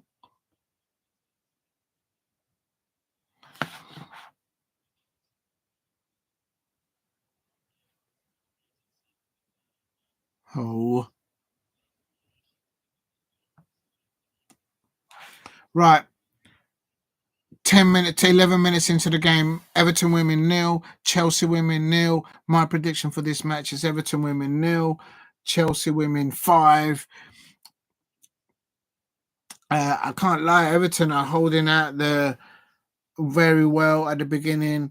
The thing is with Chelsea women's side is that once they open their scoring, they just don't know how to stop. They're relentless at just making it worse and worse for their opponent.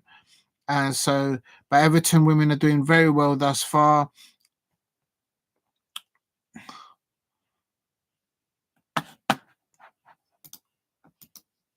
I'm going for the lineups here at the moment. For Everton, of course, their manager is Brian Sorensen. Hold on a minute, just going to get a drink. And my props are keep falling down. Oh, my days. Unbelievable. Someone send a memo. For Everton, of course, their manager is Brian Sorensen.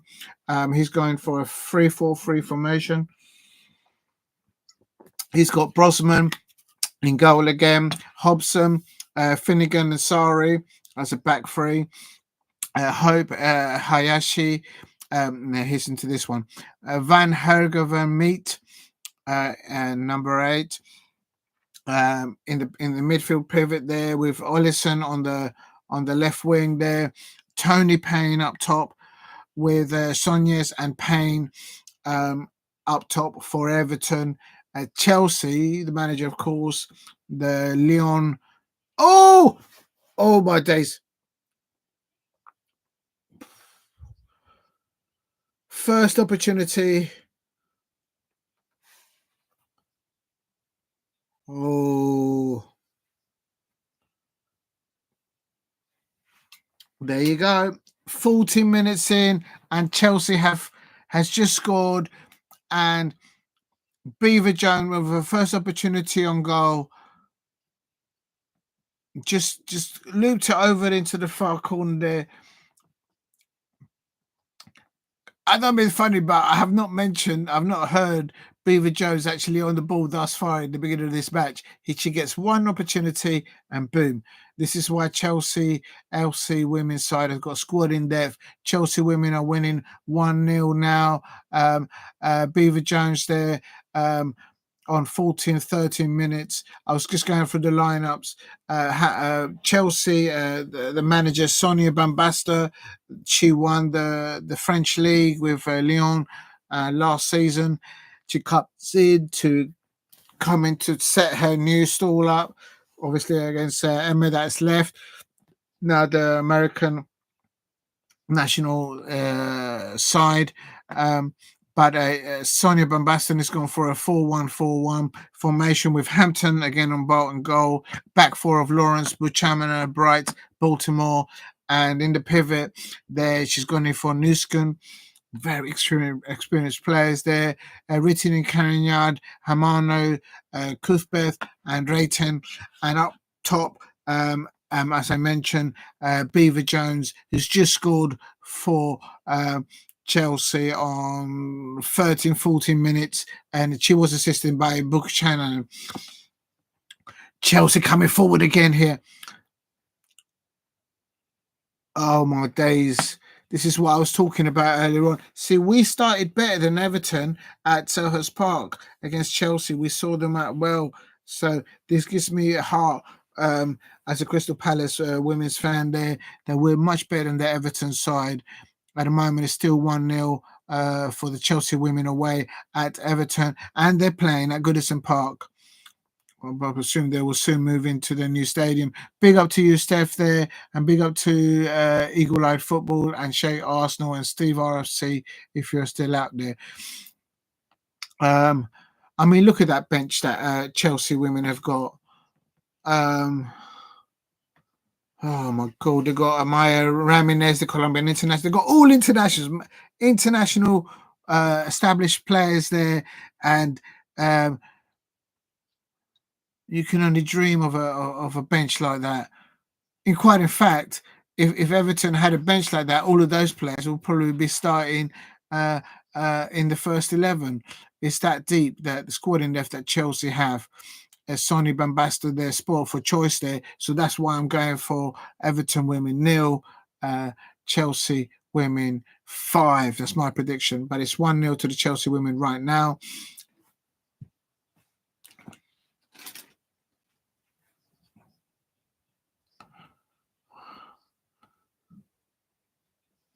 Once the Chelsea once the Chelsea players have demonstrated to Hayashi and I can't remember his name, the Everton midfielder Van Hagen Vermeet, once they've demonstrated to them like you're not going to do anything with us today.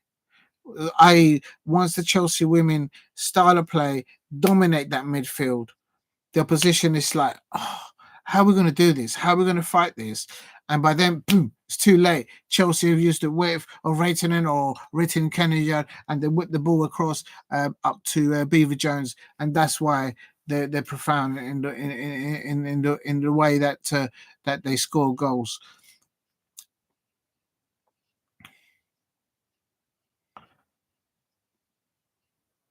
It's like watching this match now. It's like watching the Chelsea women players. They're like in a different phase of time ahead of the Everton players.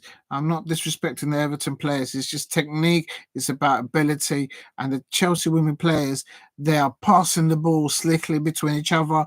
The Everton women players are struggling to keep up to pace with the passing, with the accuracy passing, the consistent build-up play from Chelsea play. And it's just evidently there as a neutral watching these two sides. That's what I can see. And for me, it's just scary because I can sense that Chelsea can just step up 2 or 3 more gears, and for a side like Everton, they'd be like thinking, how do we compete with this?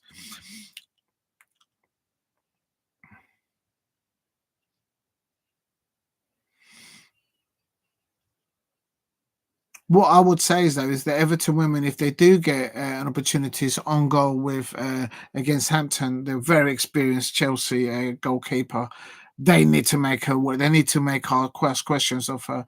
Like in the Crystal Palace women match earlier on today against Manchester City women, we hit the post, but we just didn't. We just couldn't get enough questions on them, and that's all it takes. That's all it takes. Please subscribe at Diego C. Palace if you are new. And oh my God.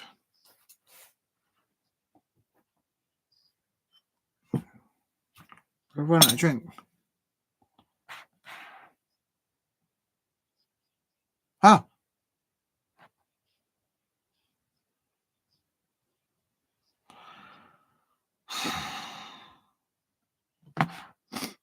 Just bear with me 1 minute. I'm looking at something here.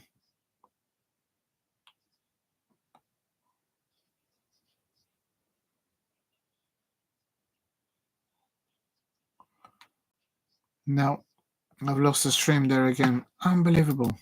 All right, doesn't matter.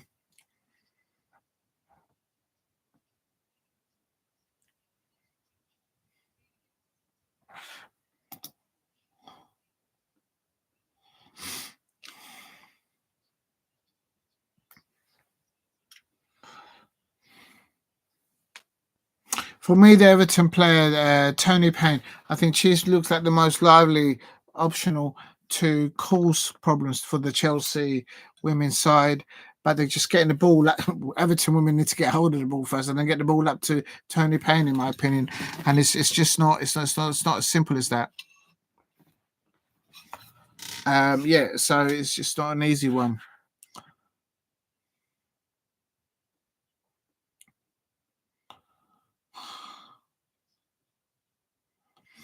Everton now back to get a throw in.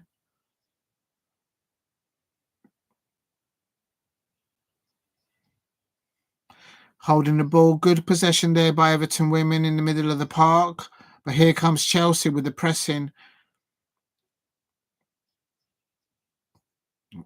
About 19 minutes play by just one goal.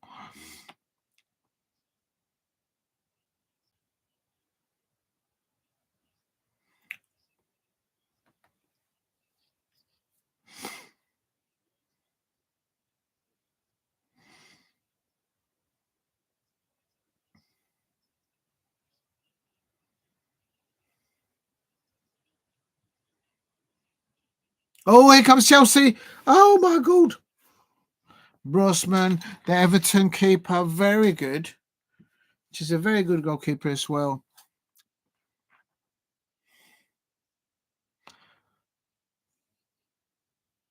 Serena the Wigman didn't pick her Brosnan, the Everton keeper. So it's so difficult, I think, for Serena Wigman. She knows what she wants from the England Lionesses. If you're new to the channel, please subscribe at Diego C. Palace.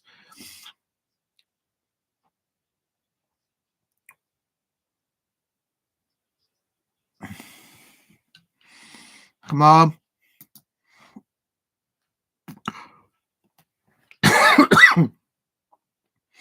I can't lie.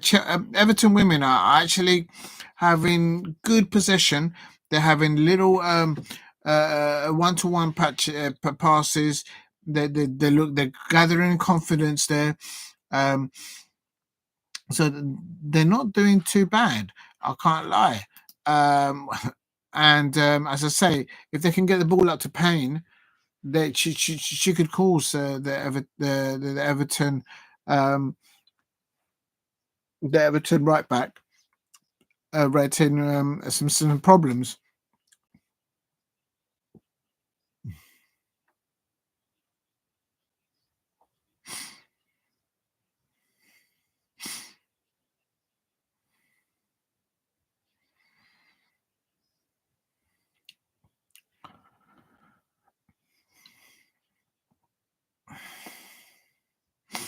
Right, let me have a look at it.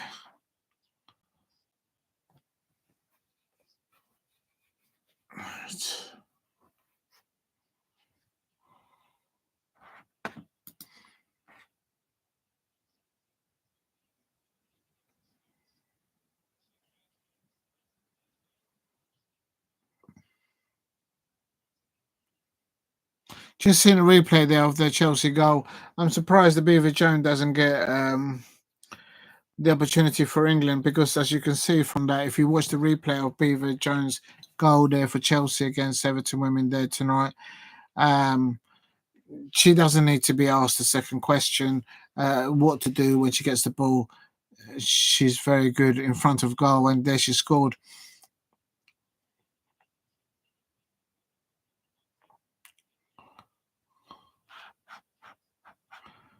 Oh, good recovery there. Good recovery there. Hope Hobson there struggling there, but she got back, and it's now a Chelsea women's corner. Chelsea women are very good at set pieces. Oh, Don't remind me.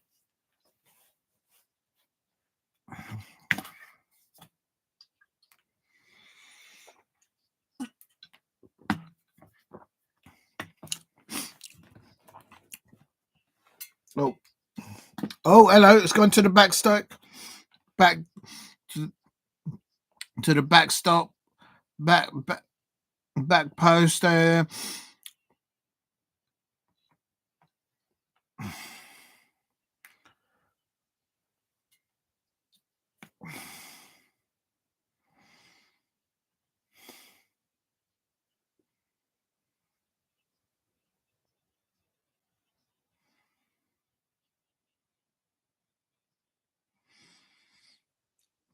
Still 1-0 to Chelsea women away at Goodison Park. Everton women 0, Chelsea women 1. 14-minute goal by Beaver Jones. She hardly had anything to do prior to that, but the moment that she got the ball played up to her by, I think it was Buchanan,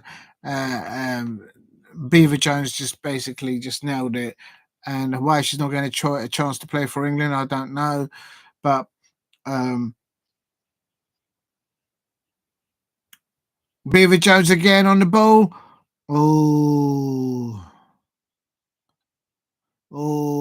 Brosman there, the keeper for Everton, very alert.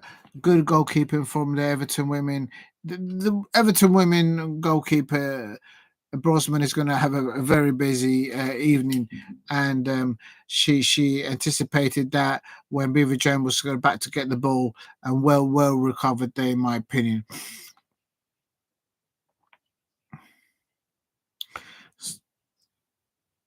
Here we go. There's a Chelsea throw-in. We're about nearly in the half of the Everton half. Chelsea women throwing the ball in.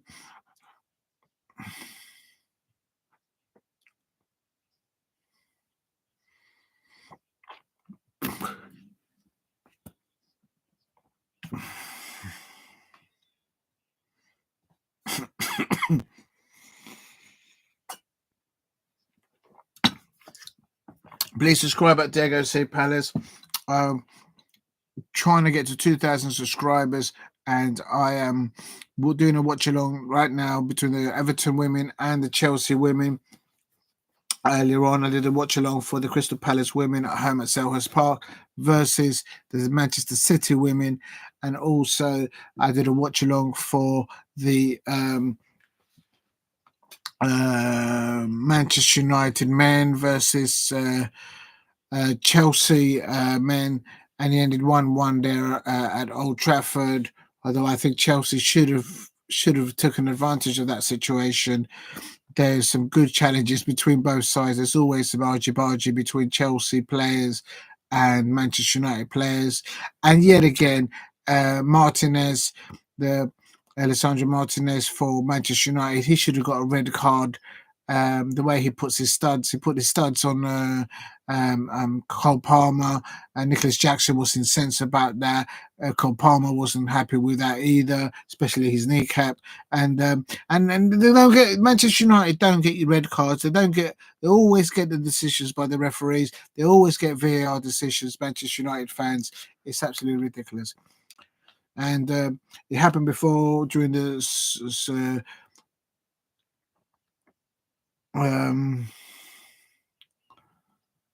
oh,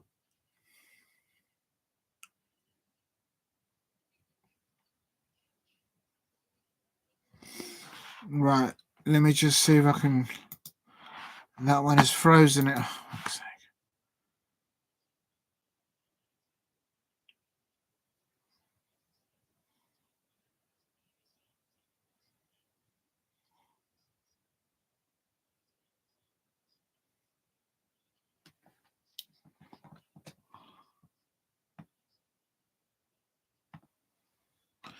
if you're new, please subscribe at Diego C. Palace. I am trying to get to 2,000 subscribers. Let's try and get to 7 likes this stream. Chelsea women here, well in dominance here on this match between Everton women and Chelsea women. But I have to say, after 15 minutes, after 15 minutes, uh, 20 minutes or so, the Everton women have had a bit of more possession. They've not really outstretched or counterplayed the Chelsea women formation, the players. But for me, certainly the busier player at the moment is Brosman, who's the Everton goalkeeper.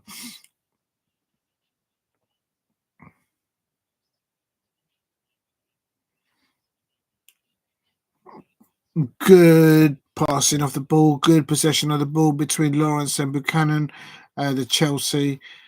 Uh, um,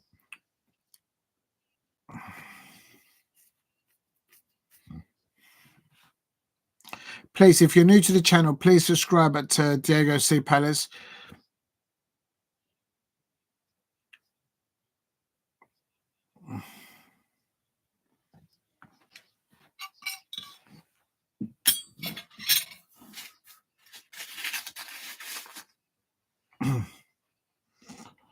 Oh, I don't know what I've done with it.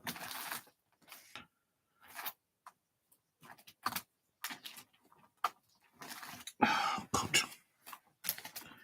Tony Payne that's on the ball there.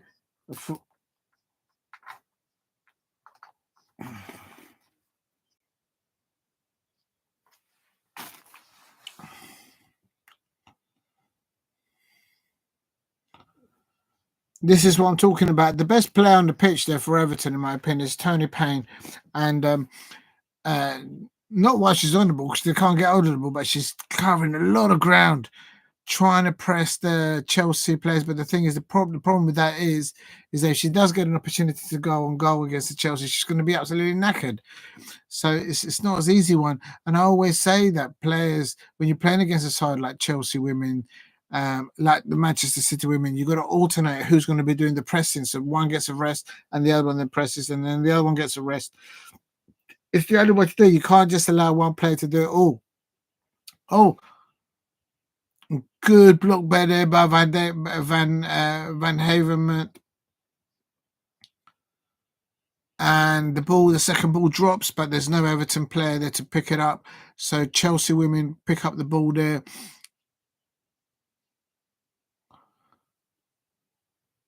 Bright on the ball now for Chelsea.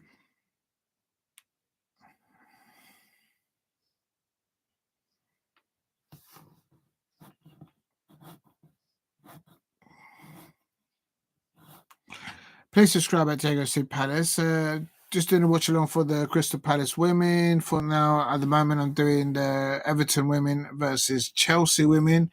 As Chelsea women are winning 1-0. It's 34 minutes into the match.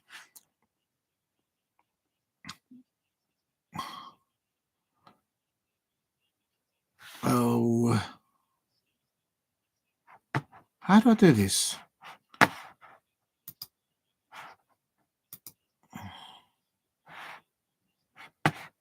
I don't know how this works. Shit.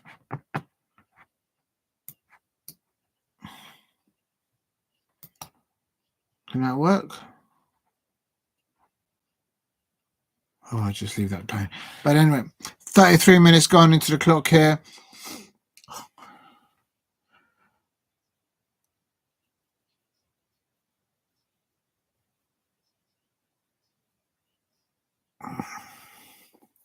Good passing between the back four of Chelsea, back four, Baltimore and Bright. And earlier on, I saw a good combination play between Buchanan and Lawrence. They can tell that these players know how to play alongside each other.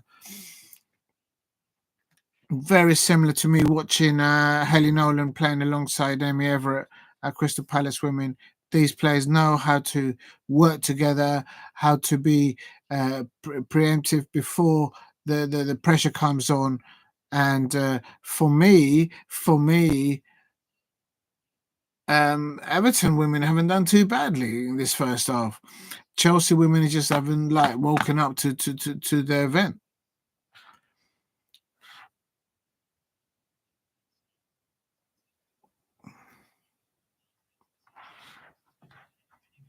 Finnegan there.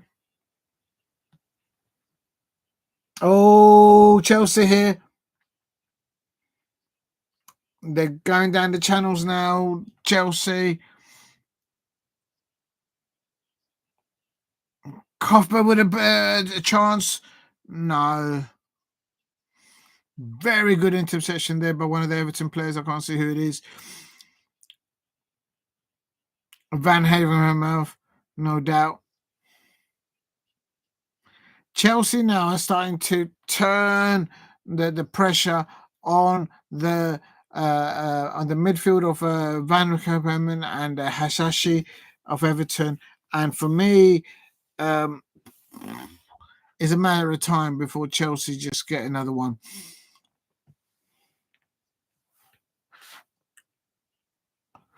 Oh, that's a goal kick.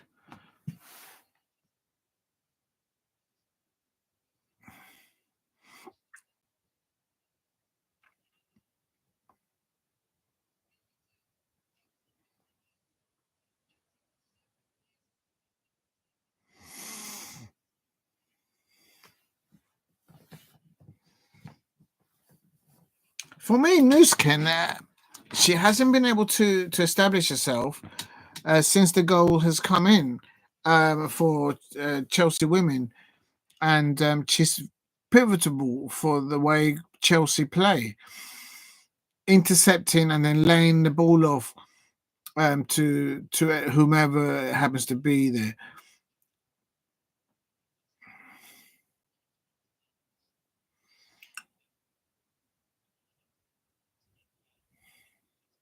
Buchanan's to Colbert.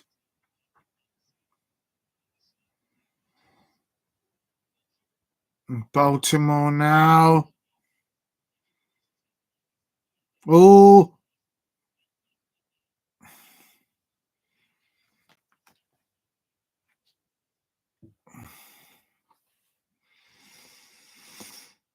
good block there by Surrey, my opinion.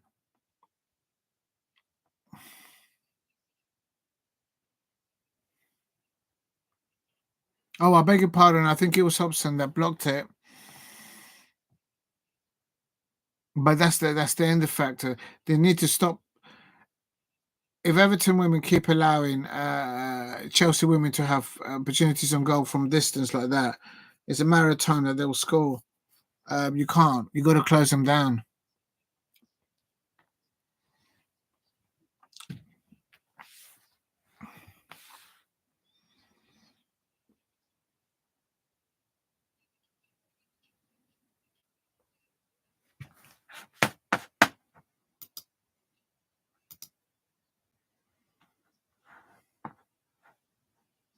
Oh, 1 minute. I just realised something.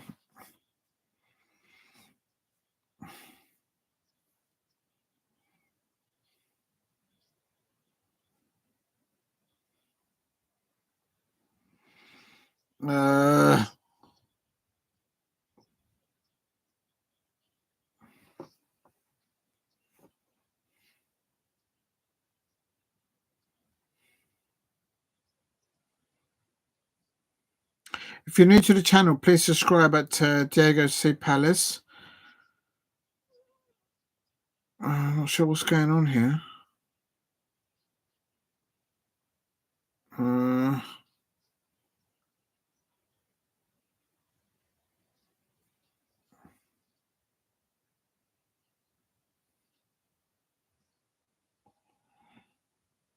Well, I don't know what's going on now. I can't even find the.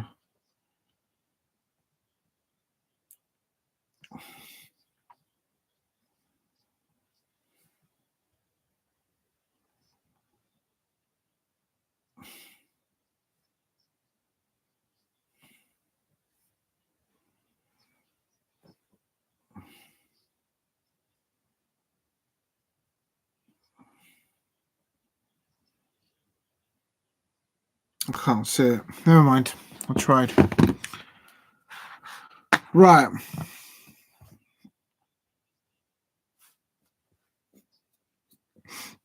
It's still coming up to 14 minutes here. and it's Everton women 0, Chelsea women 1, and for me, Chelsea started better in this first half. Chelsea women, but Everton have actually got a bit good possession play in the middle of this first half. But Chelsea are just there trying and trying to just get that second. The moment Chelsea get the second goal, they'll go and score more. You just know it. But having said that, credit to Everton. Payne there for Everton. Van Vermeet, the best two players, I think, for both Everton. Of course, their keeper Brosnan. She's had a lot of the ball.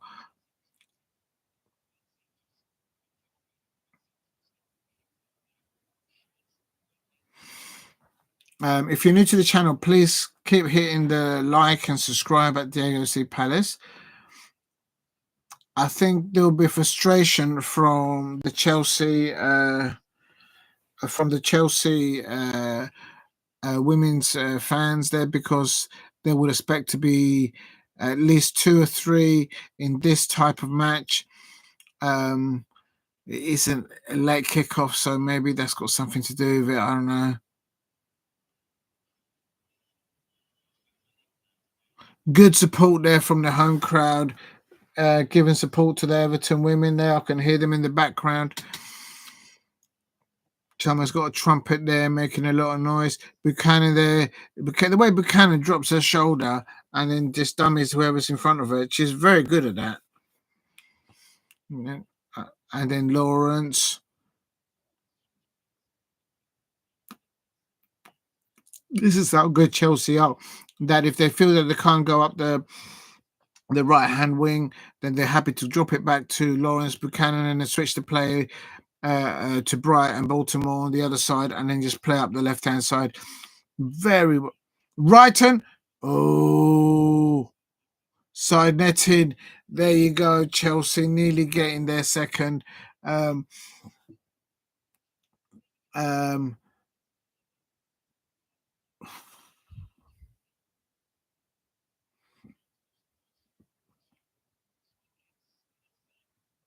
Oh, no one picked Brighton up, and that's why she thought, "Hello, I've got time here," and she had time to get it, try and get it on target, but she ended up getting the side netting.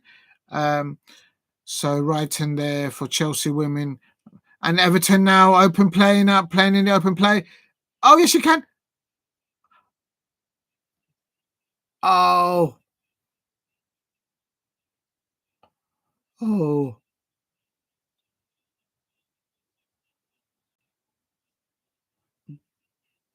there you go. Everton trying to play, play out. Well, they got caught on the ball, and Chelsea pressing the ball, and they've got their second goal. Cuthbert, it just picked a pocket, drove it into the box, and then into the bottom corner. What a composed shot on goal from Cuthbert.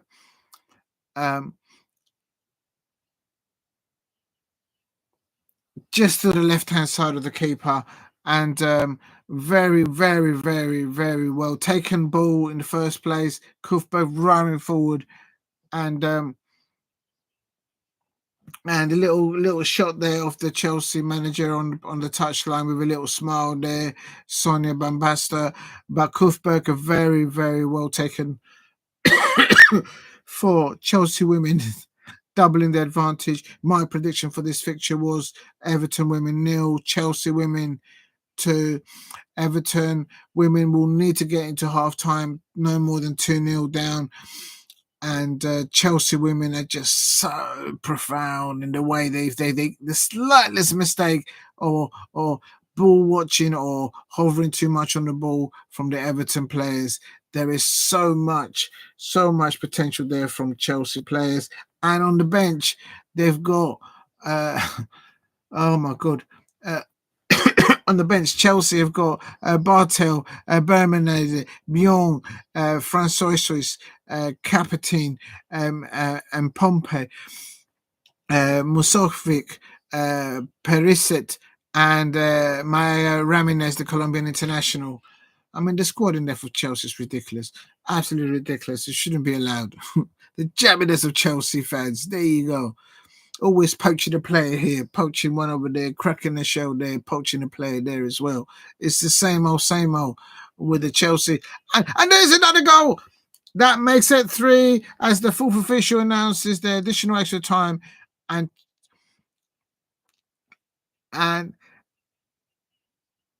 Chelsea 3.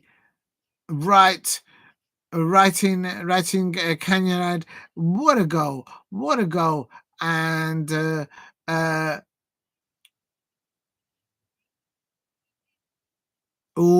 keeper shouldn't be beaten there on the near post.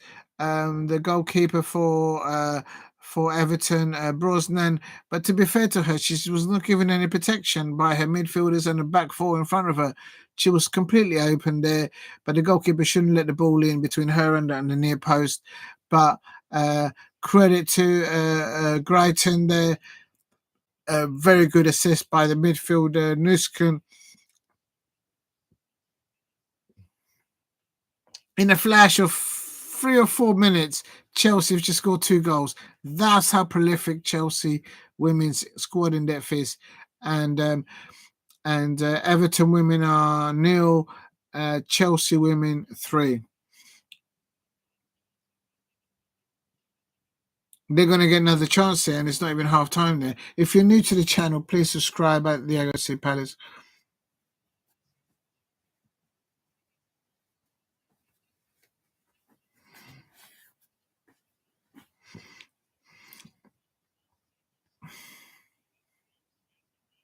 Oh, nearly Brighton and nearly there for another goal.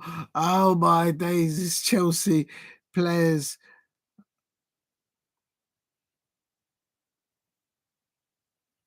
And Everton players, they're feeling the pain. And believe me, I've been there as a Palace fan.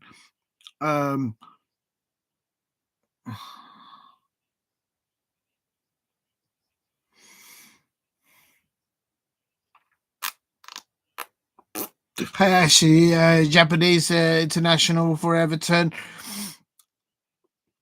Nearly.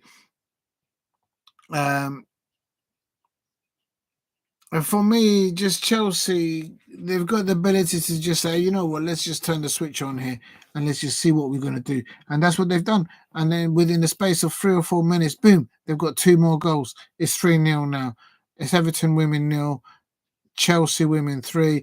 And we're coming into the last kick of the first half. And Chelsea's still hungry for another one. Brosnan interacting there, getting the ball there.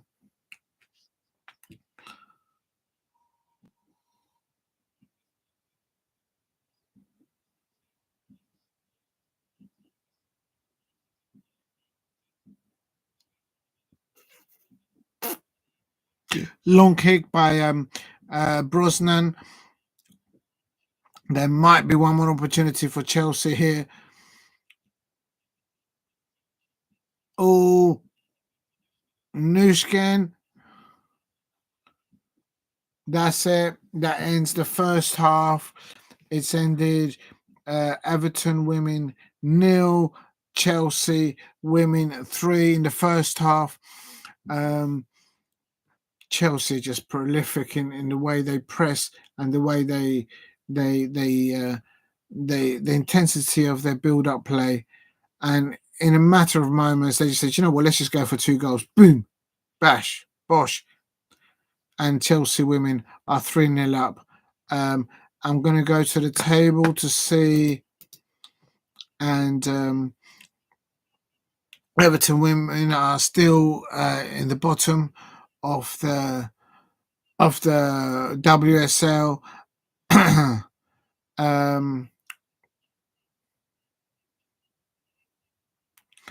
Aston Villa women haven't won.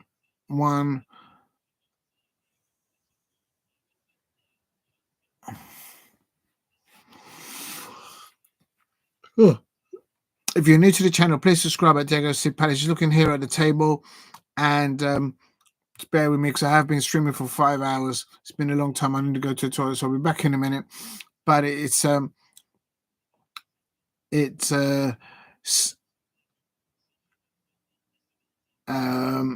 0, Chelsea women 3. It's half time, and as it stands, Everton women are still at the bottom of the WSL with just 2 points, with -9 goal difference, and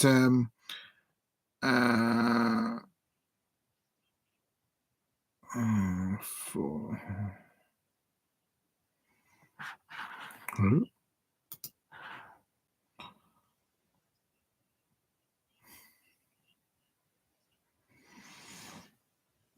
right, I'm just going to go to the toilet. Please, if you, in the meantime, please hit a like and subscribe at Diego C Palace. We're back in a tick. Actually, I'm going to take this down.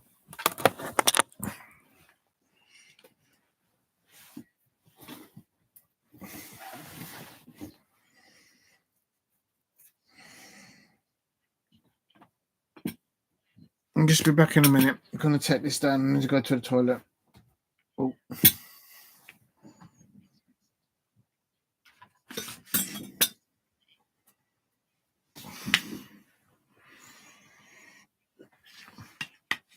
Oh, I can leave that there, I suppose. Right, I'll be back in a minute. Just give me a second. Just going to go to the gents and get something to drink as well.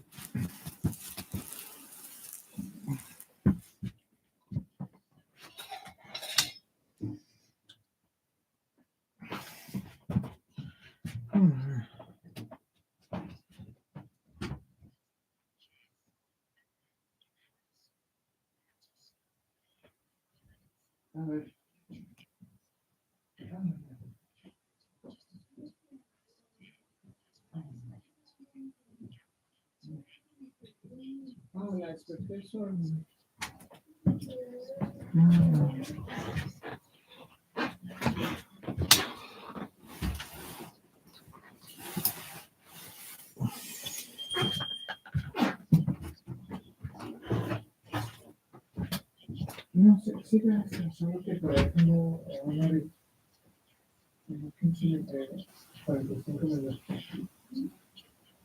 Uno de los otros canales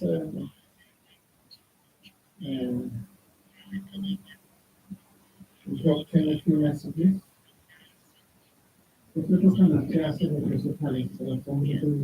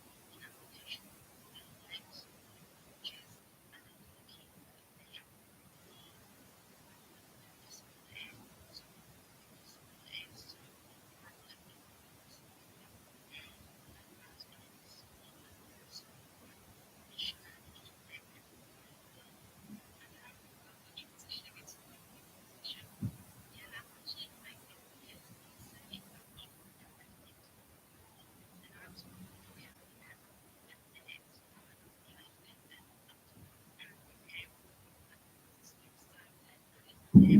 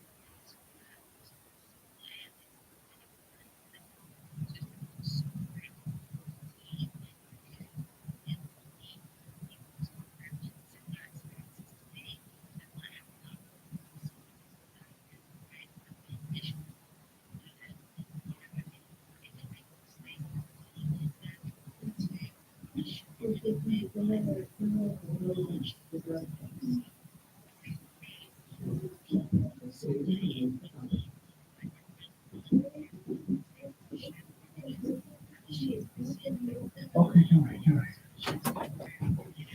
You're correct.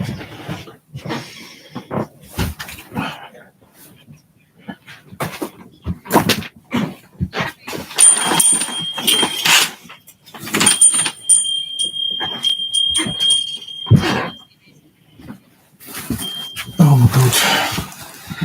Right, I'm back. I'm back. Sorry about that, but I had to. Oh, I had to go to the. I had to go to the gents. Um. Um. Oh, 1 minute. Let me just get a drink. What's happened is still. It's still half time. Um, oh. Right, let's have a look and see what's happening. Thank you for anybody out there that's still there.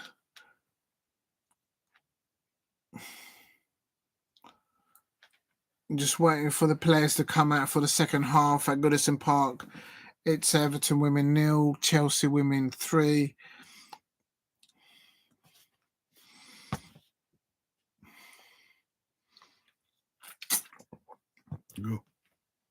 Oh. Just to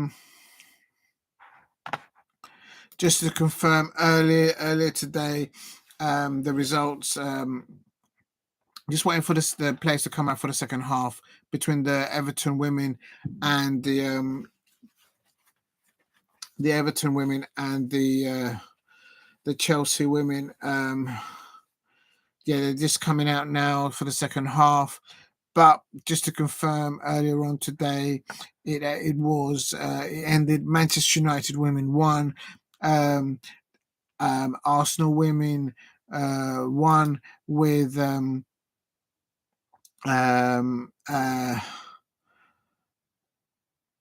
Arsenal dropping points there. They wouldn't be happening there. Russo, of course, scoring for Arsenal first in the second half, but then Mallard scoring the equaliser for Manchester United women. And then Brighton Hove and Albion women 1, Leicester City women 0. Nikita Paris, they're scoring the only goal in that fixture, with Frank Kirby also in the starting lineup for Brighton Hove and Albion women. I've always said, and whenever I've watched Frank Kirby, what an amazing, she's the best women player that I've ever seen live play for England. And for then, she was playing for Chelsea, of course. If you're a Chelsea women fan there, you will know a lot about Frank Kirby. What a magnificent player. On and off the pitch, a brilliant role model for women's football, in my opinion. Also at Selhurst Park, big up to Crystal Palace FC for hosting Manchester City, their officials, their players, their coaching staff. The Crystal Palace women 0, Manchester City women 3. Very proud of the performance of the Crystal Palace women there. They played really well in the first half, in my opinion, and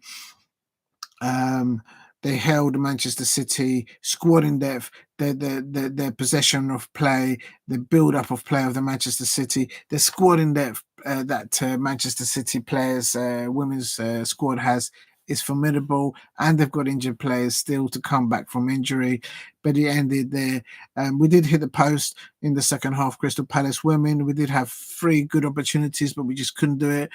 But I'm very proud of the performance. The Crystal Palace women did not give up on each other, give up on their manager, and that's a minimum requirement from them as a Crystal Palace fan, and they always deliver on the pitch. So hard day for the Crystal Palace women. But I always say Crystal Palace women playing against the likes of Manchester City women or playing against the likes of Chelsea women players brings them to understand. I expect as a squad of players together with Laura Kaminsky there and their coaching staff there to what they need, to what they need to improve. They're always improving levels there, the Crystal Palace women squad in depth.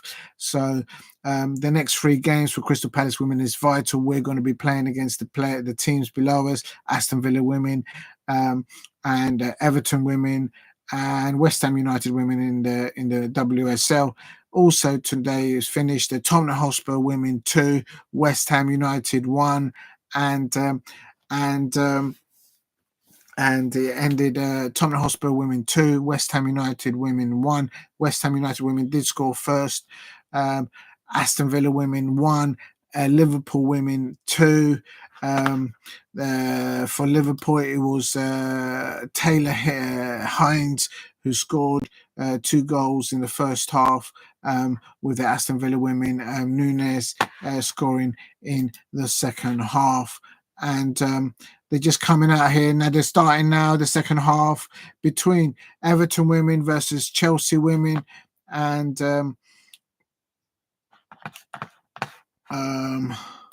it's still 3-0 up for Chelsea. And there has been a substitution. I'm trying to figure this out.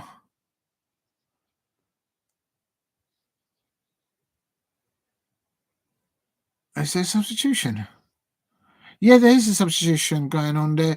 That has happened, and it's a substitution for Chelsea at half time. Yeah,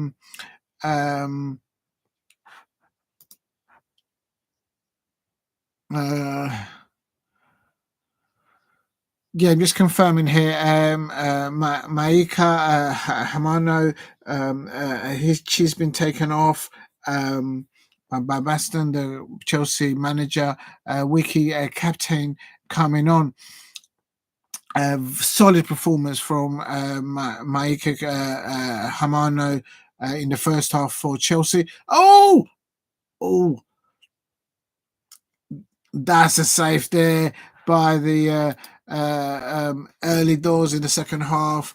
Early doors saved there by Brosnan, the Everton goalkeeper. Chelsea starting off in the second half like they finished the first half. Oh my days. It's just they are so hungry for more goals. Chelsea women's side, Sonny Bambaston making one change at half time. So for the way I see it, that's a player for same position in the same lineups. They're doing a 4-1-4-1. The Chelsea women there. That's an Everton throw-now. Right. So nearly there with our 5-0. Yeah, well, this is what I'm talking about, Steph. Big up to you, Chelsea fan. There, I'm telling you, this Chelsea women's side are renowned for their build-up play. When they get the tails up and they're going for goal, in the first half, at the end of the first half, out of nothing, within 3 or 4 minutes, bish bash bosh, boom, they scored 2 goals and they're 3-0 up now. My prediction for this fixture, Steve, was my prediction was Everton women 0, Chelsea women 5. At the moment, they're only 3-0 up. Chelsea. And a big up to you, Steve RFC, for dropping in. Both teams had the chance to win in the Manchester United Chelsea. Yeah, I agree with that. I think Chelsea should have secured the 3 points there. I can't lie. given the fact that their manager has some more time with his squad, the squad in depth that Chelsea men have, they should have got the win there at Old Trafford. But for me, with having said that, as a neutral looking into that men's game, the players for Manchester United, they look a little bit more liberated. They look different. They look a bit more confident, a bit more free of thought whilst playing. Marcus Rashford had a much better game, although he was substituted. Ruud van Nistelrooy is the interim manager there at Manchester United, and is clearly breathing a bit of fresh air into that squad. They're still lacking a squad in there, in my opinion. There's a lot of players on that Manchester United bench that I wouldn't have in my Crystal Palace. Real talk. So, as you say, Steve, anyone could have won it, but for me, I would add that Chelsea should have knocked that.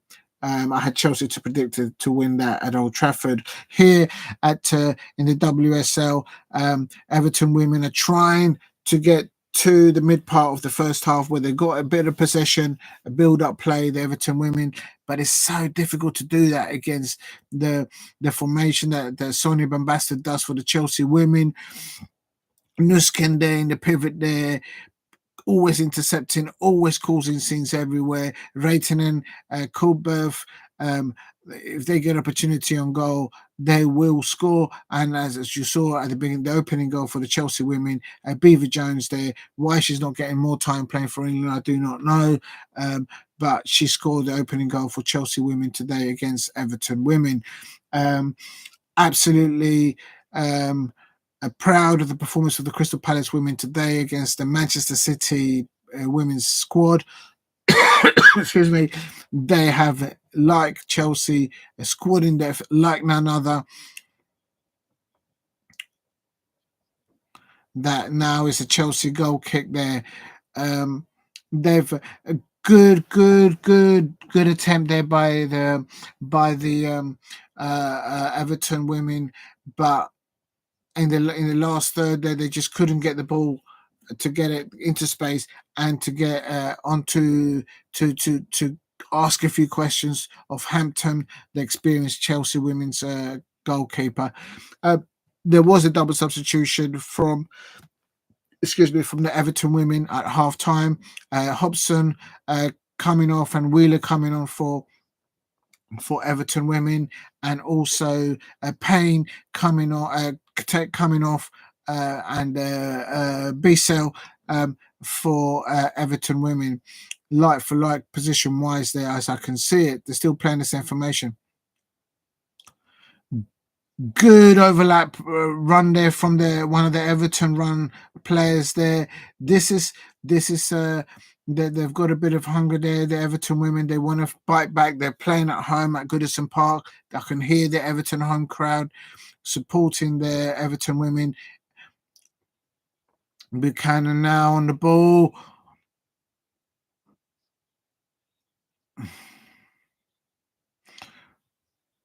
No, what are you talking about? This is Steph Vida. We're going to smash everyone this year. We won Women's Invincible Trophy. This is the Chelsea fan talking about, I expect the Chelsea women. No, listen about talking Invincibles. You wait and see, Steph. Crystal Palace women will meet the Chelsea women in the FA Cup final, I hope, or in the League Cup final, and you will see that Crystal Palace women will prevail. We will take the jamminess out of jammy Chelsea players out.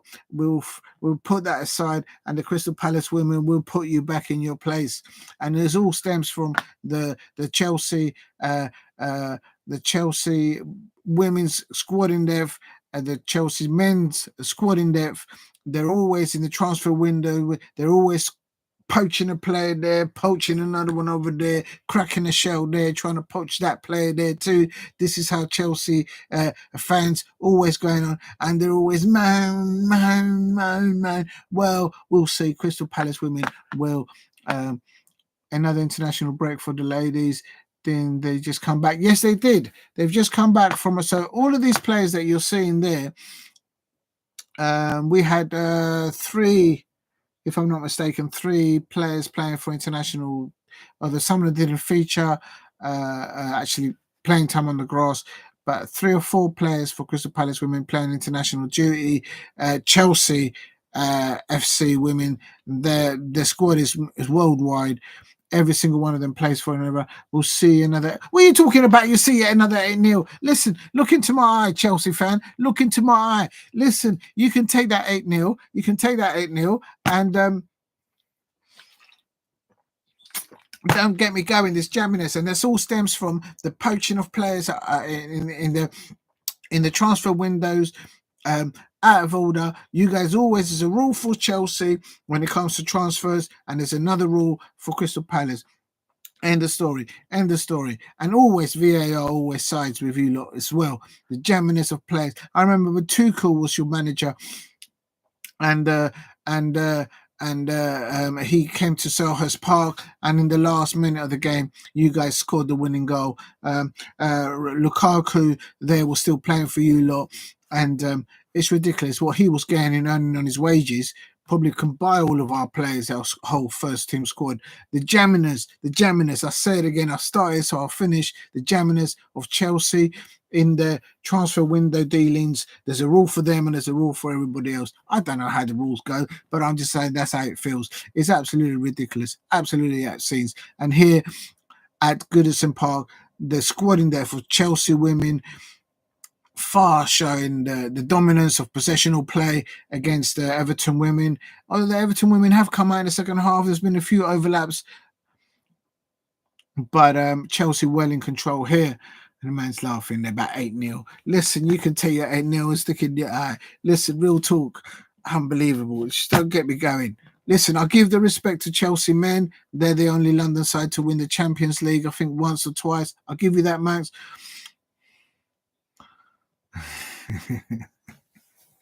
Listen. How dare you? How dare you even mention Laura Kaminsky as a Chelsea player? Listen. Laura Kaminsky is going to prove a lot of people wrong. Has ordered 20,000 white flags. No. I tell you what, Laura Kaminsky has ordered online. She's ordered celebration flags for Crystal, red and blue. Where's my thing? Why does it keep falling down? Why does this thing keep falling down? What's going on here? Everything's falling down. No, it's falling down again. Someone send a memo. Oh, no, it's falling down again. Oh, believe me now. Why is that falling down? I need to go and watch that Blue Peter episode and get the double-sided sticky tape back on because it's not working now. You see that red and blue? I tell you what, Laura Kaminsky's ordered. No, don't fall down. Laura Kaminsky's ordered 20,000 of those shirts. Although we have a sponsor for the Crystal Palace women, it's actually 10 TEN for those of you who can't spell, in the cheap seats at the back. Don't expect any Chelsea fans to be sitting in the cheap seats at the back there. But anyway, but there you go. 20,000 white flags. Listen, let me tell you something. You wait and see. I can't wait to us to take some points off you lot. Oh my days. And don't you forget, Chelsea fans, that's right, the men 2 seasons ago, we finished above you lot. So let's just this enough of the salt spreading that you're doing right now, Chelsea fans. Yes, you're in the top 4. I'm happy that you've put the Arsenal fans back in the mud. They're out of the top 4, but enough is enough. About 20,000 flags, white flag. Anyway, let's go back to the match here. Big up to you, Steph. Lovely step over there. Chelsea now winning a corner here, coming up to 58 minutes. The problem now is that the fatigue levels for the Everton women will be kicking in. And when you're not on the ball, when you're trying to get the ball, if you do get hold of the ball, Chelsea are very, very good at closing down any opportunity from their opponents in those instances. And the fatigue levels just keep draining. So you might find another double substitution from Brian Sorensen, who's the Everton's women's manager, to bring on fresh legs for the Everton home side at Goodison Park.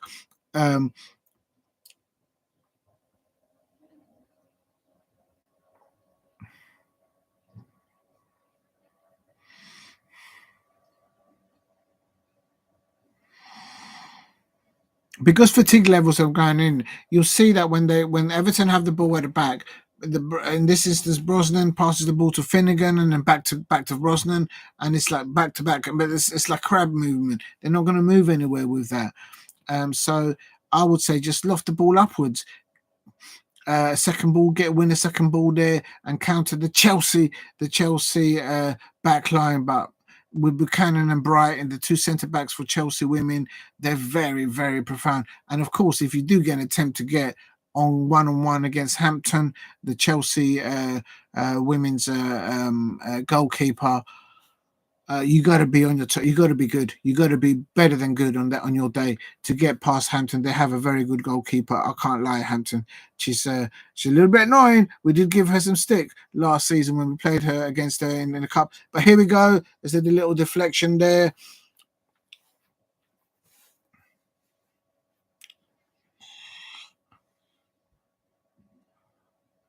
Here comes Everton there.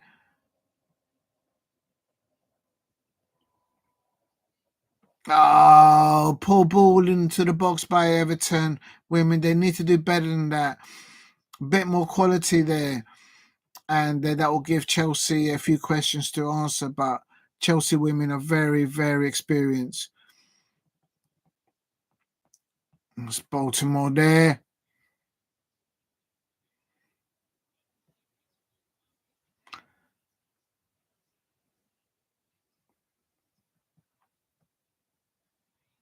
Payne there. Good possession football where they've come between Payne and Ollison for Everton women here. I can't lie. The problem is if that Chelsea catches them on the counter, going down on the corner flag there. Beaver Jones there. Oh, nearly. What the way Beaver Jones holds the ball, then turns with the ball, then she gets one half opportunity, has a shot on the Everton goal, and Brosnan there, the Everton goalkeepers, is done very well there to see that. I have to say the third goal, the ball going between her and her goal post, that's something that you don't want to see for goalkeepers, and she'll be disappointed with that. But then the back four in front of her in the midfield, they're not giving her enough protection. I can't lie. Please subscribe at Diego C Palace if you are new.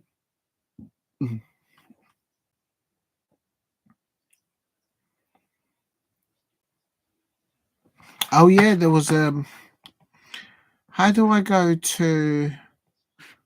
Can I go? Uh nearly.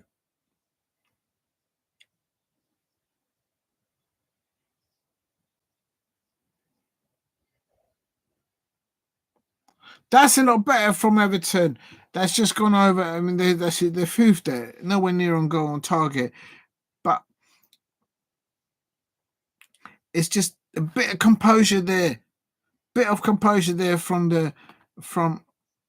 from the Everton players in the last third, and they could ask a few more questions of the Chelsea. But having said that, as a Crystal Palace fan, with a little bit of salt, with a lot of salt, I need Everton to concede more goals, so their goal difference goes even further bad. Because Crystal Palace women, we've got the worst goal difference in the WSL. So if you're a Chelsea fan out there, I'm kind of in a way in your corner. I want you guys to score more goals against Everton women, but not because I want you to win. It's because I want Everton women to concede more, to worse off their. Oh, Nushkin.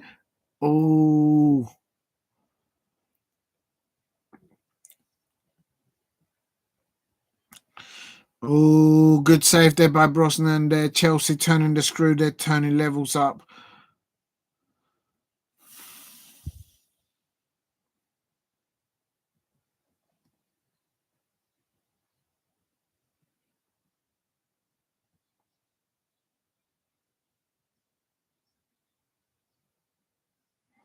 Nearly there by Chelsea women there for their fourth goal. Baltimore as a left back, man, she knows where the goal's at. Ooh. Hello, referee. That should be a yellow card for the Chelsea player. Referee, that's a yellow card for the Chelsea player all day long. Oh, well, there you go. There you go. There you go. See, I know when there's a yellow card. The thing is, when these referees, when they go to try and give a yellow card to sides like Chelsea, they're like, oh, maybe I shouldn't do it. Oh, I might get told off. And this is what it is. What they're afraid of. They're not afraid of giving yellow cards to Crystal Palace women players, are they? And Beaver Jones, they're picking up a yellow card there on 63 minutes or so. There you go. But I have to say, Chelsea well in control. Chelsea women well in control of this fixture. I can't lie. So I'm not sure. Substitution there by Sonia, the Chelsea manager there. Ritin Kanyad going off, and I can't tell who that is.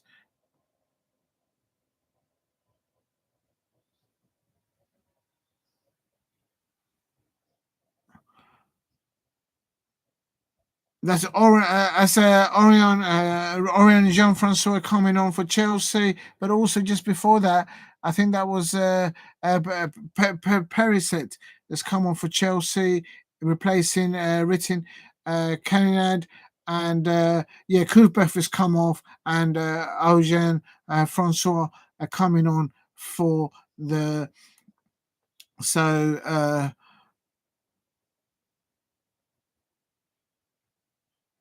This is ridiculous. It's like putting another first team on the pitch. The jamminess of Chelsea, the squad in depth is just ridiculous.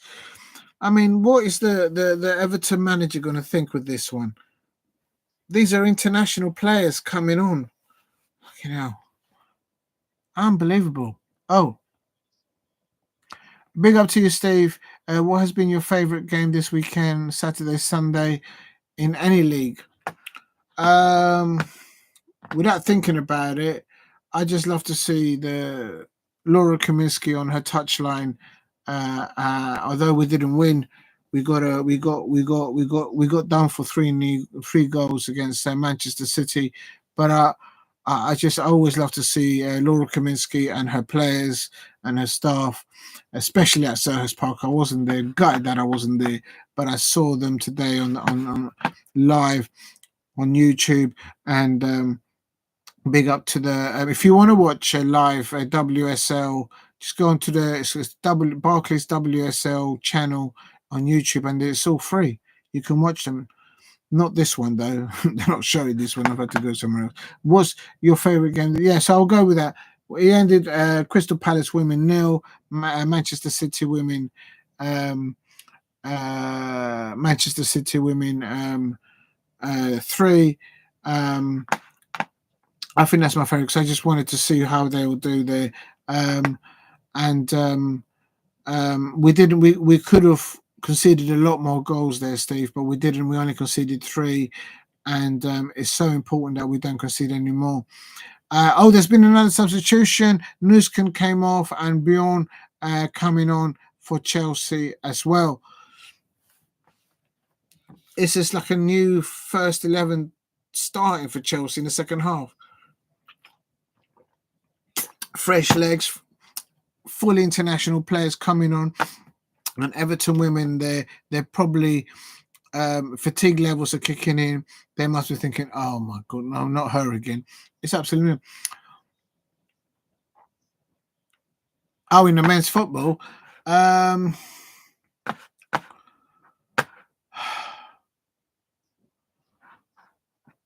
suppose if we're gonna go down that road. 1 minute, I just lost everything now. Help! I just lost everything. I think the match as a neutral, all the matches, it has to be the performance from Bournemouth against Manchester City. The way they took to Manchester City, Steve, it's like none other. I said it before the match, I think in my prediction a few days ago that Bournemouth have got a squad in depth. They've got players like for like in places. Going back to when Eddie Howe was the manager at Bournemouth back in the day, but he incurred so many injuries while he was the manager there. That's why they went up and down and all that.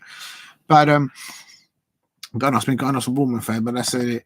But Bournemouth, the way they applied themselves against Manchester City, I think that has to be the performance. Yeah, I'll go Bournemouth. There you go. So you've gone for Bournemouth as well. There, you and me thinking on the same wavelength on that. Big up to you, Steve. And the thing is, I have to do mention though, Steve. Who would have predicted that Nottingham Forest fans will be up there, top 3, 10 games in? No one would have got that. Can you imagine if you were, I'm not a betting person, but if you were a betting person and you went to the bookies before the beginning of the season and you put a score or a tongue down and you put that down, put the money down, and then you said, right, Nottingham Forest will be 3rd in the Premier League. There you go. Yeah, there you go. So Nottingham Forest fans, they must be over the moon. The question is, will they keep the consistency coming up to the Christmas and New Year period? Because they always seem to dip in form. Don't ask me. Go and ask a Nottingham Forest. They're like, oh, here we go. So this once their players know that they've secured Premiership status, boop, it dips. It's just like Crystal Palace. It's the same. And so will they be able to do that? Can Nottingham Forest do at Leicester? Who knows? Who knows? Who knows? And then, of course, there was that surprise 3-0, 1-0 win for the Southampton fans down there. But for me, yeah, I agree with you. It was the Bournemouth game. If any side wants to know how to challenge Manchester City home or away, just look how Bournemouth was set up and how disciplined they were in the build-up of possession play and how they pressed Manchester City. In essence, they played how they play. They played them better at their own game. And Pep Guardiola and Manchester City fans will be arguing that the scheduling of matches for me it's absolute scenes, and that's why they've got so many injuries. But hello, everybody else has injuries as well. So that's my thought on that. Right, I'm going to go back to the because I've lost the stream. There we go. We're back again. It's still Everton women 0, Chelsea women 3. And I'm surprised Chelsea women have not scored 1 or 2 more goals. For me, Forest will definitely stay up. But you don't think they'll do it at Leicester City? Yeah, Liverpool have got. Oh, that hit the bar off the crossbar.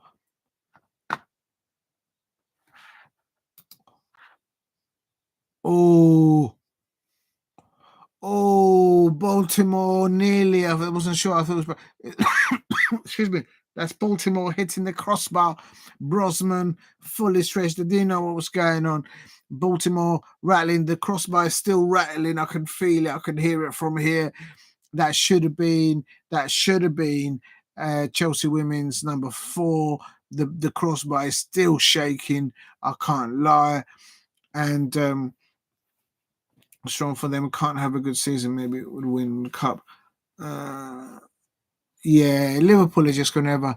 As I say, when I was doing the watch along for when Liverpool beat Brighton midweek, I was looking at the squading of their bench, and I was like, it's ridiculous. They had it's just ridiculous, and they were behind against Brighton yesterday. Early doors, but then they turned it around and in the second half. So it's about consistencies back, not concurring injuries, and it's also you need a bit of luck, I suppose, as well up there. But then the thing is, most of the time, any luck that goes running, it always goes to the team up there, and anyone in the bottom 4 or bottom 5, nothing comes our way. My Crystal Palace should have won. We were denied a goal right at the end in extra time. That was never a foul on the goalkeeper by Daniel Munoz. That was never a foul. And Anthony Taylor, I say no more. I'm not going to talk about him because it's going to ruin my weekend even more. it is what it is. But here in the WSL, the Everton women are winning. Everton women 0, Chelsea women 3. What game do you want, Steve? Do you think is going to be a tasty one this week? We can have a look in a minute at the fixtures for this week.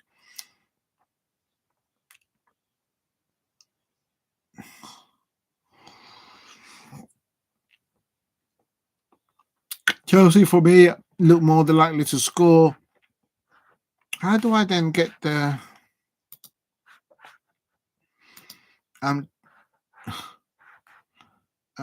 fixtures? No,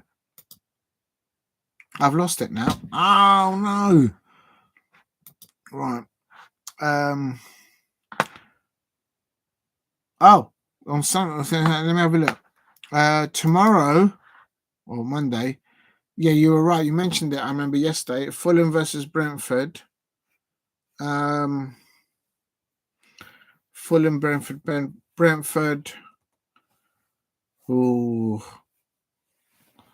I kind of want Fulham to lose because we got them next. But Brentford, that's going to be like a rivalry because Steve, I don't know if you know, but Fulham and Brentford are located very close together. Those two stadiums,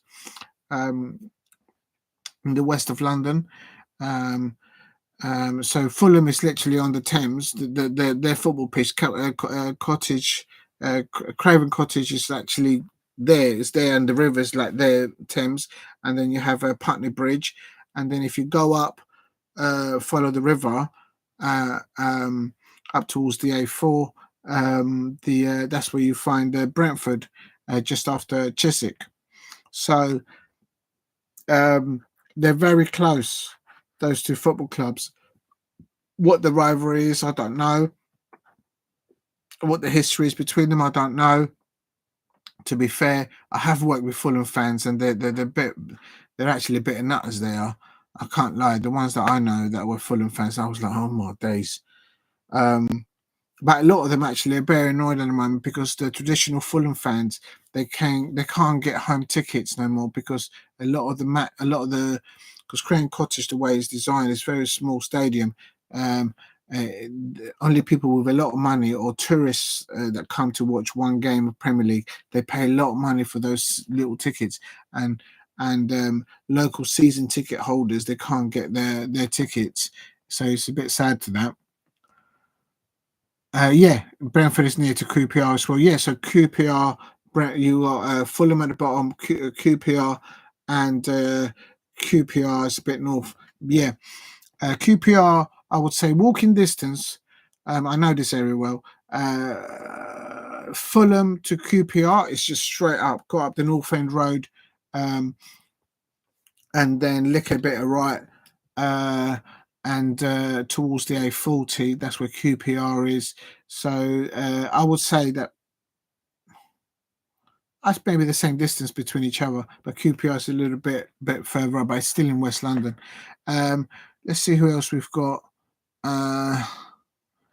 On Tuesday, UEFA Champions League. You were right. The Celtic are at home versus RB Leipzig. I remember you mentioned it. Liverpool are at home at Anfield against Bayern Leverkusen, and isn't the manager at Leverkusen the Alonso? I could be wrong. And Real Madrid versus AC Milan. So that's a big game there on Tuesday. Another big game there. Sporting FC. What's his name? Oh my days, that's a massive one. Steve, listen to, if you're still there. Sporting FC, the new Manchester United manager, Amorim. He's going to be at home facing none other than Pep Guardiola's Manchester City. Can you imagine if Sporting FC beat Manchester City? And I can see it the way the Manchester City players are in form right now. Oh my days! Can you imagine how excited the Manchester United fans are going to be? They'll be they'll be pulling out the tissues and doing who knows what. Championship. There's a good tasty fixture there between Queen's Park Rangers and Middlesbrough. Yeah, I agree. Not impossible for Sporting to win. The form that Manchester City have at the moment, it's just they're not. It's just individuals, and this is what it is. They're coming to the end of the run of winning so many games. It doesn't last forever, so they just need to find another way to reignite their mojo. But Sporting does beat Manchester City, and convincingly, I can imagine how Manchester United fans will be dribbling and dribbling all over that. Um, right, just looking at the other fixtures there. Yeah, so there's nothing else on Tuesday. On Wednesday, I presume there'll be more Champions League. Aston Villa away to Club Brugge. Bayern Munich are home to Benfica. PSG against Atletico Madrid. That's going to be a tasty one. And Barcelona are away at Red Star Belgrade. A lot of them need to start picking up points to get up on that league, I suppose. It's in Arsenal playing on Wednesday or Tuesday. I thought they were in the Champions League. Oh, I don't know. Have they been knocked out? Have Arsenal? Why is Arsenal not? Well, anyway, I don't know. Wednesday. I'm just checking. Oh no, I beg your pardon. Arsenal are playing on Wednesday. I was going to say, I'm sure they're in the Champions League. They're away at Inter Milan. Oh my god, that's a fixture in itself. Oh my days, that could be if Arsenal lose against Inter Milan, and they get knocked and they drop into the knockout where in that table of the Champions League where they could be knocked out. I could see Mikel Arteta perhaps making his way out of that football club there. Real talk. And also Celtic versus Queen Park, Aberdeen versus Motherwell. Oh, Motherwell. They probably don't want that game to come round. That's not going to be an easy tie for that. Oh, I see. There's a middle part. Yeah. So there's a qualifying automatically, and then there's a not seeded, and then there's a knockout. Yeah, I remember I saw it, Steve. Yeah, but I'll tell you what, Edu and Mikel Arteta, they've spent, I think it's over 350 million net spend since they've been there. And at the moment, who did they lose recently against convincingly? Wasn't it Newcastle? There you go. I'll say no more. On Thursday, I think it's Manchester United they'll be playing. Yeah, Manchester United are at home against PAOK Palk. I don't know how to do that, how to pronounce that. And Manchester United there, so Ruud van Nistelrooy will probably be there. Let's see another tasty one there. Another tasty one there will be Nice versus 20. That will be quite juicy to watch as well. Bodo Glint, Karabag. So that's going to be a good one there. And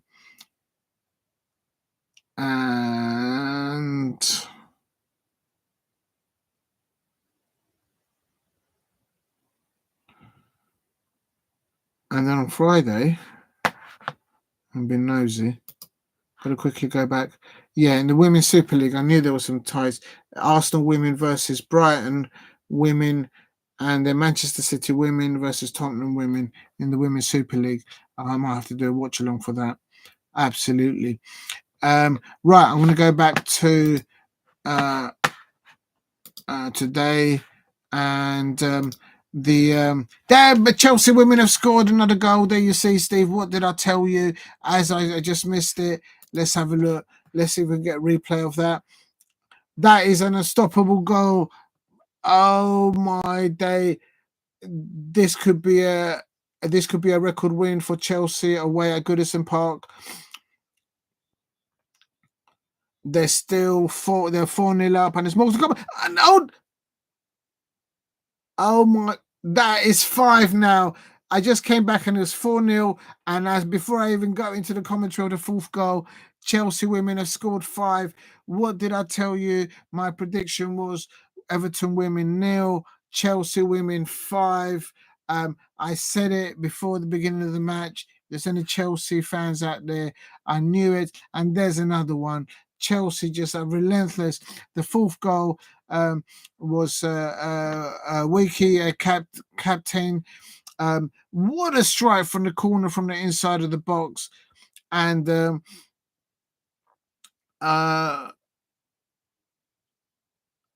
keeper had no chance. That was as good as gone. That was an amazing bullet of a shot from Waikiki captain. His fourth goal.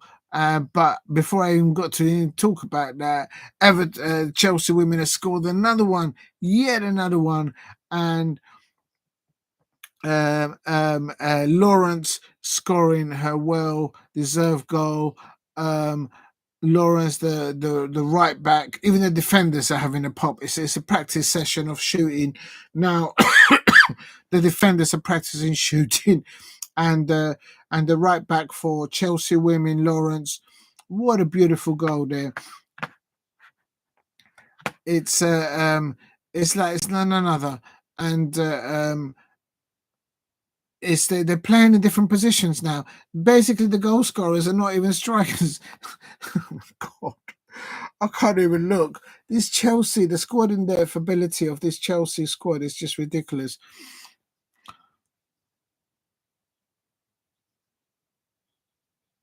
Please subscribe at Diego C. Palace. Trying to get to 2,000 subscribers.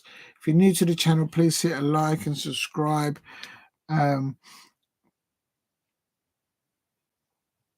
But it's Everton women 0, Chelsea women 5. I predicted it was a 5-0 win, and there's still time to play. It's coming up to about 86 minutes. And Everton women, they're trying to just keep it steady to try and not concede more at the table at the moment. Everton women have now gone into double figures of minus 11. Crystal Palace women, they're on minus 13, but we are in 9th place. The Everton women are 12th. So this is what I'm talking about. This is why Chelsea won the WSL last season, because they kept on scoring from different places of the pitch. The defenders are target practice shooting right now. I've just gone over 6 hours of a watch along here of today's fixtures. Starting today, I'll go through it later on. But here at Goodison Park, it's Everton women 0, Chelsea women 5. I had predicted a 5-0 win for Chelsea women. I can't lie. Ooh. If you're new to the channel, please subscribe at Diego C. Palace.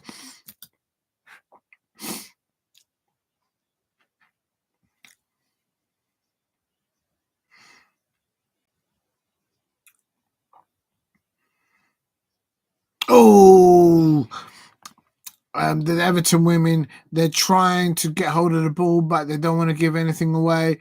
But it's so difficult when you're in this situation. Believe me, I've been there as a Crystal Palace fan. It's so hard to watch your players, and they're in the difficult mire, as it were. Chelsea almost get 6. Oh.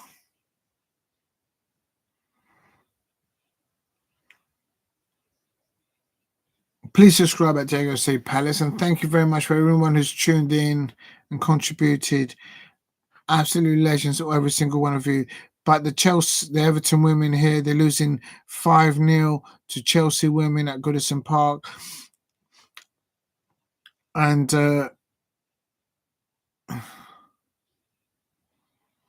we could do with this is why Chelsea could take the WSL off Manchester City women, and because of the goal difference. Let me just go to the goal difference. The goal difference at the moment for Chelsea is a plus 17. Plus 17. Manchester City today, goal difference is only 8. There you go. It's double. It's double what Manchester City have got. It's like an additional 2 points, really, like literally. It's absolutely insanity. How is that even allowed to be able to be possible? Chelsea women are winning 5-0, coming up to 80.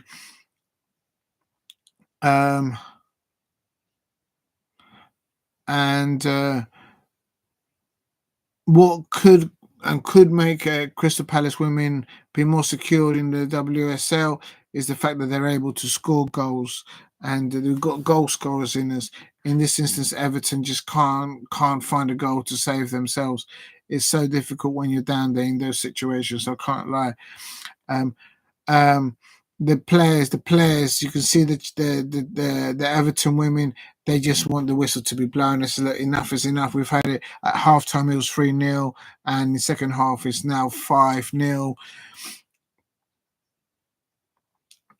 And I'll tell you something, if Everton haven't played Manchester City,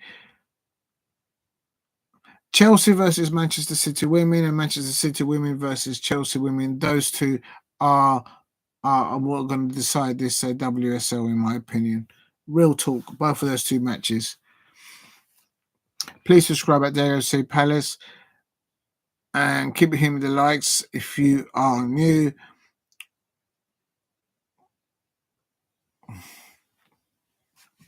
It's Chelsea women versus Liverpool women next weekend.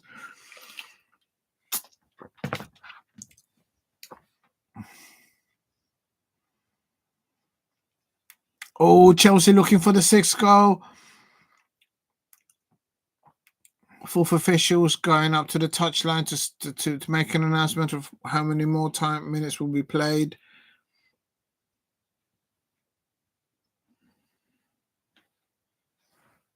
The Everton players will just want the match to be ended.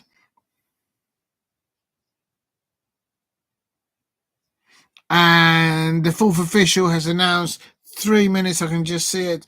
3 minutes of additional extra time. The Everton players will be thinking 3 minutes. 3 minutes. That's going to feel like 30 minutes for them.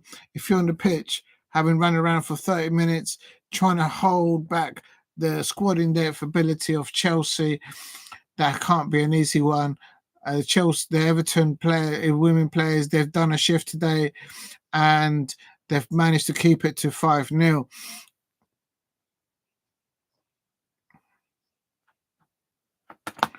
And this is the thing, Chelsea have got Sam Kerr injured as well. They've got oh my god, they've got so many players. It's just ridiculous.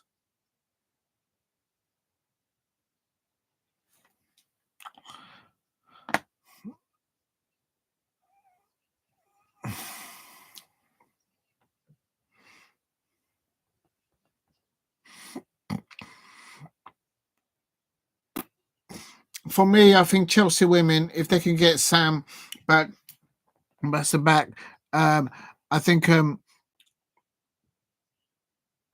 for me, I think as an outsider looking in, I think the Chelsea women fans, they will want to get the job done in the essence of winning the Champions League for the women. It's eluded them for so many years, so that's the one that they probably want, and they'll probably take that and not win the WSL if they were to win the Champions League. But are they better than Real Madrid women? Are they better than the Barcelona women? If Chelsea women have a fully fit squad, and Sonia Bombasta has a full availability, then that'll be a match. That'll be a final if ever there was one. But they've got injuries at the moment.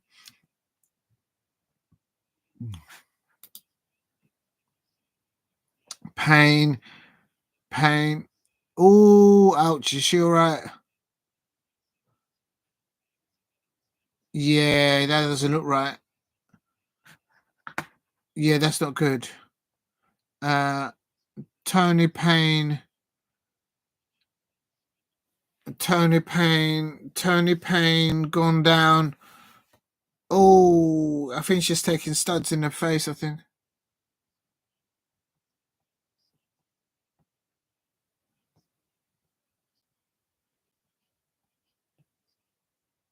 Oh, that doesn't look good. And the Chelsea players are even concerned about it as well. it's just one of those. It's one of those tackles that is people are tired, fatigued.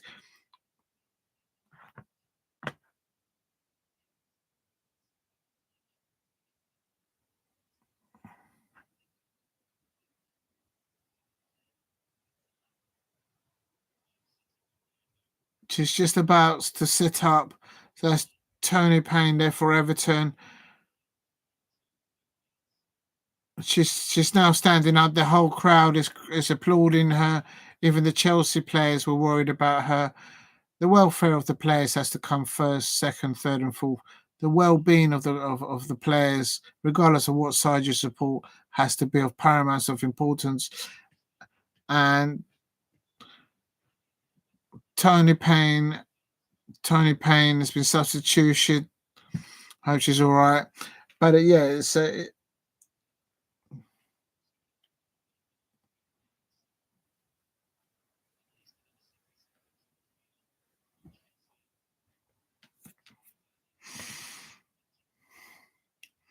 so it looks like it's going to be and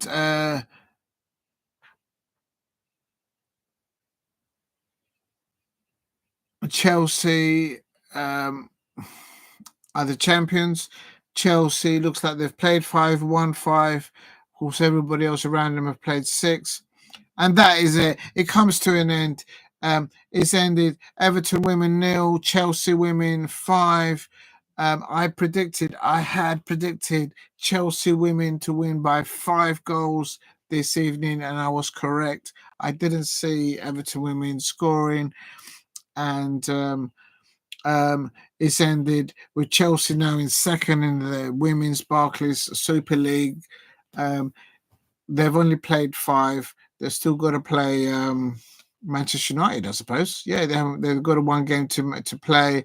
It was postponed, of course, but if they were to win that extra match, they would top the table. Manchester City are up there first because they've played 6. So it's not how it should be. But at the bottom of the table, Everton are bottom of the WSL with a goal difference of -11. West Ham 2 points. West Ham played 6. Goal difference of -8 and 2 points. Aston Villa women played 6. Goal difference of -5. 2 points. Crystal Palace women are in 9th place, played 6, goal difference of -13, and they are with 4 points. Well done to Laura Kaminsky there and everyone at Crystal Palace women's side. And their next match is up against Everton women. Right, I'm going to go through the full-time fixtures results in all leagues for today, for Sunday, the 3rd of November. If anyone is in there, thank you very much for watching. But first of all, the Premier League, Tottenham Hotspur ended 4-1 against Aston Villa. 4 goals Johnson, 2 goals for Solanke, 75 minutes, 79 minutes, and Madison in extra time in second half to make it 4-1 against Aston Villa. Rodgers scoring, pulling one back on 32 minutes. I had predicted a Tottenham Hotspur win if you go back a few watch-alongs a few days ago. Also ended Manchester United men 1, Chelsea men 1. I thought Chelsea should have won that 3-1, but Manchester United drew it. Ruud van Nistelrooy, interim manager, still has a 100% record in the sense that he hasn't lost a game there. Without respect, he's an interim manager. The players look a lot fresher for the Manchester United, I think, as an outsider looking in. Players like Marcus Rashford, his body language looks different. They're all looking eager to try and get involved. The tracing back of players like Marcus Rashford, tracing back 20, 30 yards to help back the fullbacks. That was clearly and evident. It showed before he wasn't doing that for Erik ten Hag. He's doing it now. Chelsea, for me, they should have won that game. Emilio Martinez, he was lucky to stay on the pitch for Manchester United, putting the studs on Cole Palmer. Jackson was infuriated with that. He got himself a yellow card with that. As same as usual, Manchester United players always get decisions, and VAR decisions always going their way. Everything goes against their positions. In the Scottish Premiership, Dundee 3, Kilmarnock 2, and Hibs 1, Dundee United 1. I always jinx Hibs whenever I see this Scottish Premiership and I see Hibs play, even if they're winning, and they were winning today 1-0. I jinxed them again. they let it in, they let it slip. Dundee United's equalising in the second half. In the Women's Super League, Barclays Women's Super League, Manchester United Women 1, Arsenal Women 1, Brighton Hove and Albion Women 1, Leicester City 0, Crystal Palace Women 0, Manchester City Women 3. Well done, Laura Kaminsky and her staff and her players. Absolutely proud of what I saw today. In all of you, although we didn't get the result that you wanted, that we all wanted.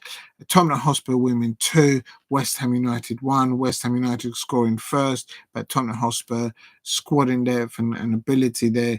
I'm not surprised that they pulled it back 2-1. Aston Villa Women 1, Liverpool Women 2. Taylor Hines, I should say, scoring 2 goals for Liverpool in the second half. Very well, not in the second half, in the first half, I do beg pardon. So Liverpool women there winning away at Villa Park. Aston Villa Women 1, Liverpool Women 2. Just seeing now, Everton Women 0, Chelsea Women 5. For me, I had predicted Everton Women 0, Chelsea Women 5 at the beginning of this. So well done to both sets of players. There was a hard injury there at the end. Hope that all the players recover well there from their injuries. Championship in the men's, Millwall 1, Burnley 0. That's not good. That's got to be rough. That's got to be because the referee must have helped Millwall and their fans, no doubt. And in the Scottish League Cup semi-finals, Motherwell 1, Rangers 2, so Rangers are in the League Cup Scottish final now. Right, thank you very much for watching. It's over 6 hours to watch along. I don't know if that's even possible. For anyone in the chat, Steve, RFC, Steve, Steph, thank you for dropping in. Who else? There was somebody else. Steph, Eagle Eye Football, the channel. Go and check them out. They do contents of Crystal Palace women, Crystal Palace men, match reactions. They do all sorts of other stuff. So go and check out that channel, Eagle Eye Football. Thank you, Rich, there for dropping in there. If it was Rich, because there's a few of them that work on that channel. Also, thank you to Shay Arsenal. She was the very first person to drop in. They were in there. Thank you, Shay Arsenal, for dropping in. I think there was somebody else. Damo, big up to you, Damo, to have you back. Haven't seen you for a while. Wonderful to see you back there, Damo. And also, Nini's nice. Thank you very much for dropping in as well. If you're new to the channel, please subscribe at Diego C. Palace. I'm trying to do content on Crystal Palace women, Crystal Palace men, home and away fixtures. Also, sometimes I'm at their games, so I do some coverage there as well when I can. I've got a time when I can afford to go there, and also also do coverage on other Premier League clubs, domestic fixtures, and European fixtures as well. So after this weekend, I want to say congratulations to Oliver Glasner getting that point. I think we were hard ridden. We should have got the 3 points. Unlucky, but well done, Oliver Glasner and his team. Well done to Darren Powell, the unders 21s winning against Tottenham. Well done for Laura Kaminsky's efforts this weekend against Manchester City women, and big up to Crystal Palace for hosting the Manchester City women's players, their staff, and their away fans as well at Selhurst Park. That's it. So thank you very much for watching. Please set the notification bell on at Diego C Palace, and if you can, please let people know that I'm doing these watch alongs now, either on Instagram or on YouTube. Please let them know, and thank you for watching. Everyone out there, stay safe. I'm going to end this on what's happening in Spain. I hope people out there recover well, and they recover their loved ones. A lot of people have died in southern East Spain, actually a lot bigger part of Spain. A lot of football fixtures have been postponed because of what's happening in Spain. So my heart and my prayers go out to anybody out there affected with that. If you've got relatives over there, I hope that you're all okay as well. Right, thank you for watching. Take care, everyone. And that's 6 hours and 20 minutes nearly. That's been a long live stream. Thank you for watching, and catch you up on the next one.